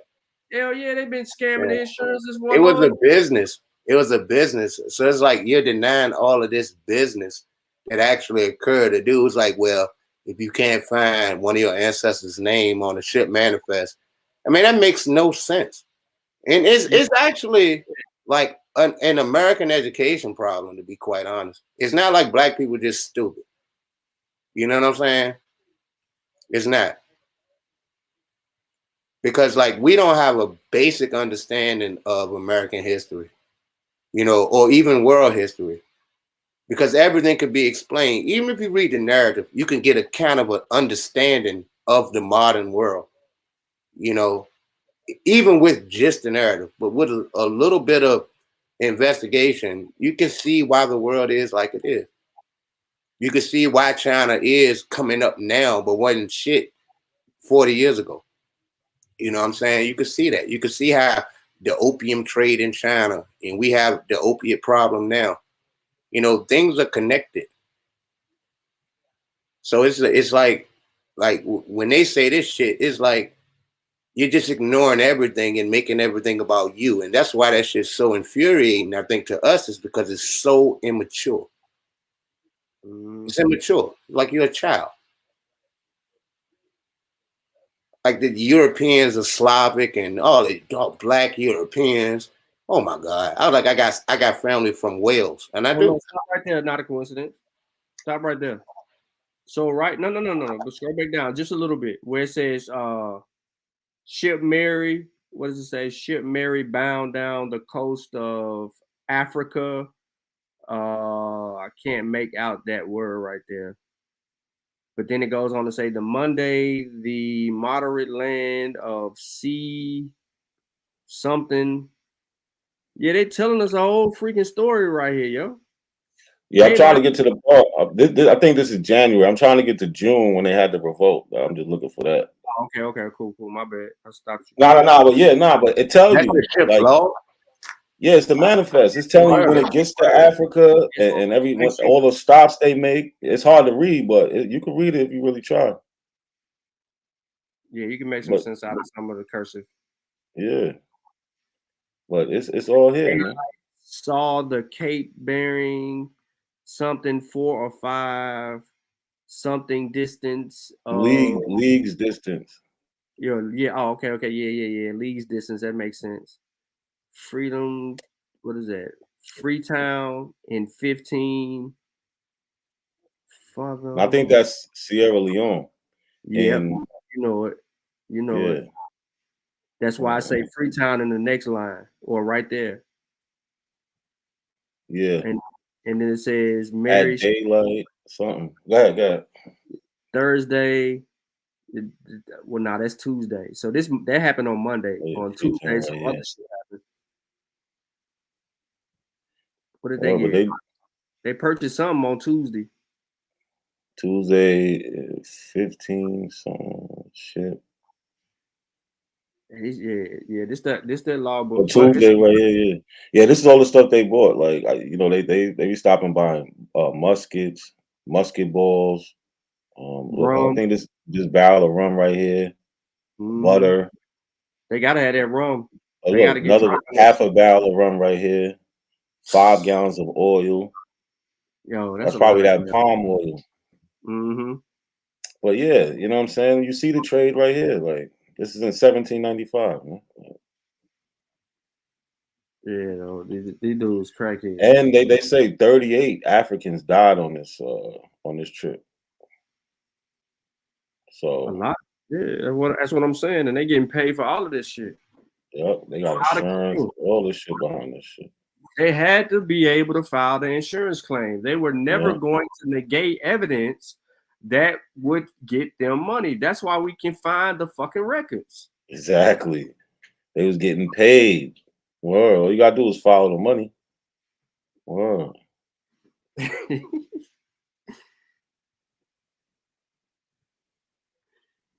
Yeah, man, it's crazy. But you say you're trying to find a revolt? Yeah. Yeah, this is January. Let me show I gotta you get to June. Okay. Keep looking real quick. I'm finna take it off for a minute. I'll let you know when I find it. Okay.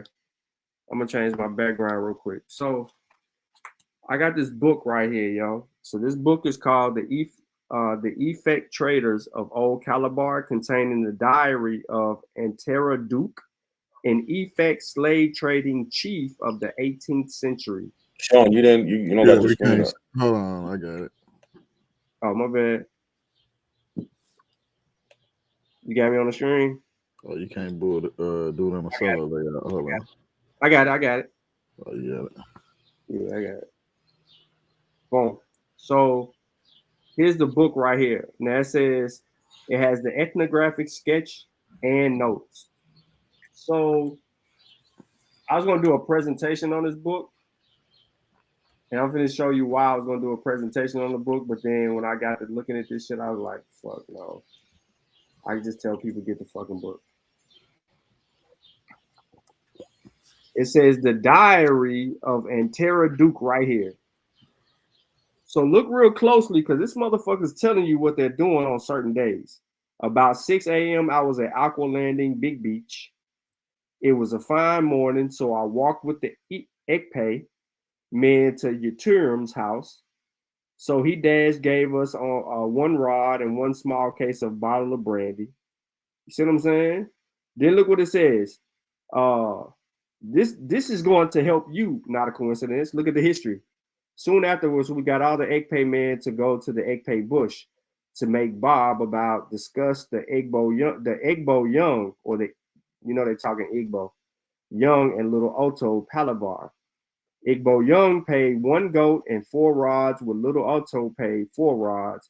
All the Ekpe men came down to discuss matters with Duke and joined together to put money for 20 men. So they're letting you know that they're buying how many men? 20. In all, 64 men put money, 45 for Duke's family and 19 for another family. So that manifest that you're talking about, or read something similar to this.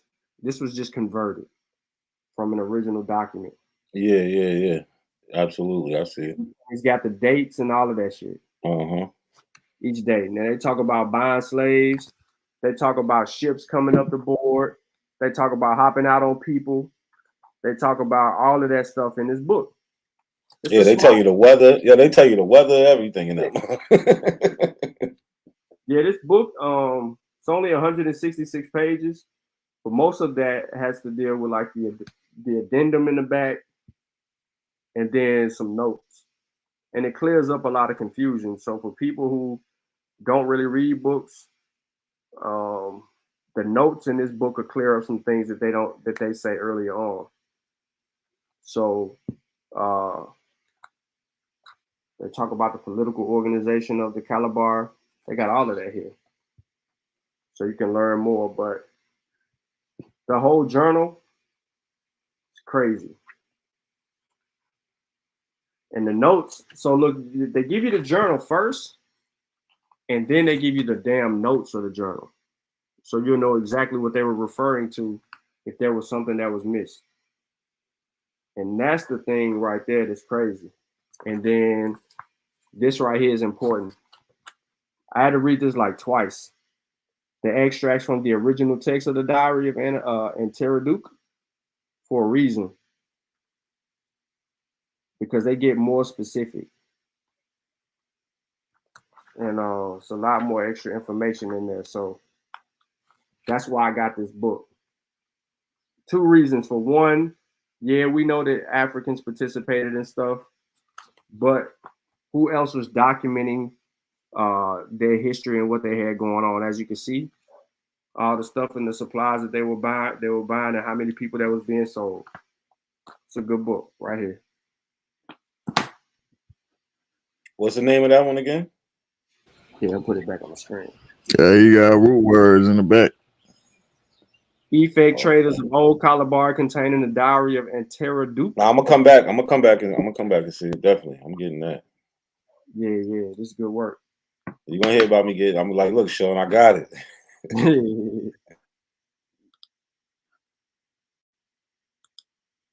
So you said who in the back? Oh, I see him. It said root word. Root word. I found it too. I found the. Oh shit.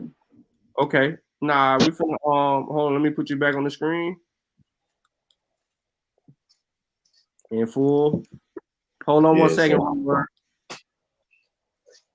So this is I think it's Friday, June 10th, right? The commander, whom a pleasant Lord sails to something. I think. See, we were this morning informed by one of our slaves that was not confined but on deck as a sailor that the slaves had of intention of taking the ship. It's hard to read this shit, but whatever. Went on the shore and also I don't know, but this is the part right here. This is on June 10th on the ship Mary, right? I'm gonna put the link in the back chat so maybe Sean can share it with everybody. But you can find this on page 31 if y'all want to read, because it's too hard to try to read right now. But I'm definitely gonna read it another time so I can get used to it. On my TV, that shit big than a motherfucker though. It look good. You can read it. Nah, yeah, it look good, but it's just, you know what I'm saying? Like, look, you know, on that TV looking big than a motherfucker. You can, it's clear as I can damn near read it. Take a shot at it then. It's the top. See how You gotta about get cursive, bro. Cause they wrote. It's that cursive that's fucking me up, trying to make out what letters is what. It's super fancy. Yeah, that's how my mama wrote. Saw a long story slave with a leg something. Yeah, it's tough for me right now, bro. Were you at the top? Nah, I was in the middle toward the end, bro. I was just looking to see if I could recognize the words. Some of the words I can recognize. Yeah, you can only make out. You can't make them out. Primary now, all we can do is what we can do is you got the primary, so now you can find a translation of the primary. Right. We find a translation of the primary, then we can now marry it. Yeah. Or, you know what I mean? We can marry it and then substantiate it, and then we just be honest about it. Like, you know, there's a clear translation. Somebody said they got the transcript in the chat. Our historic foundation live. OHF, yeah. I'm pretty sure he probably got it. So a large slave with something in his hand. Oh yeah, so he said he seen a large slave with something in his hand. Yeah. With, you know what? Did that come from King George? Something leg. It's a leg, ankle. Time out. Who at you? Root word. You asked if they came from King George. No. What? Yeah, because it's from Georgetown University. It tells you when I look up the deposition of the journey of the slave ship Mary in 2017. That's when this book was made. Description: the journal, a log book of the daily activities of a 203-ton ship Mary. Documents in detail of a voyage undertaken by ship owner Cyprian Fang. I mean, y'all are reading from a journal that was made in 2017 in Georgetown University, sir. Wrong. That's the publishing date, sir. Root word. The damn What kind of journal. shit? 1795. God damn. So you look at the back of the book, when you look in the front part, the first page, that's the publication date. That's not. He don't understand that. Root word. The logbook is from 1795. It tells you that. Where did it come from? Where did the ship come from? Slave ship Mary? Yeah. It tells you where it came from, bro. Just asking a simple question. Root word. Go to the next page. Sir, I just want to know where the ship came from. Oh, you're not looking because you don't be clicking on the shit so you can know more about the source. I'm looking at it for everybody. Everybody's seeing it on. I already got it on here so everybody can see it. I'm on it right now. I'm just asking where did the ship come from. Look. This is where look. I'm on it right here. Are you looking at the screen? Question. Are you looking at the screen? Where did the ship come I'm from? answering it if you look at the screen, brother. Providence, Rhode Island. The ship sailed from Providence, Rhode Island on November 22nd, 1795, and arrived on the west coast of Africa on December 24th, 1795. There you go, root word. So you saying that slave ships was around in 1795 that was made in America? I'm asking y'all a simple question. I thought slaves came from Europe. How could a ship come from America? How the fuck? It's a slaves came from Europe. Sir, all slavery started in Spain, France, Portuguese, and England. Root word, no. Why did the boats come from them lands? Why are you getting mad, Sean? Laughing. Root word, you fucking it up. Listen, brother. I don't believe in the shit you believe in. I just asked a simple question, sir. I don't believe in it either. What I am telling you is sailed from North America, Rhode Island specifically, to Africa. Sir, I'm saying that y'all getting this story from Georgetown, King George, in 2017. No, from no damn King George or Georgetown. We are reading from Where is he getting? It says contributor gift of Robert Askew, facilitated by John and Jack Pelosi, 2017. Yes, so the book wasn't even made then. They gifted this stuff to them in 2017. So now we're going to tell you that the book wasn't even made then. It wasn't even out after the fact because there's already a primary source. Where is the primary source? We're looking at it on the screen. Where did it get the primary source from?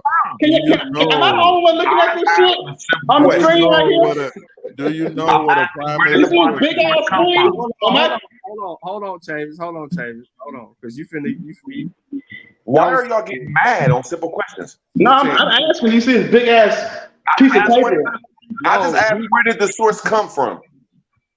The source was written in. The primary source is right on the screen. Do you know what a primary source is?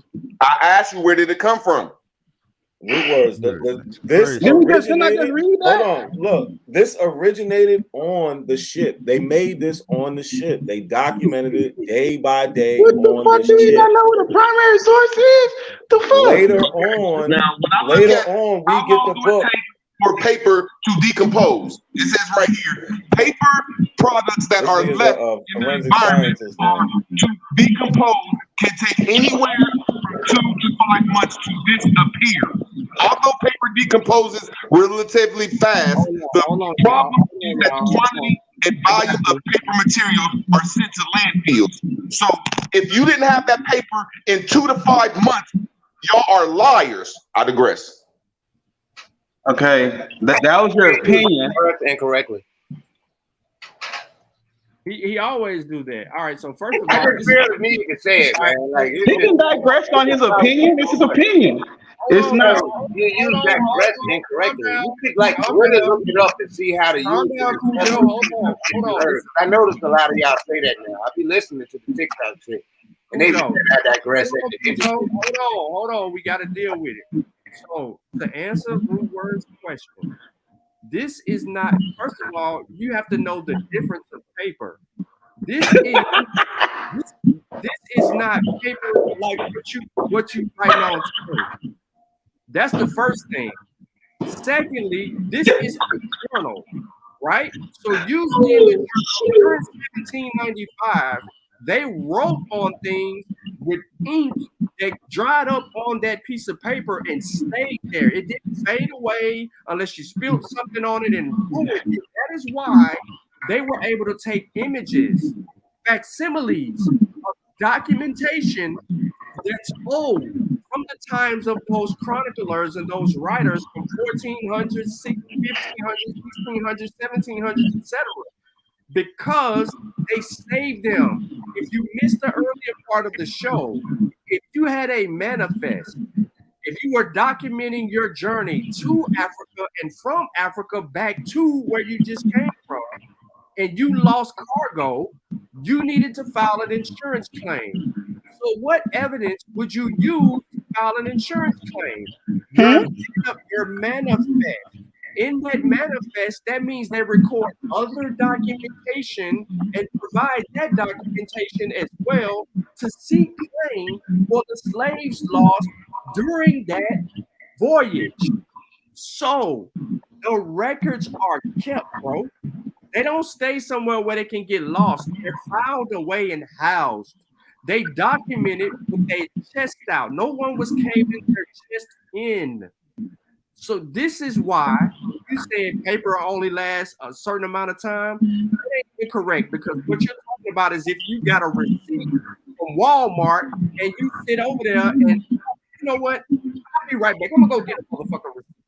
But I got a question. Like, over a certain period of time, you think the ink fades. This, you don't understand paper and ink. like, does he think that's a new paper that we looking at on the screen or something? Does that look brand new? Like he just he thinks that what comes from 2017. That is his contention. He's saying that the book was published in 2017. He doesn't. There's no contention when the book was made. The book and the primary source are two different things. Yes, he doesn't understand that because he doesn't know what evidence. He has a history of that. You heard him talk about people reconstructing history. Yes, I did. I said I don't know if I want to get into that because this is going to be a very difficult conversation. You fell off right when I clicked on your screen, yo. Fuck you go. But that is his problem. He doesn't understand what source. Now said this shit is from 2017 right here. Is that what he's saying? That what he's saying? Bro, listen. That what he said. He said that. He said that on camera.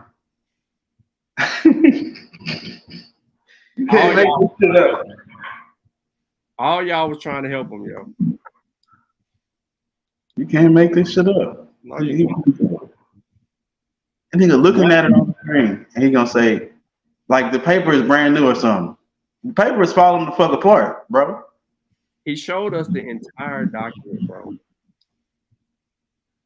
He showed it to us. I dropped a link to it in the chat for everybody. So everybody has it. There's no excuse on not having the book, view the book. Everyone has it. The damn PDF thing says 1795 PDF. And that's all they did was convert it. Because they can convert it and log it, and therefore it's not lost. So if something was the damage, it's saved and documented. So we can read it now. Hey, you're not a coincidence. What page are you on the law book? That one say 31 or 48 on the screen. 31. Yeah, my bad. Hold on. I'm gonna tell you right now. Yeah, 31. Yeah, I'm on page 31. That's right. June 10th. Get married at Elmina, banking on board or something on board. Walter, June 1796. Friday, June 10th. Commissioners of Pleasance lower sales to the dry something. We was this morning informed by one of our slaves that was not confined, but on something as a sailor. That's the slaves. Something intentions of making the ship sink, advised by the slaves to be on our guard. So a slave, somebody that they had on the ship snitched. That's in the first paragraph. You see that, Nautical? When I read it from what I just did, I could see that much of it. So someone snitched on the insurrection. And then it says about hold on, Rue Word, I see you.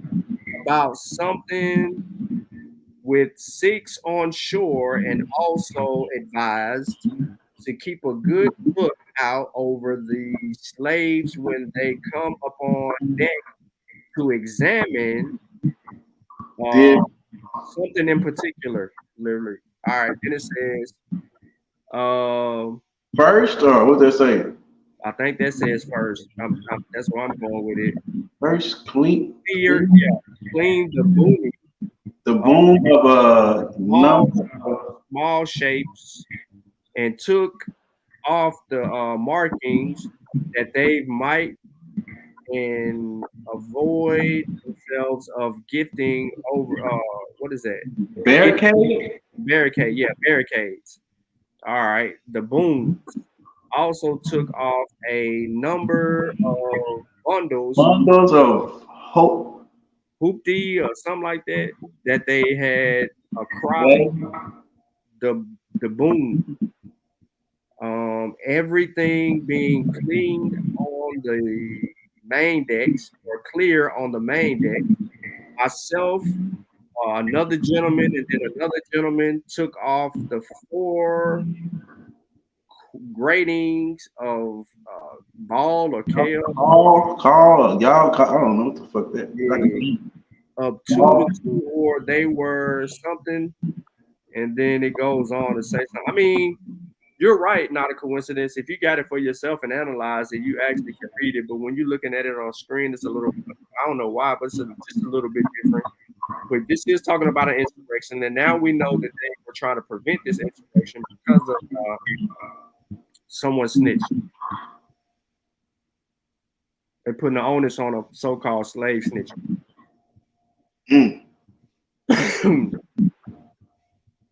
So got paperwork on them. Yeah, they got the paperwork on the 17 slave ships.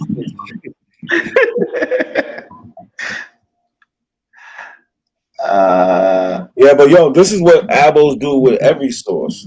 Every source you show them, they say, "Oh, it's fake. It's reconstructed. Whatever they can try to do to deflect from." But he didn't even attempt to try to like verify, validate this. He just went immediately antithetical, like trying to go against the grain type. This shit crazy. Yeah, never seen it before till today. This is what they do.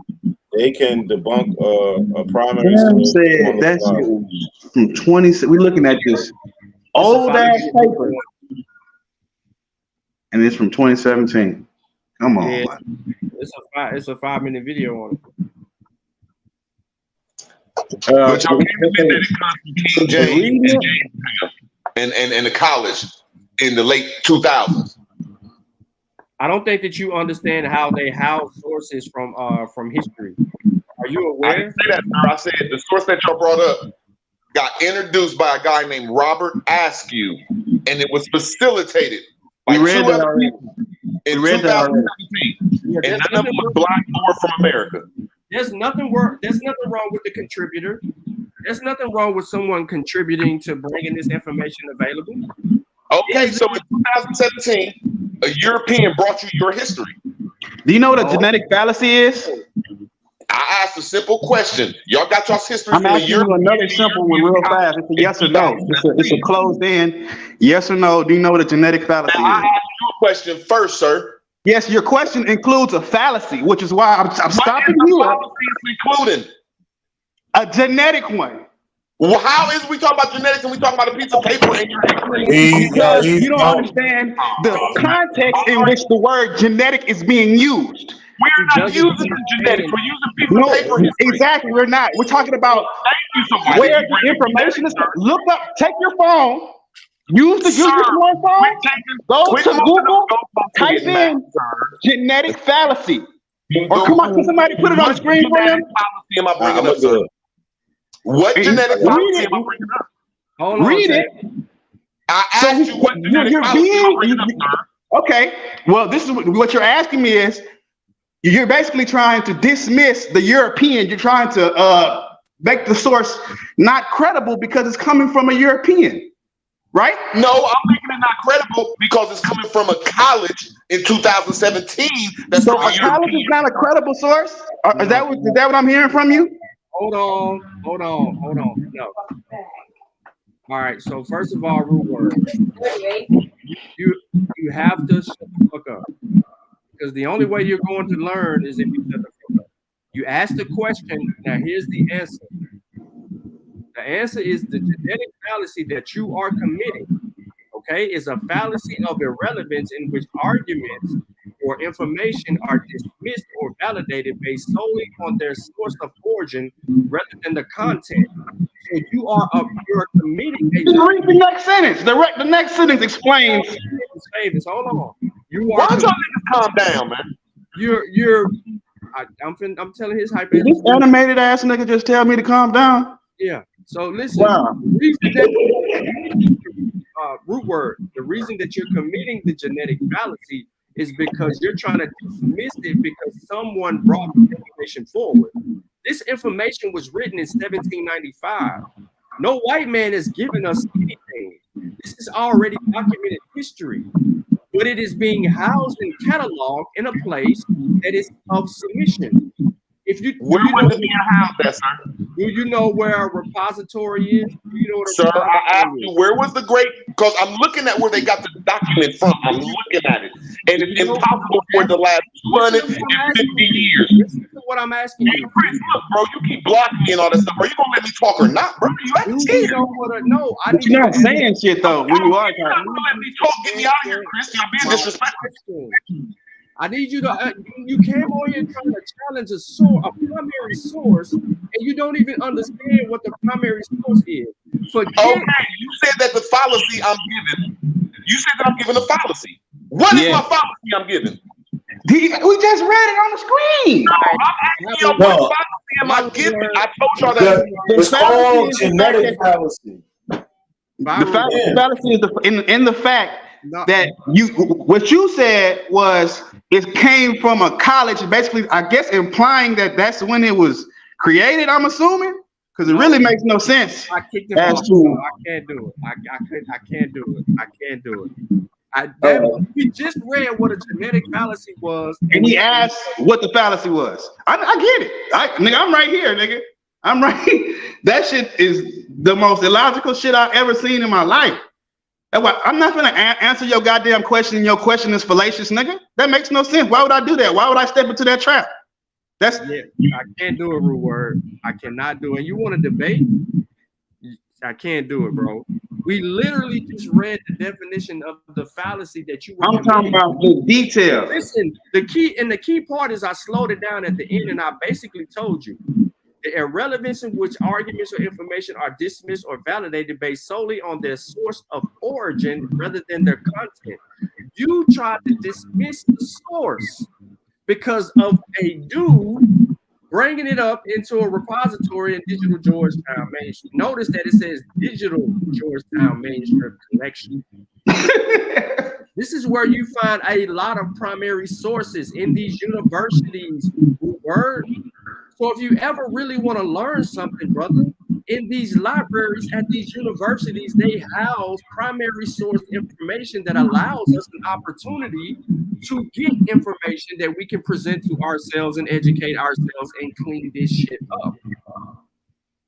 Yeah, Danny, he's an abo idiot. Yes, Danny, he's an abo idiot. That's crazy. How you even doing research and you don't know that he doesn't do information is in Oh, That's no. what they research. Oh, enough said. Hold on. So Danny, real quick, Danny, check this out. Danny, your boy Root Word. Well, you don't ain't your boy. Root Word said that they reconstructed history in the 1860s. History. He said history, Danny. He said that they reconstructed history, not Reconstruction era. He said in the Reconstruction era, right? They changed history, meaning that all the white people that were slaves became masters, and all the black people that were masters became slaves. That nigga said that. I don't know what reconstructed history sounds like or looks like, but the motherfucker said it. No, but not only did he say that, he wants to debate you on that shit. That nigga, are you serious? Look at Bishop. Look at his comment. You know he don't know. You don't know what library is. Dan Calloway is his library. His Bible is everything. He sounds just like that nigga. He sounds just like he got the whole playbook. He said listen, bro. He said all of that shit. He said during the Civil War. He said this all of that shit was fabricated, yo. That the black people were the ones. Idiocy. He said that the black people were the ones who had the guns and was fighting a banker's war. He got all of that, and he wanted to debate me. He wants to debate. It's not a coincidence fault. It is. We got again. He has to take accountability. See, look, y'all keep trying to do this to me, man. Yo, man, I found these dudes. Listen, I found these dudes a couple years ago. Really, I think they was I think I seen them on SideNetter, and then they was arguing with Rob Bourne and them, a true story. And I just started just watching them and just, you know what I'm saying? Like this is like four, maybe 5 years ago or something like that. I just started watching them and just, I can't let them slide with this shit, man. This shit hell no. We ain't let that shit go. Hell no.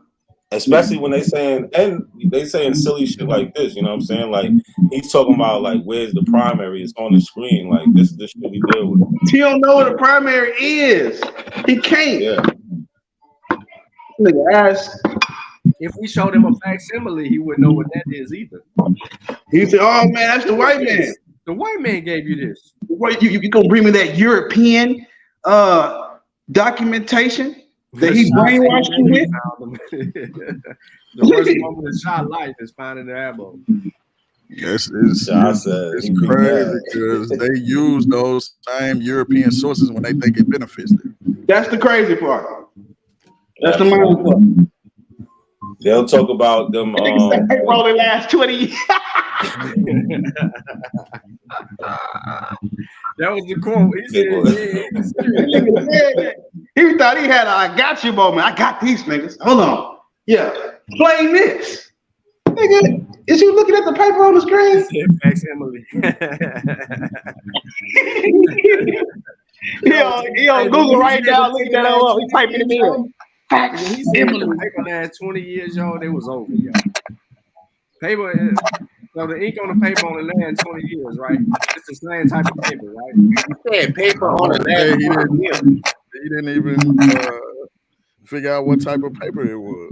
He asked. He just assumed that that's some brand new ass paper from 2017 that we. That shit just sounds crazy. Looking at the paper, it sounds crazy as shit. Yeah, you can tell that this is old as fuck because on the other side, it's falling apart. Y'all niggas done burnt the singed the edge and shit, trying to make it look all. That nigga said we send the edges of the other. What we doing with the information, man? We just make it sources out. Look what Lucky said. Look what Lucky said. And you know he ain't lying.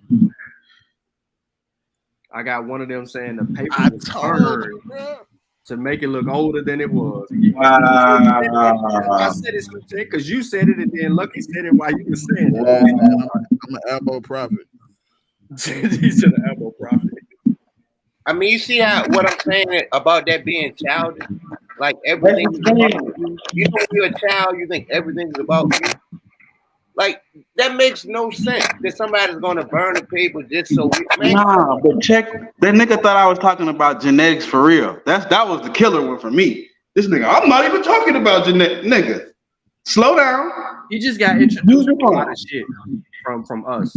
I ain't gonna lie to you. There's a lot of shit that we introduced to him. Fast, too much information overload. Not a coincidence. Has been introducing a lot of shit to him for a long time. But he not. It's not sticking. He's not comprehending. No, he's not trying to comprehend anything. He's trying to challenge it. Yeah. His goal is whatever you want to rebut. You want to rebut everything. Let me rebut it. He said his methodology for vetting sources was common sense. That is fallacious, sir. that is a fallacy in itself. You know what I'm saying? Damn, that's what he using? He done. So I told you, what did I say earlier in the show? I said that they don't have any doctrine, they don't have a history, and they don't have any type of evidence. So they have to verse themselves. So in order to do this, they have to find out who they are. Are they Abo or are they Native American? And that's why I did this show today, because this show takes away the myth of who they claim to be, because the evidence, right, the biological evidence supports that they ain't Native American or Aboriginal, because the source that I used named that old ass 10,000-year-old mummy that's in Nevada, some goddamn where, is related to the real natives. Yeah, and they people are still here. Damn. That's the funny part. That's why I got it. So anybody, listen, if you entertaining that shit, all the sources are in the description. You can walk right into that conversation and just go source by source, place their ass up, especially if you're dealing with the genetic shit. Yeah, they did right there. Because you touched on all that. If they coming in right now, they ain't gonna catch it. They think we just on here talking, but nah. It was some serious information dropped earlier in the video, like the first 2 hours. Yeah, been about that too, ain't it? No, it's been about yeah. It was 3 hours ago. It was about 3.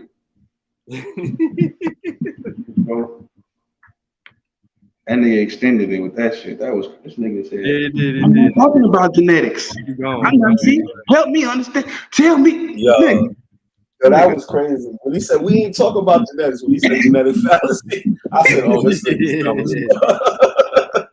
Yo, bro, just take your phone out.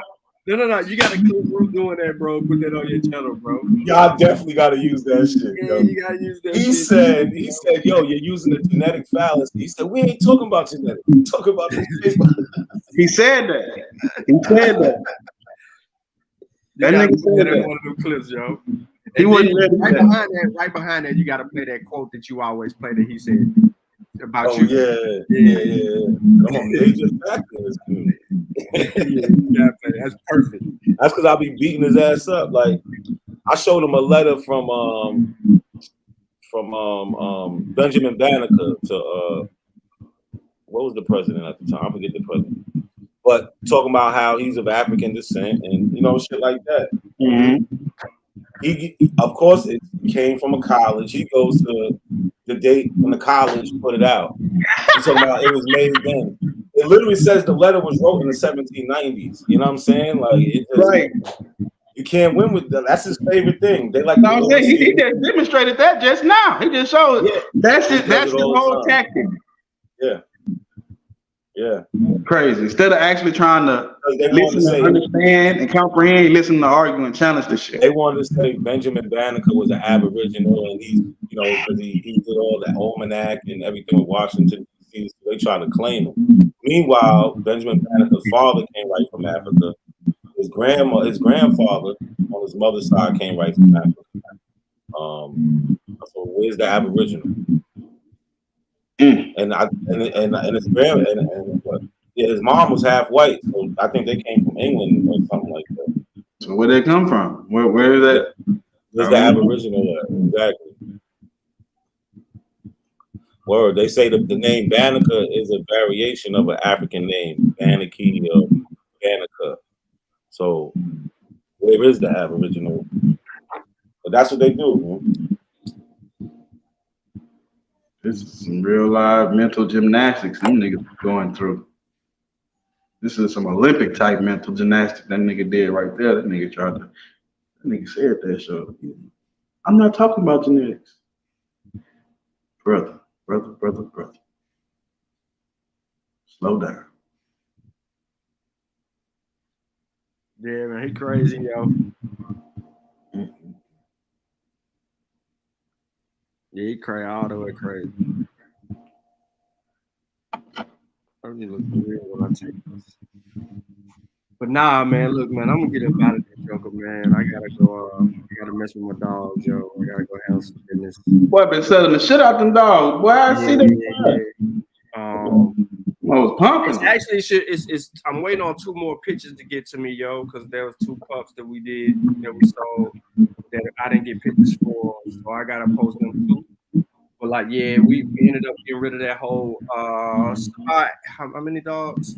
7 dogs total.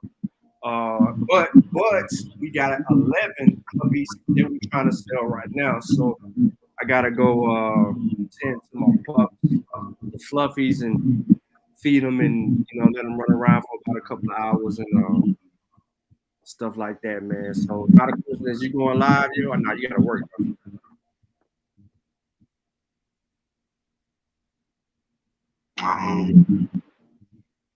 He ain't even right here. Yo.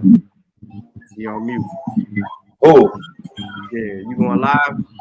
Oh yeah. I was about to say that I'm going live right after this. Okay, cool. So yeah, we're gonna tap in, man. If you ain't subscribed to Not a Coincidences channel, I'm gonna throw it up in the chat based off the video that we watched earlier. Just click on the video, go to his channel, subscribe to his channel. Yo, he's gonna go live. It's gonna get crazy. I'm gonna tell y'all that right now. It's gonna get crazy. 2 words will be back, and it will be on Not a C channel, and he gonna be cussing us out, and he gonna tell me why he don't like me like he did yesterday. He said, "I really don't even like you." So, nah, but sure. Remember he made up. Remember he tried to make up with us. It's like, yo, we ain't gonna have no beef. I ain't gonna talk to y'all like that no more. Yeah. I think he left and came right back to his personal side. He did like Nah, he checked that shit today. He wasn't talking too reckless. Like he wasn't no pussies. I ain't heard none of that shit. Nah, I ain't heard none of that today. But that wasn't gonna fly today.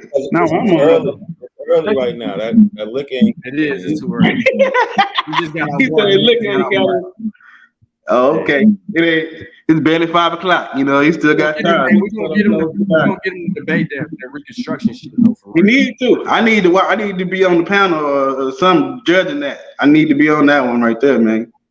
Yeah, pull up. Lucky said they secretly fuck with me. Hey, two things gonna happen though, Lucky. 2 things gonna happen. Either we gonna beat them straight, or we gonna beat them senseless. That's what's gonna happen. We gonna beat them out of their misery, or we gonna, you know what I'm saying? Or they gonna straighten up and start to realize that they ain't doing the work that they think that they were doing. You know what I mean? They gonna get this work thing. Cue that shit right now. You supposed to play that right now. Yeah. That's the fact. I mean, rude word. You keep meddling worse than stealing. Hold up! You gonna get this work? You gonna get this work, nigga? I killed you. Hold up! You gonna get this work?